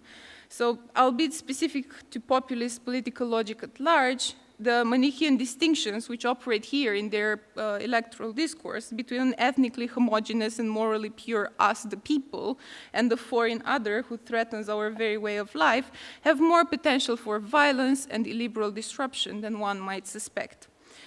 Now, playing into the spectacle of populist rhetoric and regarding it as unprecedented, which the emergence of Aur was back in 2020, elides the ideologically charged cultural inheritance to which such political acts owe their rhetorical power in the first place. Moreover, by exclusively looking to the most extreme of political factions, like I did here with Aur, we might not grasp the more apparently benign but equally effective cultural arenas where similar narratives are negotiated.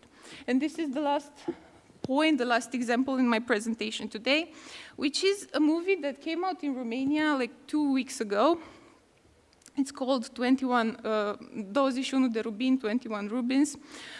It takes the term parochial film to a whole new level, insofar as its director is also a Christian Orthodox priest from Oradea, Romania.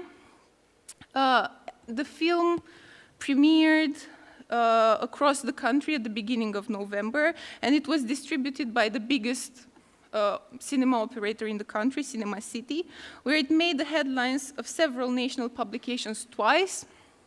Firstly, because of its international cast, which never happens, specifically with independently funded Romanian productions. And secondly, because 2 of its screenings were cancelled in Cluj-Napoca, one of Romania's most progressive cities, leading the team and right-wing media to promptly launch censorship allegations. If anything, the screening cancellation perfectly fit the marketing profile of the film, as a counter-establishment independent project prone to criticism, if not outright censorship, due to its uncorrupted commitment to telling the truth. As obvious, for example, here in this promotional material, under the title, Ora de a zice adevărul means the time to tell the truth. It's not a very subtle movie overall. So it tells the story of Nina, which you can see there centrally, a prodigy of the failing Romanian justice system and an embodiment of her specific fight against systemic corruption, both within the justice system and the church. Her nomination as Attorney General of Romania throws her into a tight-knit circle of political elites who must decide whether she's up for the task or not. These political elites are also represented here, There on the right with the cowboy hat, you can see the US Secretary General, who for some reason or another comes to Romania to look over this political change. And there behind her back, you can see Nicoleta de la Chiesa, who is a representative of the European Commission, who also has to come and mediate this political transition in Romania. Nobody ever explains why. But along with these two representatives of the transnational elite, which leads Romania from the shadows, we also have some more canonical characters of the Romanian corruption plot. So we have the Patriarch of the Orthodox Church. You can also see him there on the poster. Near him we have the President of Romania. Both of them look very much like the actual counterparts. And we also have a character which is suggested to be part of the secret services. So the whole gang is there. In most respects, from the script to the camera work, the film feels and is amateurish. But it is precisely its bluntness and the unintentional transparency of its allegories which make it a great example here. Because despite its best attempts at constructing a nuanced and like a polyphonic narrative, it's very monotonal. And it really gives the perfect update on where the Romanian far-right mentality is at. So, in this film, we are faced with various scenes and themes of church corruption. It is incredibly anti-church in an institutional way. Here we see some high-up priests dining with some high-up politicians, eating meat during a period where they should be fasting, etc. But apart from this theme of the corruption of the church, we have this very, very poignant Euroscepticism, very poignant mythology of Romanian exceptionalism, anti-Western values, this generalized allergy to post-materialist ideology. For example, there is a scene in which the Secretary of the European Commission tries to kiss our pure, immaculate protagonist, so we have this kiss between two women, which is obviously framed in a very weird manner. And ultimately, what it posits is a formula of anti-establishment positioning, which reminds one, more than anything, of Tolstoyan anarchism, minus the universal aspects of that. So it showcases this extra political, if you will, extra parliamentary, extra traditional form of spiritual resistance to the morally tainting perils of neoliberalism and the global market, mimicking the position of the political dissident under communism in many ways, a stance which is invoked by multiple far-right actors across the country. And to bring things together towards this conclusion, I brought this quote from an article which came out immediately after the movie premiered, in which the author compares the protagonist to the woman from this painting, which is Revolutionary Romania. Revolutionary Romania was painted in 1850, a moment when ethno-nationalism was a bit more of a legitimate paradigm. And ultimately he says, Corina, so the protagonist, is not some Laura Codruța Kövesi, but Romania herself, the one who was abused, sometimes in the most literal sense, by an American gangster, by a Soviet mongrel, by a perverse European Union, and obviously by a gang of crass Romanians, also full of hospitality and faith. I will conclude on this note by returning to my main point. Devoid of ideology and functioning more as a style of political communication or as a modality of inciting strong effect within the electorate, populism is misrepresentative of the phenomena it has come to describe in recent media and academic discourse. That is why I argue that the concept of nativism is not only more illustrative, but also more functional when employed on a regional level. As the examples have shown, I hope, we discover just underneath the apparently benign surface of populist media the strong mythology of the pure ethno-state. Thank you for your attention. Thank you, Anna, for the brilliant presentation. I'd like to open the room for questions. Is anyone wondering about something while listening to the presentations? If not at the moment, then I have, while listening, got was wondering about some things. Tommy, you are a researcher who's more preoccupied with history, and I'm doing more contemporary things. And you were showing people that were famous in Soviet times, showing names of them, and also they were quite famous after the gain we got independence again. Can you actually observe any of those messages or populist features in after independence popular culture? Are they still here, or they are extinct and only a historical narratives that they are? I guess the main example is the film Tadas Blinda, for example, who became not only a movie from the Soviet period, but of some kind of political narrative. And you know, it was remade in, I don't know, 2010 maybe at some point. And this story, I guess, still lives even on the political part of it. This narrative is still visible at some political parties, at some political stances.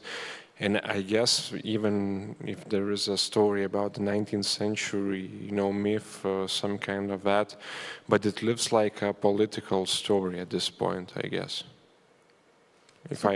Can we say that it was influenced by the Soviet culture, like still myth, which roots has in Soviet culture, or it's? In my opinion, the story was remade into the Soviet one, the socialist one, the revolt against the bourgeois, and the story, I guess, still lives as it is, because before that it was just some kind of folklore stories collected by Landsbergis, Žemkalnis, I guess, that was his name. And it was totally retold and made into this pop culture figure with this television movie in the 1972. And I guess the story to this day lives on the basis of the Soviet movie, for example. Very interesting. And Anna, I really enjoyed your, thorough criticism of term of populism and use of this term to to analyze certain discourses that we call populist. But you were offering also the term of nativism. Can you elaborate more on that? Can you explain why is this term a more appropriate one? Yeah, please take the... Yeah, so... Yeah, it's okay. Okay.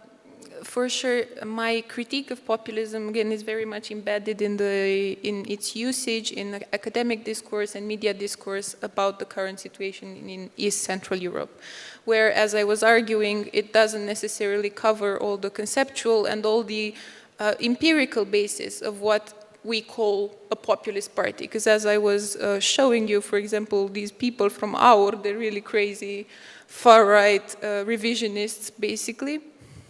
So that is why I think this more concise, I guess, or more incisive term of nativism could come into play in a useful manner, because in its very semantic structure, it suggests the fact that the internal conflict here is that we are the native people of this land, we are the only people who are allowed to inhabit it.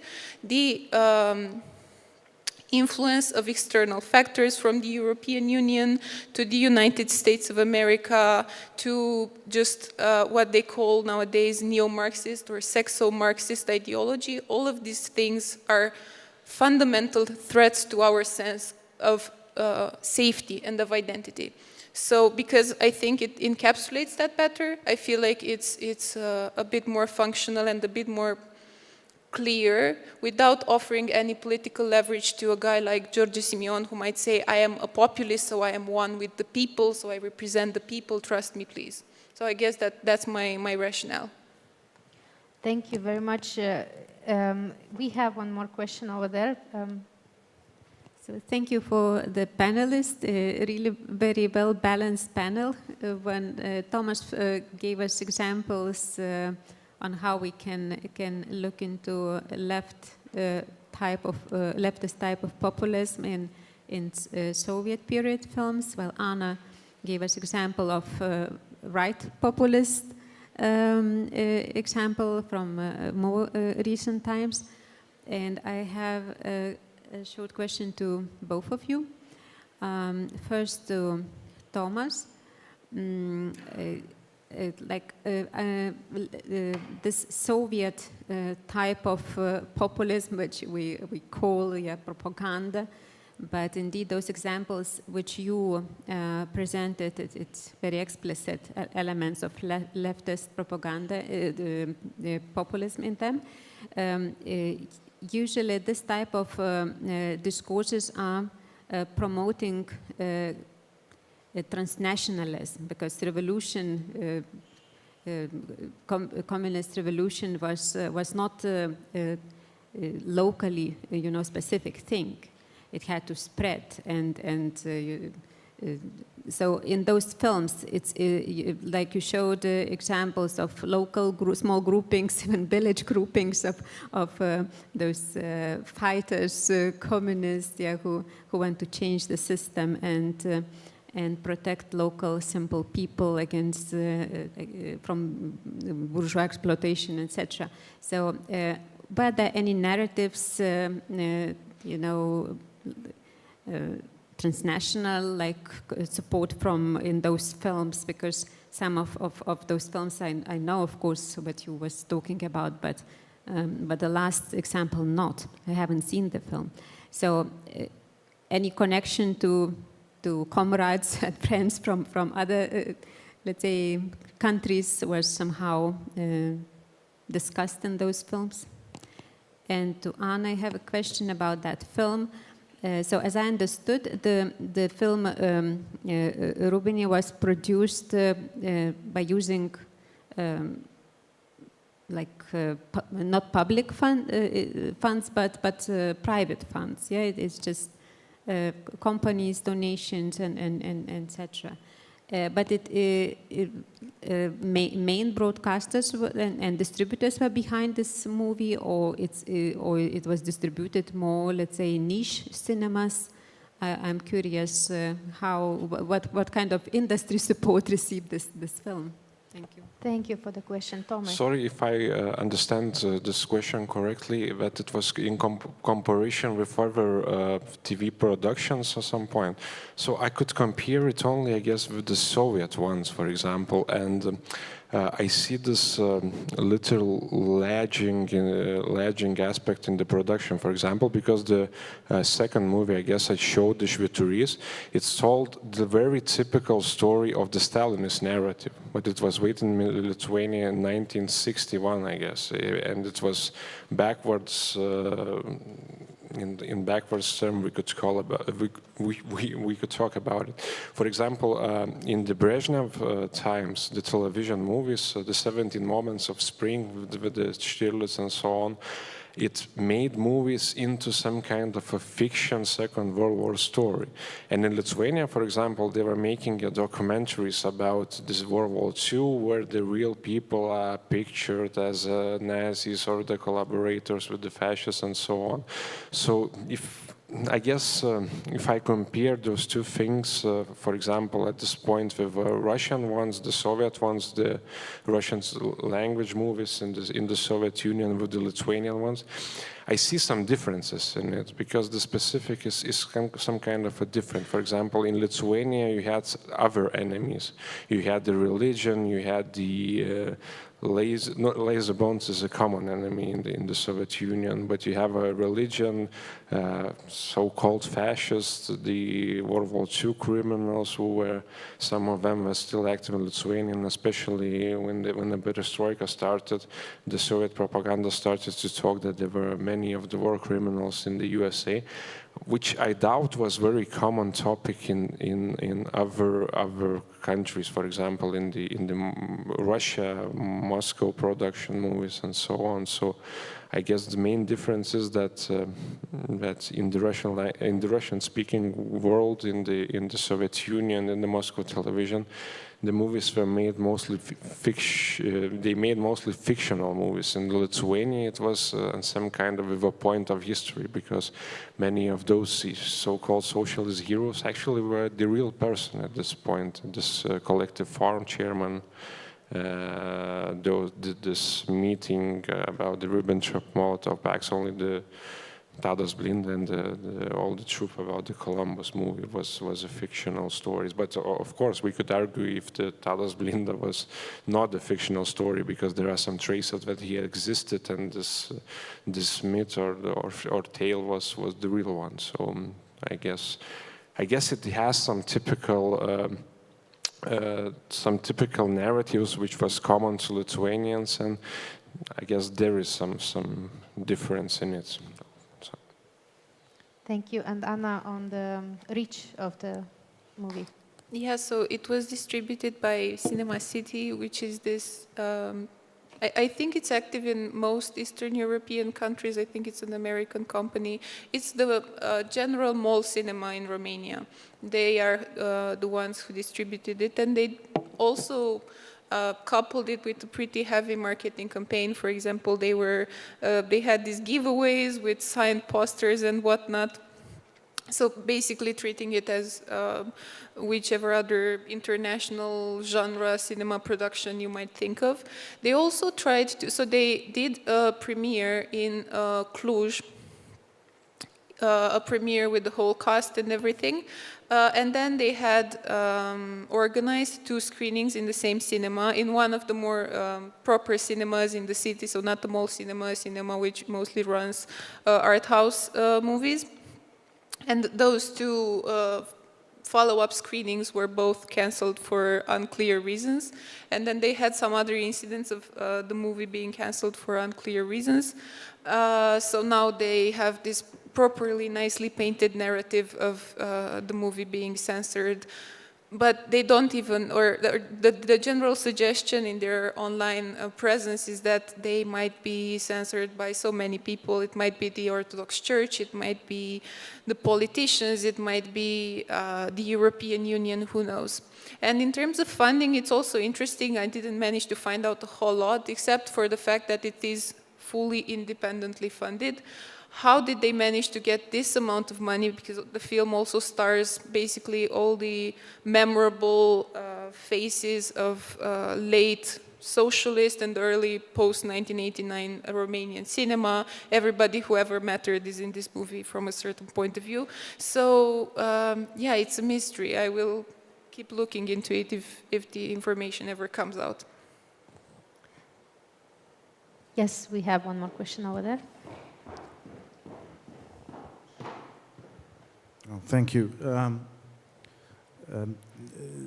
It just came to me a comment, Thomas, after Renata's question, considering the transnational character of the communist revolution.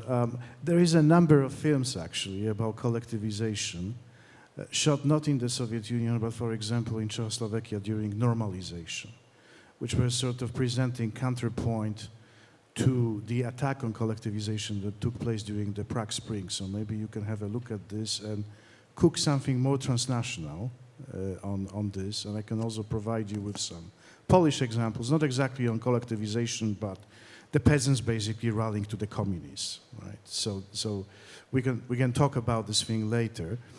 And I have a couple of factual questions to Anna, and also one proposal, perhaps considering half-jokingly a research paper. The first question is how many people attended Simeon's wedding?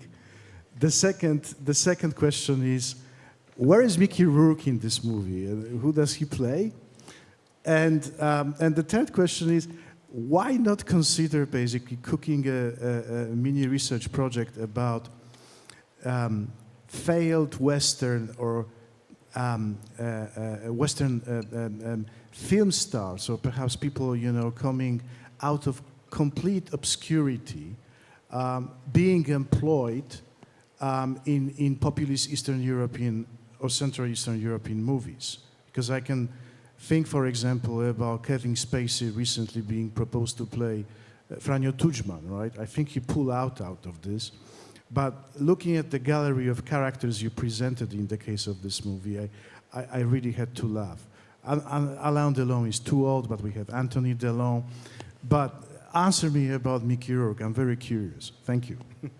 Could you please just repeat the first question, because I didn't hear it right before the Mickey Rourke part. How many people attended the wedding of Simon? Okay, yeah. I think it was a couple thousand. Actually, it was a pretty big event, and they also. If you ever are interested in such things, I can send links with people who did documentary-style videos at this event, because it was quite the party. A lot of people came. There were people brought by the party, by the Our Party, from other parts of Romania, for example, in like big, what do you call them? They were transported there by the party, mostly people. To the point that, for example, there is this interview with a guy who attended. He was seemingly drunk, and he gets asked, like, do you know why you're here? And he has no idea whatsoever. So it was, from this point of view, the artifice of it all and the spectacle of it all was very, very obviously electorally constructed. More so than anything else, it was constructed as a way to vocalize this this fact that Simeon is a Romanian, like all the other Romanians, and yeah.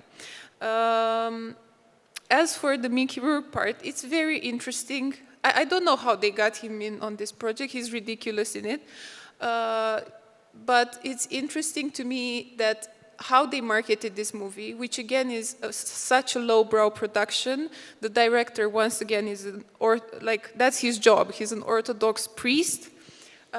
Who had directed, I think, 2 things before, one of which was highly praised in Moscow last year, so just a bit of context.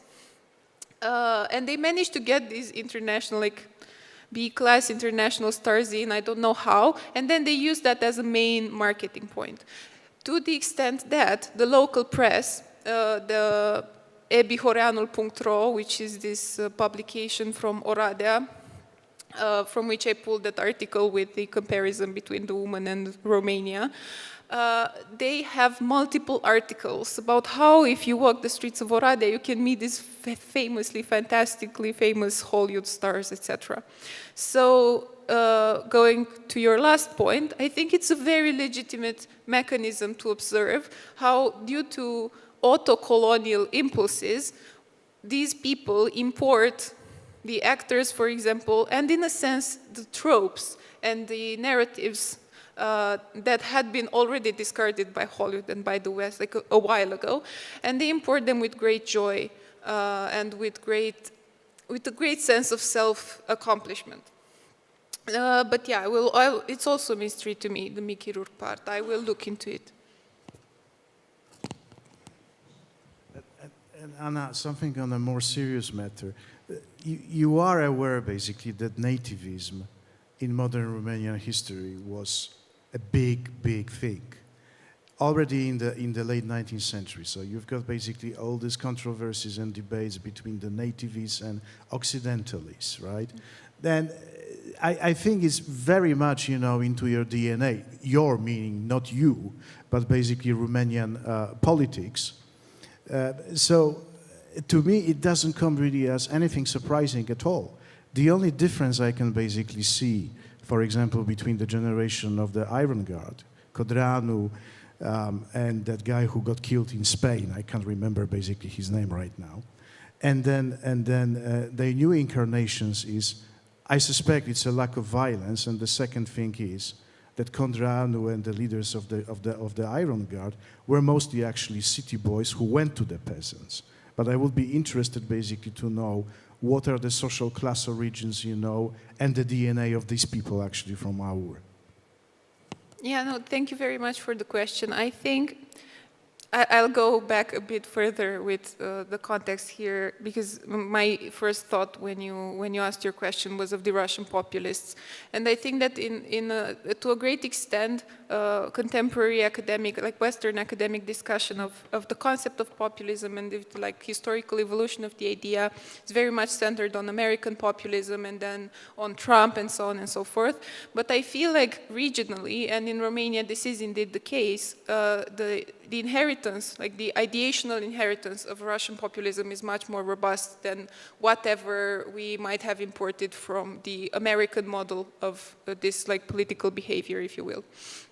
So now going to the issue of the Iron Guard, and which is, I can't call them populists without making a mistake, but let's say this extreme case of far-right populism that they engendered was indeed structured on this 19th century Russian populist archetype of going to the people, going to enlighten the people, to educate the people, etc., which of course had also very strong nationalist sentiments of a French physiognomy, because they were very auto-colonizing in a sense.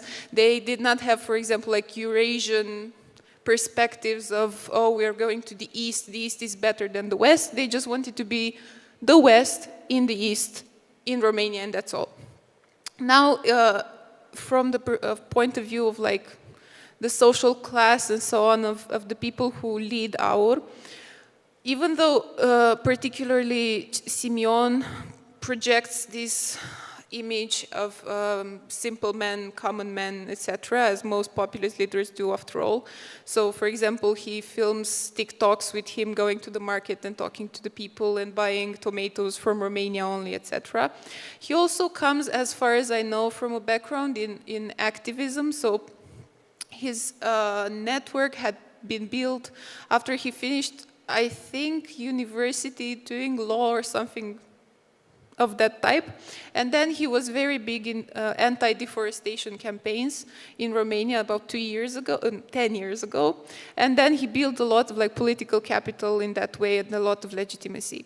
Then there is this guy, Claudiu Târziu, who is a neo-conservatist, huge far-right brain of our, but he comes, I think, from the academic sphere. Similarly, there is Sorin Lavric, who is, from my personal point of view, the worst of them, who comes fully from an academic sphere. He was, for example, main editor of România Literară, so Literary Romania, in translation, which is the main and official publication of the Romanian Association of Writers. And he, weirdly enough, has the craziest ideas of the bunch. So, to conclude, I think that the pattern repeats itself. So these new populists are more or less the same old populists, which aim to enlighten the people, not to Western values, but to the intrinsic core exceptionalism of the nation, which was stolen from our historical destiny by the EU, I guess. Thank you for your presentations. About the transnational patterns of ultra-conservative populism, those things that you mentioned, which are in this film, this Romanian film, I say would also make much sense to the populist spectator in Hungary. Apart from one thing, the attack of the church. If I understood right, in this film there is a critique of the church. Although it's a church person it's a priest who does it, so probably he's attacking the liberal segment of the church or the corrupt segment of the church. In Hungary, this would not make it into a conservative project. The church, in this sense, is untouchable. But other things that you've mentioned, the appearance of retired Hollywood stars, is also in Hungary and in these very nativist projects. We had a Franco Nero star in one of the Hungarian historical films. But the question I want to ask is, how is our Hungarian minority in Transylvania in any way mentioned in this film? No, no, in this film specifically, no, as far as I remember. But I think they are not mentioned, not out of the goodwill of the director, but rather because, like, diegetically, the film takes place elsewhere. It does not take place in Transylvania. But I'm glad you mentioned this because a strong point in the Our program is stoking ethnic or inter-ethnic dissensions and tensions between Romanians and Hungarians in Transylvania. If you go on the Our News website, only last week I think they were posting about the fact that some mayor in some Transylvanian city came up with a flag for the region or something of the sort and wanted to have it in the village, and everybody on the far right got really overwhelmed with negative feelings over this thing. So overall, I think, yeah, it had this plot been placed elsewhere in Romania, a bit more west, I think inter-ethnic tensions would have been present. And as for the fact that the church is punished or comes out really poorly in this film, I think it has to do with the biography of the priest director, who is still institutionally still part of the church, but who had been pushed out of the church when he was young because he had written this novel of very poor literary quality, which is called it's called Pântecul Desfrânatei, but it's difficult to translate it in English because of how archaic the terms are, but basically it's like the uterus of the sexually promiscuous woman, let's put it that way. So he wrote that, and the sexually promiscuous woman in this allegory is the church. And he wrote that before becoming a priest, so the bosses of the church decided to send him out of the country and whatnot. So I think there is also this personal vendetta element going on. Now, the fact that this touched the hearts of so many Romanians, for example, when I went to watch the movie, it was just me and the like 50, 60-year-old man in the cinema, and he started crying about halfway, and then he kept crying towards the end of the movie because it really struck some chords, I guess. So yeah, it's interesting. I'm looking forward to seeing where it's going to go. They're going to premiere it in New York next week, for example. It's really crazy production from my point of view. That's really very interesting, and I would like to thank you both for your really great presentations, and thank you, audience, for your questions. I think we'll end this discussion now and have a short break before we move to another panel. Thank you.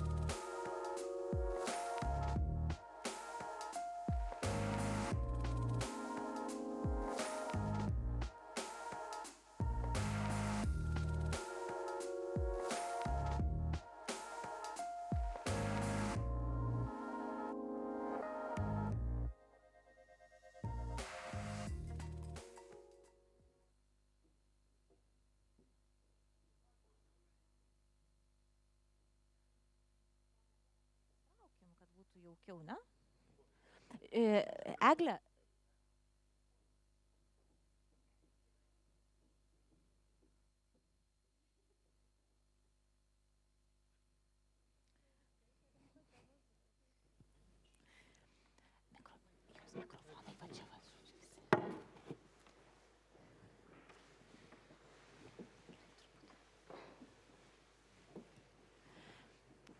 Hello, everybody.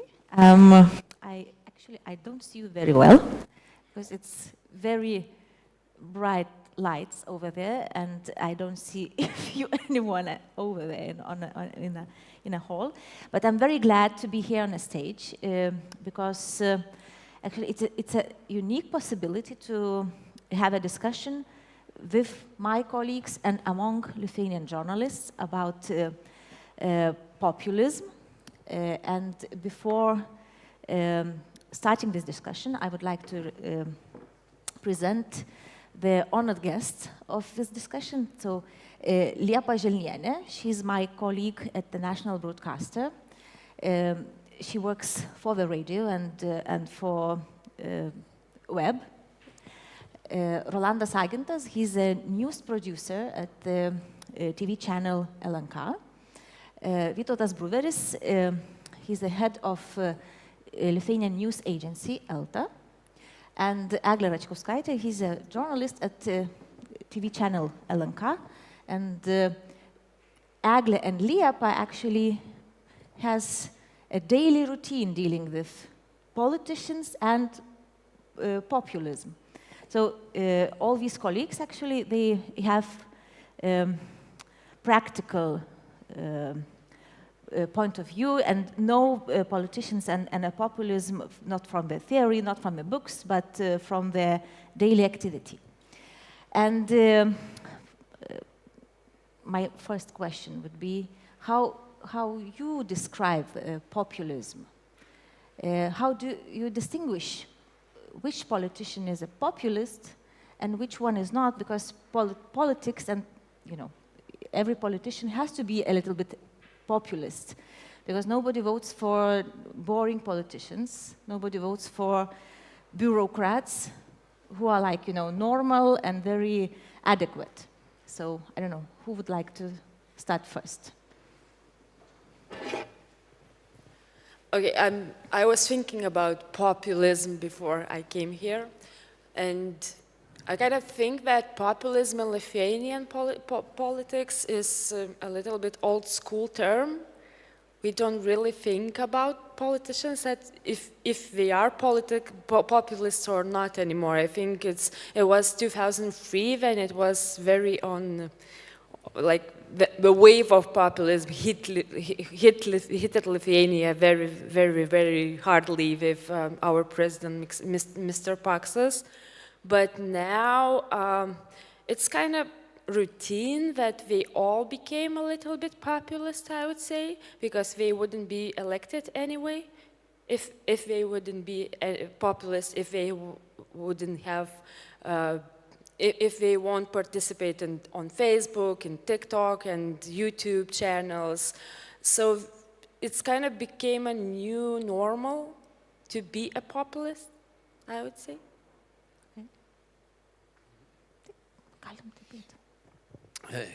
Well, personally, I do hate every single time when I hear that someone is nicknamed as populist. As even today, for instance, when Wilders in Netherlands is a winner of parliament elections, and mostly in all outlets he's named as a populist, in my opinion, there should be no this kind of nicknaming of politicians. He simply hit the right note. And if you are boring one, bureaucrat, as Andrius said, and lost elections and have nothing more to do, so of course you are a bit jealous to the guy who is a winner.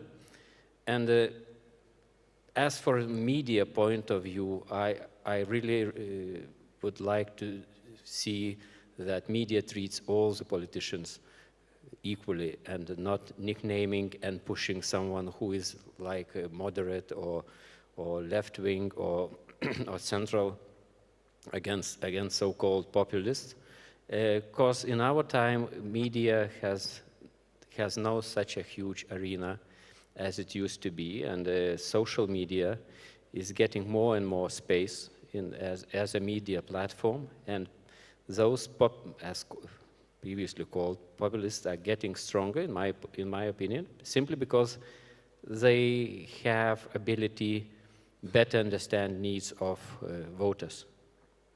So in general terms speaking, I don't like naming someone populist and perceiving them as less valuable in political arena. Okay, we will elaborate a little bit more about that. I agree in part, but in part maybe even bigger disagree.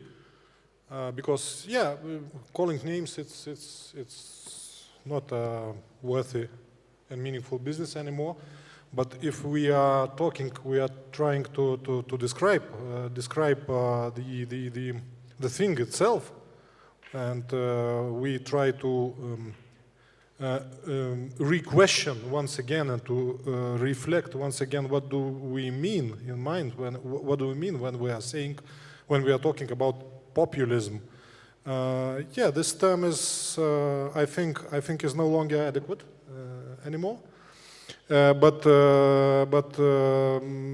we have this thing kind of renewed. It has a lot of spawns and a lot of offsprings, but simple things, very simple and very clear things. When you can spot, and then you can define, and you can see that you are dealing with populism in the strict sense of this word. When person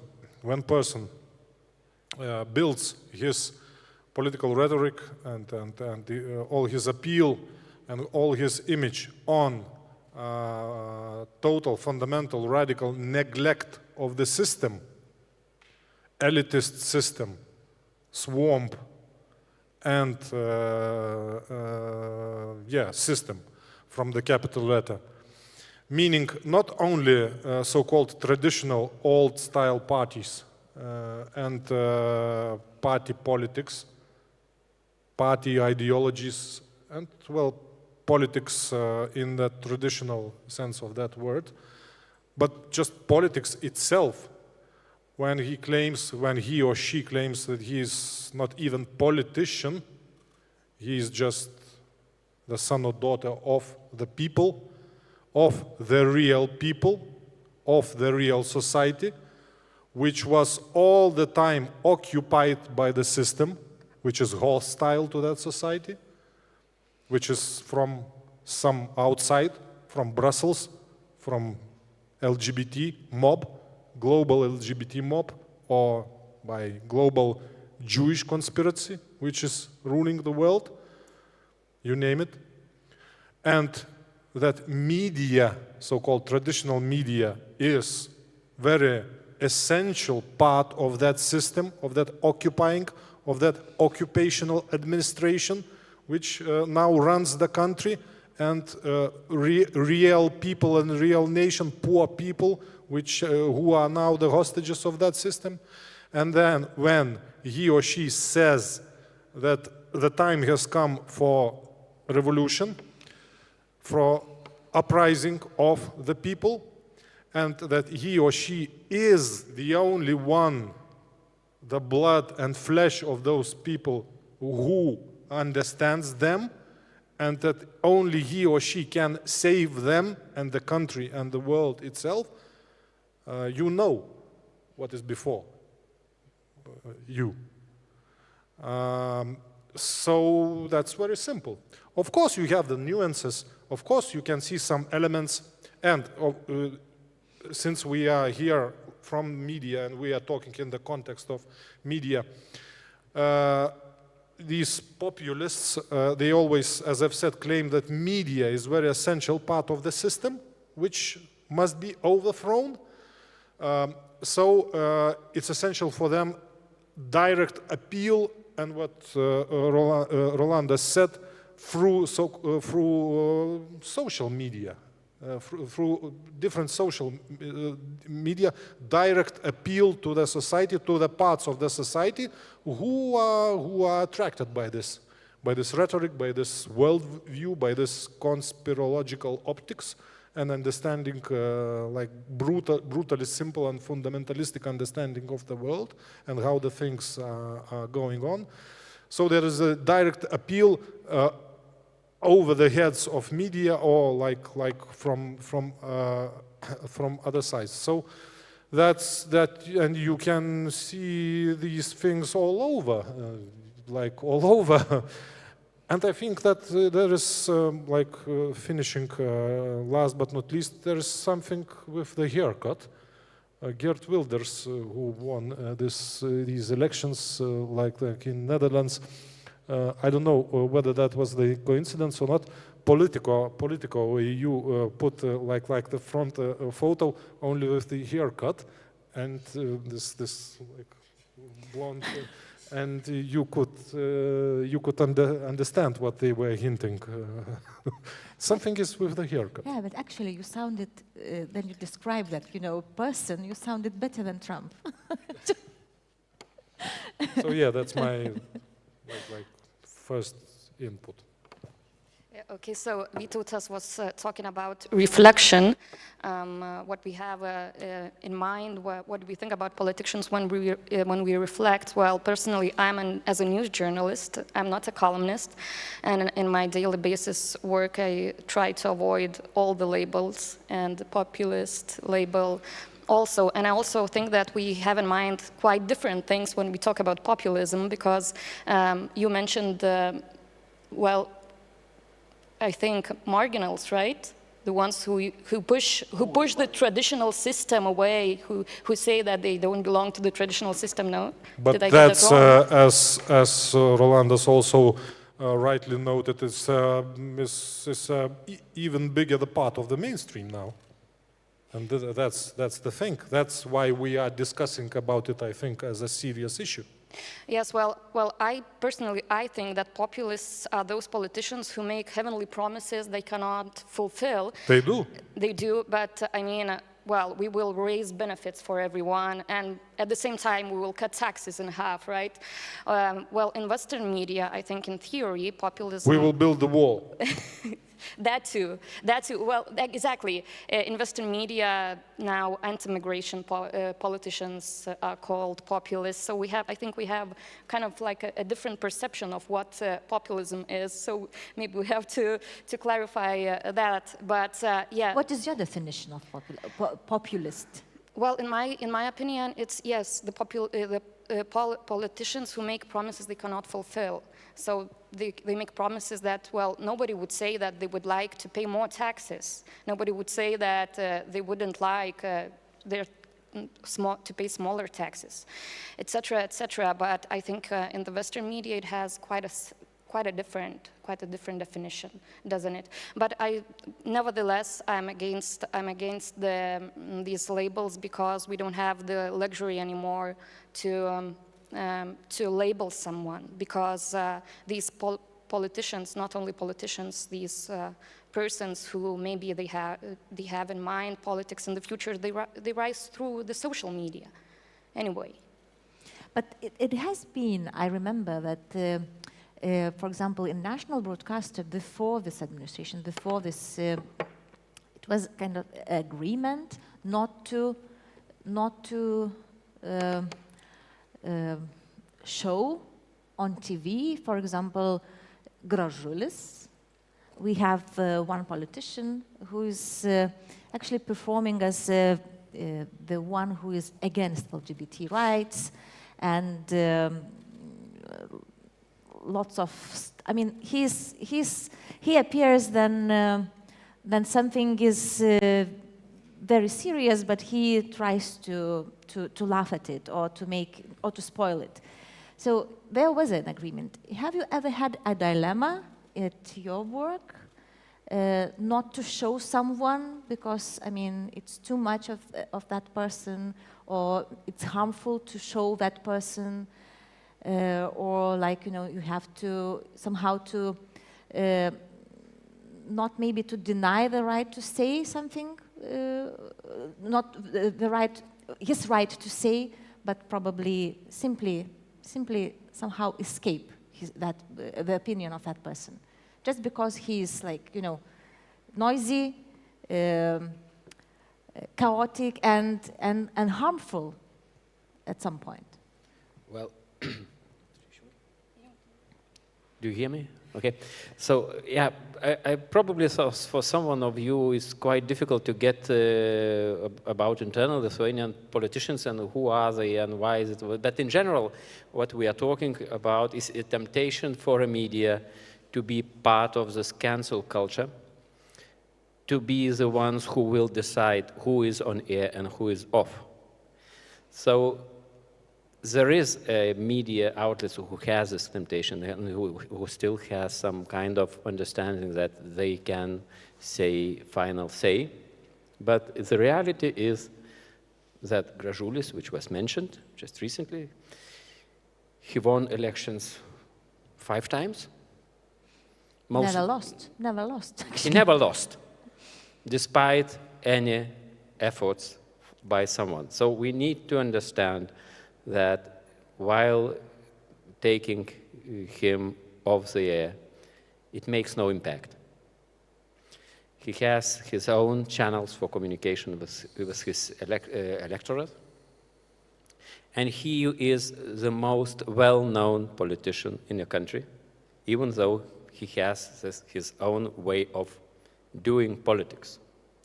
So I think that media in general should avoid this kind of decision-making of canceling someone or promoting someone, because every single who is elected should have a right to be on media. Otherwise, they are pushed to social media, they are pushed to bubbles, which you have absolutely no influence to. And I deal with Gražulis a lot, almost every week. Sorry for you. He's very loud. He's very loud. So I also think that we don't have the right to take him off the air because, as Rolandas mentioned, he has the mandate of the people. So what I try to do, not to promote him too much, I try to keep it in the same temperature when I run a story on Gražulis. So basically, when I show him, I try to get a second opinion, but I mean, in the same temperature, Gražulis is, he's a very funny, he is for homophobic, etc., but he does it very professionally. I mean, in a sense that he knows how to get the attention of the media. So I try to take his opponents and show it in the same temperature, so the level is pretty much the same, so that no one is like, as we say in Lithuania, sainter than the Pope, and condemning him, and etc. Because, as I said before, we don't have the luxury anymore to avoid some people, because they will go to social media, and when they go to social media, they have the control of the air. When we show them, we have the control of the air. We can get a second opinion. We can limit what he says. In social media, he's the one who controls it. And I would add that we have a right and a way to explain for our readers, listeners, and viewers what we are doing, you know, these kind of politicians, and that's very important. To do not look at the audience as we are all dumb, we don't understand anything or something. I'm not talking about that, but I do think that we can explain why this person why this person is not right when he says that he's going to build a future in 2 days and it's going to be beautiful future for all of you if you would vote for them, for him or she. Or her, but at the same time I do agree that we cannot cancel them, and we should put in context some personalities, I would say, who are, for example, in a jail or in this on trial related with Russian propaganda, for example. So that these kind of politicians are even more dangerous than just common populists. For example, Gražulis is. Well, he has no power. Everybody knows who he is. He's elected because he's going to every kindergarten in his district, and you cannot, you know, he's not dangerous from that point of view. Everybody already knows him. So. Okay, but we have other examples as well. Yeah. I want to a little bit catch up on this moment, because I regard it as important in the context of our discussion. Yeah, first of all, I suggest not to over-concentrate on different political scum, and just to try to clear the things out in principle, so to say, as they are. Of course, when some people who are in the public sphere and political sphere, then they have some support of the people, when they have some public influence. Of course, there is a media. It's not for media to decide whether they are led to say something or to act. But here comes another thing. The thing related with the very existence, there's a sense of the existence of media. We have to question them. That's the thing, colleagues mentioned that, and I want to stress this. We have to, if you wanted this word, to grill them. We have to force them to filtrate what they are saying. And moreover, in my practice, when I was working actively as a reporter, what I was doing with not only marginals and as I've said, political scum, but with some populists, if we are still using this word, in the mainstream politics. Because, in my opinion, we could and can define some of our presidents, former presidents, or acting president as this type of populist we were talking, and I was trying to describe, and a lot other mainstream ruling parties, former ruling parties, which were following this simple matrix I tried to describe in my introduction. So there is a function to force them to answer, to force them to verify and to ground what they are saying, immediately trying to show the citizens and the society that what they are saying is their shit. And another thing is even more important, to trolling them. Because what they hate is being ridiculed, being portrayed as clowns, as they are. Because this populism we are talking about is a serious clownery, yeah? Do you think that Lithuanian media is successful in doing that? Because I've heard from you, all of you, that we don't have that luxury anymore. Have we ever had that luxury to distinguish? That's why these politicians, this term is also relative, politicians, because what they are saying, that they are not even politicians in this strict term of the word. So these politicians, that's why they are trying to avoid media and to have the direct appeal through social media, through live meetings with people with their potential or already existing constituency. That's why, because they are afraid. Because they are afraid, they don't want this questioning of media. They don't want to be forced to confront reality and the questions.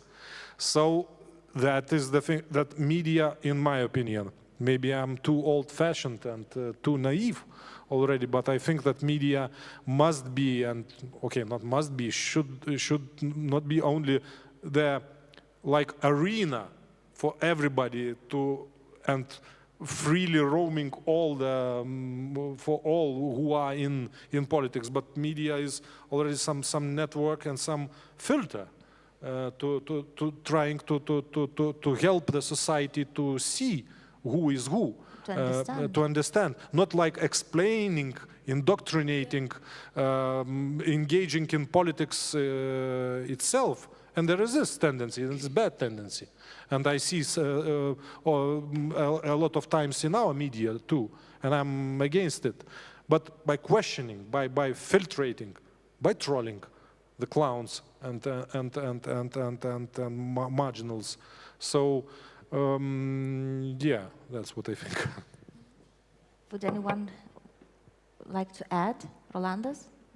Do you think that Lithuanian media is successful in filtrating, not explaining, but filtrating what is good politics and good politician, and what is like, you know? Well, I'm not sure that we do have such a task, and that we are doing this kind of filtrating.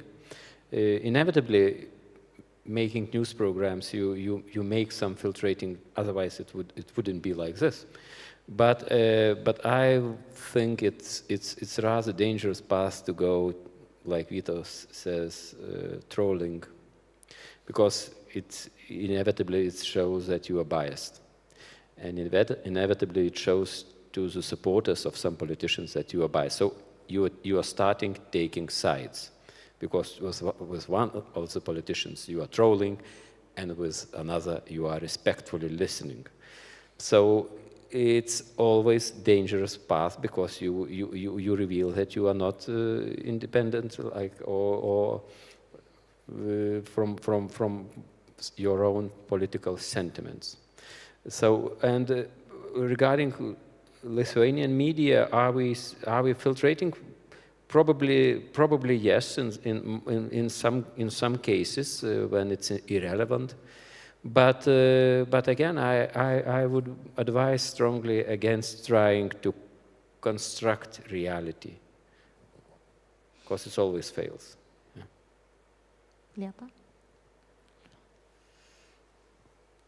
I just wanted maybe to explain that, saying about explaining to the people, I didn't mean that it's didactic way to, we know how, you know, you should think or something like that. I mean, like fact-checking helps a lot when you explain how things are going and why this can be true, what is said. And actually, I agree with you that we cannot trolling, especially in public broadcaster. We cannot let us do this. It's other thing. I mean, it's different thing to commercial media, where you can be broader, you can be lighter. You know, in public media, in public broadcaster, you could never do that. But still. Usually I ask and I invite people, marginals, populists, whatever you name it, to my radio shows as normal people. Usually everything's fine, and I ask the same questions which I would ask any politician in my show. But you know, and sometimes they are very harsh in public, on social media. They are shouting, they are laughing, they are calling media all the names. They have bad names, I mean. But then they get an ear, you know, they get on air, they kind of becoming a little small cats, very fluffy ones, and talks like every other person in a show. And and sometimes they say even more openly about themselves. I mean, for example, Juraitis was on my show. No, nobody knows maybe, but he's almost a spy of Russia now. And he was telling the truth on air, that he went to the Russian embassy and talked with them, and so it's kind of admitting what he has done.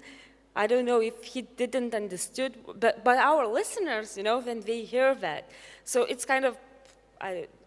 But I remember it was a dilemma whether to invite those people, those clearly pro-Kremlin, representing pro-Kremlin organizations or having links to the pro-Kremlin organizations. It was a dilemma whether to invite them to talk. Yeah, and I was the person who said that we have to, because our main rule is not to have a show about a person without a person. That's the main rule of journalism, isn't it? So why not? Of course, if we would talk with him for an hour, maybe it would be like a disaster, because he would ruin all the show. But we decided we're gonna have 10 minutes of interview with him online, on air, without, recording before, because that was a suggestion from editors. But I said, no, you have to give them right to talk, because we are talking about them, and otherwise they would be right if they would call us system media or something like that, what was Vytautas talking about. They would be right then. Okay, yeah. Then in this case, in this particular case, I think which you're talking about, sometimes we have to differ between those who have the opinion, even alternative truths or something like that, and just enemies, yeah, who are here to spew out their propaganda, and the master plan is just at some point to kill you. So that's that was difference. Before the trial, Okay. He was just a common person at that time. But I wanted just from my part, I wanted a little bit to clear out what I was meaning when I was talking about trolling, yeah, about trolling, and about one essential function of traditional systematic media as trolling. Those people, what they are doing, they are talking and doing nonsense, and talking and doing clownery all the time. Deliberately, consciously, but sometimes just because of their, I don't know, stupidity or something like that. So you have, when you are a journalist, when you are a decent journalist, when you are a consistent journalist, and you have some responsibility for the society you are working for, the only thing you have to do just to catch those moments as they are, with the scalpel, and to show and display it in their full stupidity. And that's it. That's what I meant about trolling. Just to show in like crystal clear form all the stupidity, all this populism, if you want, and that's it. That's not a big job to do. And I'd say that these times, in these times we are living in, our media, we as a media, too frequently fail to do this. But yeah, at the end of the day, people, we are talking about, we as the media and the society, when we are talking about this populism, about these kinds of politicians, public figures, about these unidentified, so to say, flying objects we are talking about. We are dealing with, again, with the crisis of the politics, and I don't see the essential fault, for example, of media, of the traditional media in it. The main things, the main people to blame, I think, is the so-called traditional politicians and traditional parties themselves. Because they failed and they are no longer finding the ways of the communication and the appeal to society. They lost, not society like in general, but big and significant parts of the society. They lost. They lost the appeal, and they even do not care about it. They try to survive with the constituency they already have. And they are not trying to renew, well, democracy, the system of democracy. So it's natural. In nature, there are no empty spaces in nature. And where is this, when there is this void, this crisis of so-called traditional policy, when it opens a void, it's immediately filled with different kind of aphorists, parasites, and another unidentified flying objects. Yeah, and those politicians, they usually blame the media that they lost. Yeah, of course, because the media is always to blame. And I would like to ask Egle and to say that Egle is probably, for me, she's the most favorite journalist on news, TV news, because she's trolling. I'm sorry to say, but she's perfect at trolling already mentioned Gražulis and others, because she really, she has that, you know, sense naive, of... with that face of naive girl putting like simple questions. Yeah, and how do you feel when you are, you know, asking those, like, you know, silly questions? Well, actually, I think I developed, I don't find it like a particular my style, but sometimes, well, I guess someone told me that I do that, and then I thought about it, and I asked myself why and when did I start doing that? So I think when I was a really young journalist, because I started working as a news reporter when I was a student. Of course, I didn't cover politics at the time, but nevertheless, when I started going to the parliament, I was pretty young, and I kind of felt like I wasn't, how to put it, respected maybe enough from the well, senior politicians. So maybe that, and I felt like they were arrogant towards me, and they thought that I was, maybe because I was young, maybe they thought that I was stupid, and maybe that's when I started to question, well, putting my questions out there like that. But I feel like I do that only when I think that they are being arrogant towards me, or when I think that they feel like I'm stupid. I don't know. That comes naturally. Really, I don't know.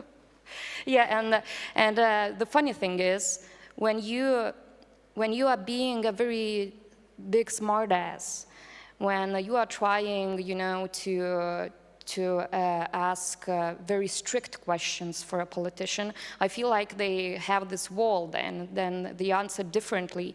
And when you don't attack them, when you ask them, well, let's put it this way, in a naive way, I think they're kind of being honest, or maybe the answer in a way that the audience feel like they are being trolled, but they do that themselves. Yeah, that's a very good medicine against all these populists, as we call them. But and probably before the end and before the possibility to ask the questions from the audience, I would like to ask, put a last question, not the least, but don't you feel that the media itself has become very populistic? We talked a little bit before the discussion with Liepa that media needs more clicks, more viewers. TV is going down anyway, but it needs internet and it needs, you know, viewers. And viewers are, I mean, you hunt viewers by scandalous topics, by scandalous leads. So nobody watches anymore, you know, all these, you know, moderate reports or moderate articles. Hasn't it always been like that? When was the time when the audience wanted only hard news and hard discussions on TV? I think TV was invented for entertainment. And we as journalists, we can balance the news. We can, yes, if one topic is a little bit more scandalous than another one, maybe is a harder one. No, we had media, but we hadn't had internet. So It was like a balance. Then you buy a newspaper, you don't find, you don't read scandals over there in all pages. No, I'm provoking.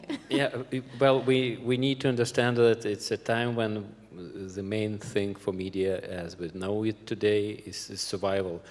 Is a year of survival for media, and the new thing, what we find out about our audience, is that two fighting kittens will be always more popular than any political report of any importance. So we suddenly find out ourselves that we didn't know our audience, and that audience may have absolutely different needs from media, and so are we too populistic? I don't think.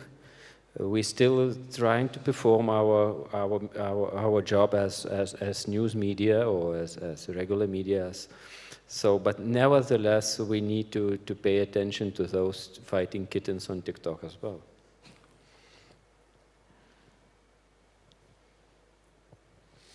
Yeah, I agree to the point of colleague that it was always like that. Media was always kind of blamed of being too populistic, too yellow, too porn, and that it's more about tits than about serious things. Yeah, online media, this outburst of online media influenced the situation, but not in terms of the fundamental structure and the essence of the thing, but about the proportions, I think, maybe more. But I'm always advocating and saying that there is no need of apocalyptic or even sometimes hysterical visions of the collapse of traditional professional media, of all media degrading only to the clickbait and pop and fighting kittens or adult cats doing something other. So I don't see this. Because at the same time, I think that in the societies and in the political elites, whoever they are, even if they are from the bottom, from the top to the ground, populistic in the in the sense of that term we are talking here about, there will always need of what we call the professional journalism. Everybody needs that and is interested in that. And sometimes maybe you can, and there is this mystery and fascination of journalism that you can sometimes can disclose and display serious things and serious problems and serious politics, tendencies, things through some maybe trolling thing, through some yellow and pop form. As a being active reporter, I was doing it all the time, despite the fact that I'm like always been pretending to be the policy geek and kind of wannabe philosopher or something like that. But I always had this instinctive tendency of putting serious things and serious issues in some humorous, more light, even trolling way, and it was always a successful thing. So it was like kind of a verification for me that need in the society, and in all the parts of the society, there is a need of serious dialogue when the people, even those people who are voting for the political scum we were mentioning here, when you are finding, when they have the feeling that someone, even from system, starts to talk to them, that there is this interest that shows things to them, they immediately answer and respond. So, yeah. It was interesting to listen to Vytautas because he just said that politicians are blamed for more populists coming to power and not getting public attention with their, new political thinking or new ways to get attention from the audience, whatever it is on YouTube or whatever. He just said that traditional politicians are blamed for populists coming to power, and after a minute you said again that traditional media is not blamed at all, that people are going to see YouTube channels, TikTok, Facebook, whatever, but not reading newspapers anymore in Lithuania. Specifically about the traditional media fault. I wasn't talking of how much. Of course, there is some responsibility for to that. Of course, some part of the responsibility goes to so-called traditional media for the situation we are talking about. Of course. But I think it's more what I try to say, that the main ones to blame, these are traditional political elites, in my opinion. Maybe I'm wrong. So I think we all have to adapt to the new situation, that we have new ways to make politics and new ways to make journalism. Having in mind that we have Facebook, we have TikTok, we have YouTube, we have all these channels, where should we be?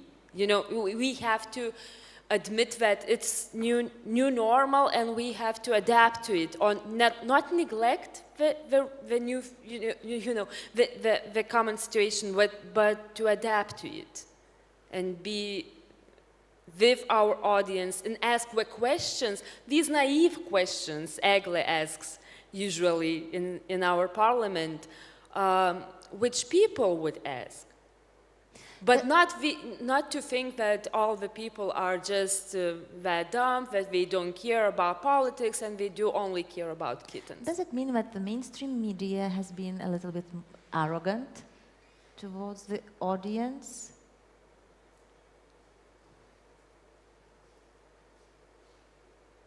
No? Yeah. Okay, so I think that before maybe this question goes to audience. To the audience. So we are waiting for your questions. Can you answer to the question about media arrogance? Yes, Lithuanian media are very arrogant, and Agnieszka's experience to ask simple question, because a lot of viewers are just simple people who are just have very clear questions to some very simple everyday answers. It's very good, because and your discussion is a lot of focus on politics. But in media is not every. But why do you think that the viewers, all topics must be about politics? For example, we have a lot of questions, for example, from everyday life that we cannot get very clear answer from the media. For example, the situation with electricity operator. This is very complicated questions, because people just was brought, you need to choose. Okay, very liberal suggestion. You can choose what you want, but it's not honestly, because people nothing understand about these operators, and from media nothing, no help was. No help. Strongly disagree. Strongly disagree. No. It's a very populistic way to say that media did nothing about this. It was all over the media, all the discussions. But she did not enough. Was all over the not media. Enough, because after consequences, Actually, some collapses, the people were disappointed, etc. I think that Lithuanian media is too much focused on politics. And Gražulis, by the way, is popular not because he is some lonely fighter, a little bit stupid clown, etc. Because it's like, no, this is like an establishment. This is not establishment person, not establishment politics. And you know that in Lithuania is quite a clear tension between larger society and political establishment. And media is always on the side of on establishment. Okay, thank you. It's like, I think that we have to say that the topic of our discussion is talking about the populism in media. And yeah, that was a clear voice that, you know, people believe that media is part of that big system. That was I talking about. Yeah, so would anyone comment on this? No? So maybe we have more questions from the audience? Maybe our, yeah? I don't use... Hello, can you see me? Can you hear me? Hello, my name is Agnieszka Stępińska. I'm coming from Poznań, from Poland, at Mickiewicz University. Thank you very much for sharing your observations, your experience actually with us as well. And I would like to continue the questions you asked at the very end of this first round, let's say, of conversation. What would be the, let's say, strategies that you believe might be worth sharing not only with your colleagues, but also with the future generation of journalists, right? How to deal with politicians in this complex media environment, how to deal with the populist political actors to really provide the answers the audience wants, right? You mentioned that you delivered some or developed some kind of strategy, asking very direct and maybe naive questions, so then let them talking about stuff. So then, as you mentioned, let them present themselves, right? And then the audience will decide whether they are interesting enough, whether they are trustworthy enough, so then we can vote on them or not. But what would be the ways you as the journalists can deal with all those challenges, like politicians communicating via other channels, politicians avoiding journalists very often, right? Journalists sometimes even lying in front of the journalists because they just want to create some kind of image. So how, from your practice, from your experience, what would be the advices for maybe younger generation, because we are at the university here, so how they should be prepared for all those strategies which are used by both populist and non-populist actors? So that would be my question, just to, as you asked, right, that you have to adapt to this new environment. So my question is, how would you like to adapt to this? Thank you. Who you want to answer first to that? Me or everybody? Can I? Because I think about it all the time, even sometime at nights when I'm not sleeping because of the stress. Yeah. So. Sincere and consistent and serious discussion is the only way. Because the main problem we have with the thing we are talking about is that total biased oversimplification of the reality. And very simple explanations of the things and the problems. These people we are calling, naming, labeling populists, they are providing very simple, clear-cut, and very radical answers to the complex problems and things. That's why people fall to them. Because they think that they live in the world occupied by some hostile systems, arrogant systems, where traditional media is the part of that arrogant occupational systems, and that they are hiding the truth and true and real answers from the societies. And when comes someone and says, I know the answers, there is a thing, I have this chainsaw, one newly elected president in some country over the pond, Atlantic pond, you saw this chainsaw, and it's a very clear symbol, very symptomatic symbol. Chainsaw style of dissecting reality and providing like the clear cut in the direct sense of that answers. So, and when there is this, you're trying to construct, to provide to provide this discussion, serious, consistent, and open discussion about the things, then people start to, you invite people to think by themselves. That's a very banal and eternal function and duty, I think, of the thing we call media. Because the main problem we have, we are not talking, there is no real public discussion anymore if we are talking about the societies as the whole. There's only these deep divisions, and there are subdivisions inside those divisions. In bubbles. Like, bubbles. We live in bubbles. I call it tribes.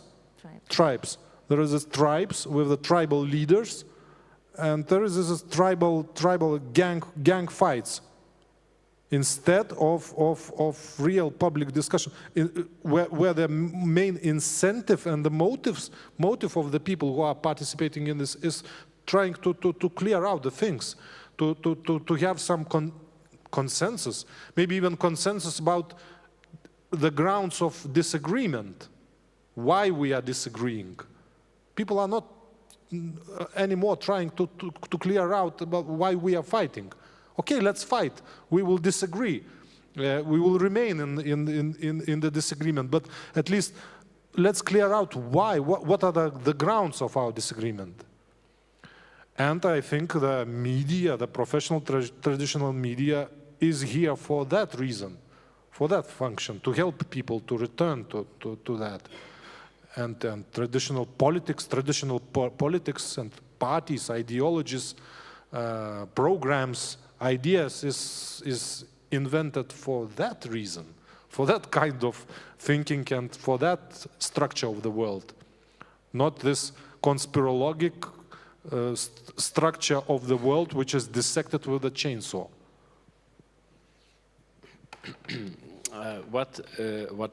Well, I think what we should expect in the future in the media, we should expect even bigger fragmentation of media, so-called bubbles or tribes, as you wish. If we have them now in tens of thousands, probably we were going to have in hundreds of thousands. I highly disagree that someone is willing to have meaningful discussion. Basically, everyone is attracted more and more is attracted to some very rapid changing pictures. When Vytautas says that someone needs to listen very clever advices, in fact, all populists are popular because they have very simplistic way of explaining. So those two fighting kittens, they are very symbolic on TikTok because it's very simplistic. So people tend to have, and if you will talk to someone who is working for social media, they will tell you that the most popular items on social media is very simple ones. No one, in fact, wants to spend the time thinking about something very complicated. So, and the third thing, which is very important, I suppose we are on some breaking point in the media and in communication between different groups of society. So one more important thing is that artificial intelligence is coming to media, and it will have inevitable impact on media. How we know it today, it's gonna be gone in several years. I'll be a little bit more optimistic. So pessimistic. People still will want to know the truth. I think, you know, they will want to understand things, even if they only have 2 minutes to do that. So we have to adapt to that. I don't have really like silver bullet or some suggestions to younger journalists or something like that, but my only advice would be keep a memory, and sometimes it really helps dealing with all kind of politicians to remind them what they did, said, month ago, because nobody remember, you know, in this kind of, nowadays, nobody remember what happened 2 weeks ago. And media has this, but isn't it? It has always been like yeah, this. and media people have very short memory. And media have memory. With the help of artificial intelligence even more, with the help of Google, with the help with all records we have, we still can remind people what happened 20 years ago, 50 years ago. And that's a huge advantage of traditional media. Agnieszka?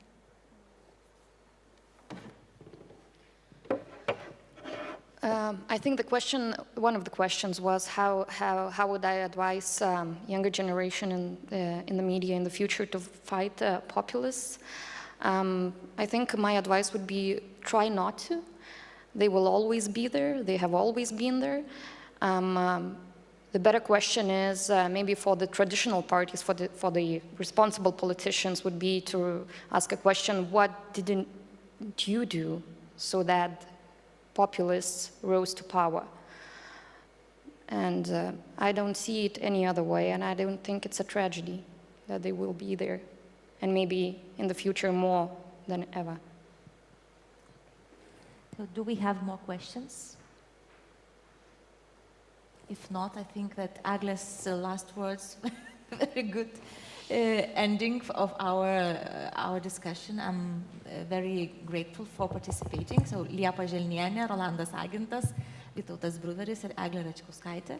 And thank you for being here late in the evening, Friday. It's not for discussions and conferences.